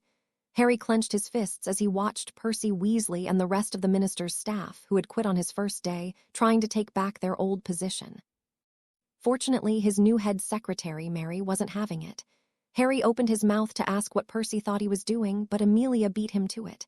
What the hell is going on here? She asked, her powerful voice cutting through the din. Ah, Minister, Percy said, smoothing down his dress robes. We've come to take back our positions. Your position? Amelia asked with surprising calm. You left a month ago without a word. We left in protest of the way Mr. Potter took the position, Percy replied. You left because your lips were stuck to Fudge's arse, Penny yelled furiously. We were unaware of the former minister's illegal actions, Percy said, frowning when Harry wrapped an arm around Penny's waist in an attempt to keep her calm. Merlin. I can't believe you think you can just waltz in here and get your old job back, Penny scoffed. I believe that's up to the new minister, he responded, giving Harry a dismissive glance. Indeed, it is, Amelia said calmly. Why should I hire any of you back after you walked out the way you did on Minister Potter? Percy grimaced as if he had a bad taste in his mouth, and the people behind him glanced at each other nervously. "Minister Bones, we simply didn't want to work for a minister that stole control of the government," he replied. "Stole?" Amelia asked, eyes narrowed. "Right, I've had enough of this. Firstly, Potter didn't steal the position. He took it legally, and he accomplished more in 30 days than Fudge did in his entire career. And you want me to fire all the people here who have worked their arses off for the last month so you can have your job back?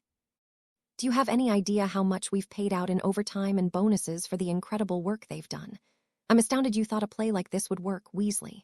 Minister, we would have been happy to stay on under proper leadership.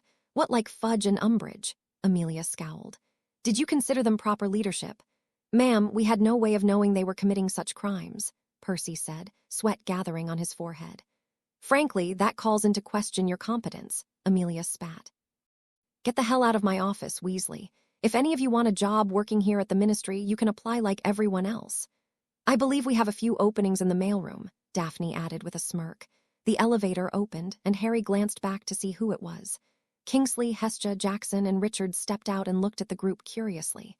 "You called, ma'am?" Kingsley asked. "I did," Amelia said, her penetrating blue eyes never leaving Percy. "Please escort Mr. Weasley and his friends back down to the atrium. From there, they can either apply for a position properly or they can leave." "Yes, ma'am," Kingsley nodded. "If you'll all come with me." Looking shaky and dumbfounded, Percy and his group allowed themselves to be ushered into the elevator. Just as the doors started to close, Tonks stuck out her tongue and Kim gave him the finger. "I can't believe him," Penny huffed.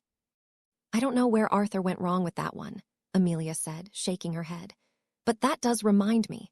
Ms. Granger, Ms. Greengrass, I understand both of you are leaving tomorrow to return to Hogwarts. I just personally wanted to thank you for the amazing work you've done.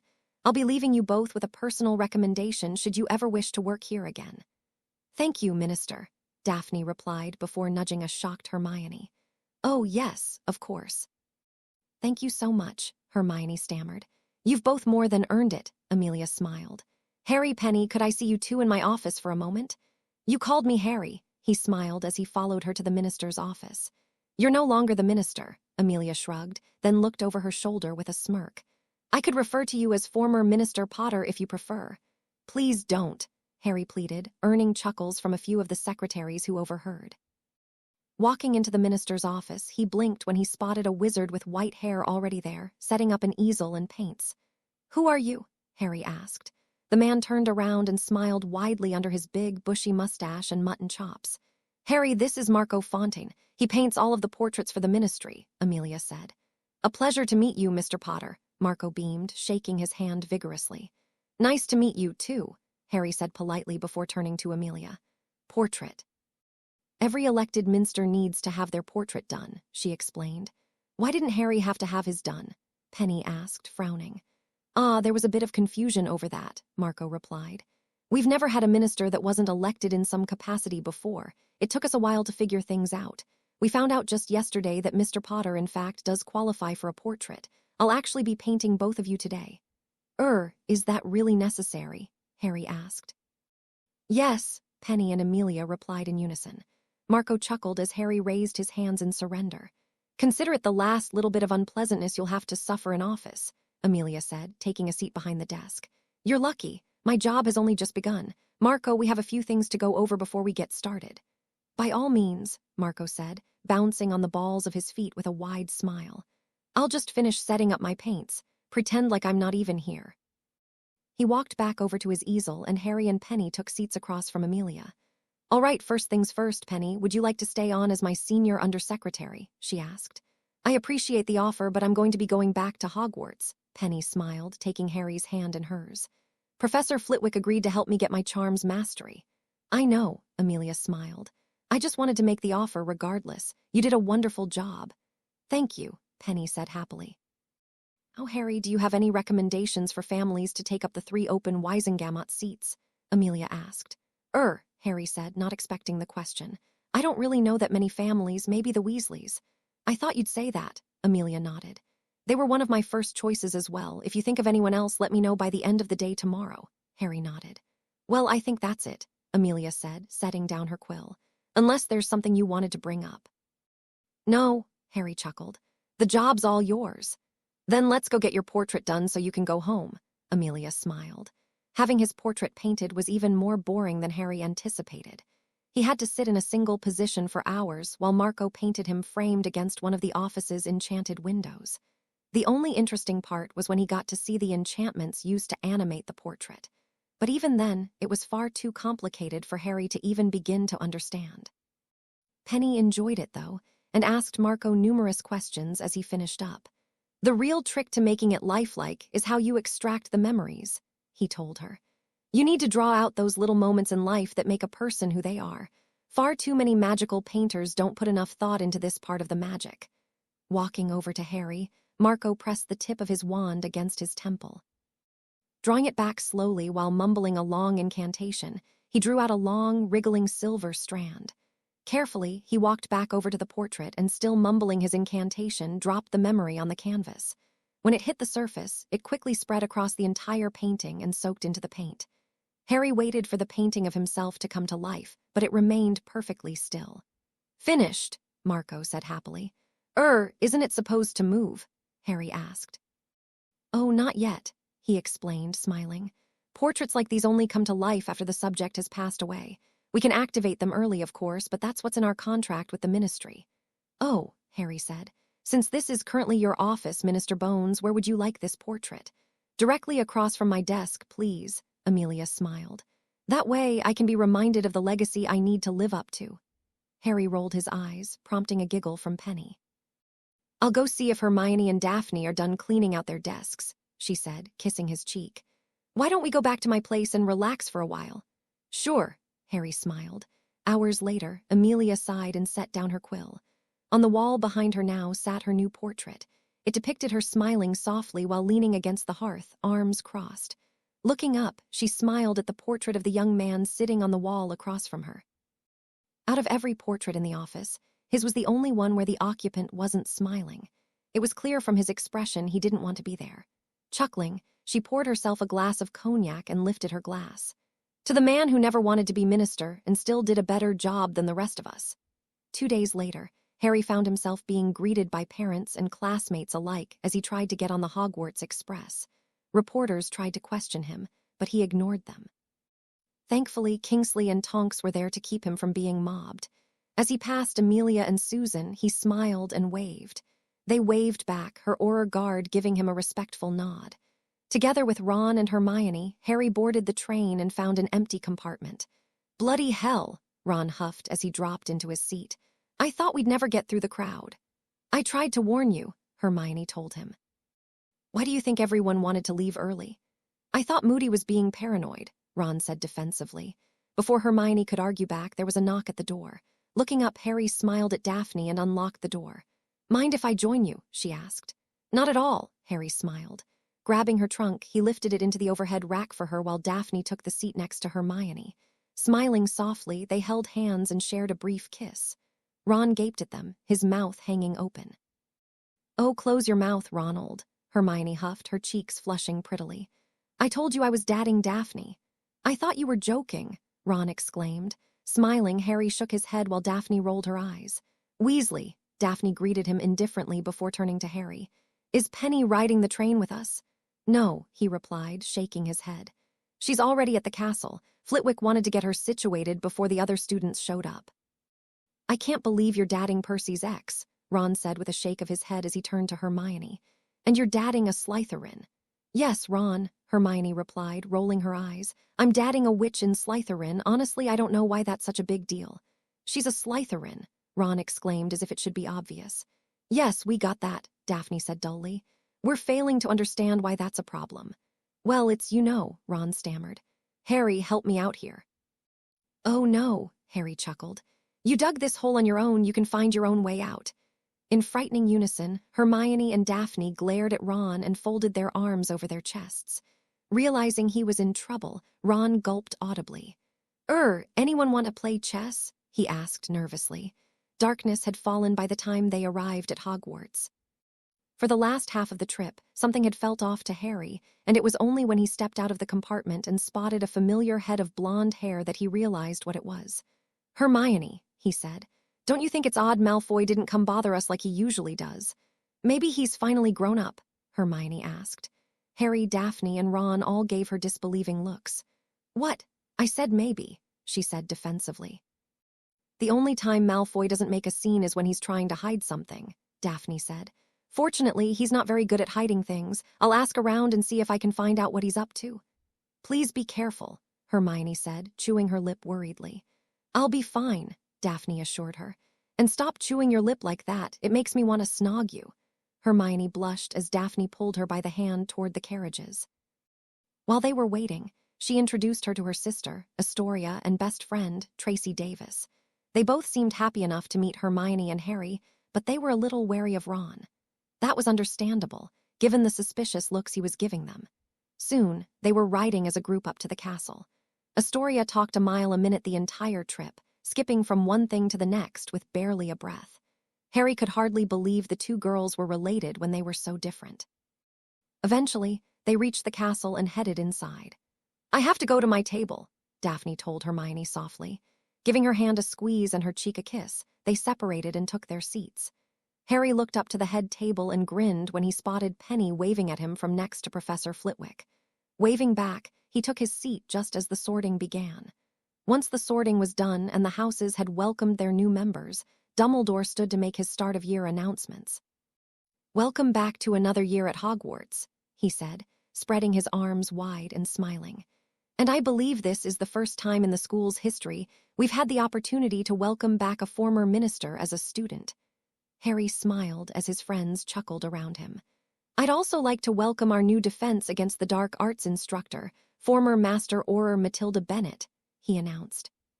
Harry turned and grinned as the doors to the Great Hall opened, and Matilda walked in, leaning on a cane for support. Finally, a good teacher, Harry said over the smattering of applause. This year might not be so bad. Thanks for watching. If you'd like to see more, please subscribe to my channel.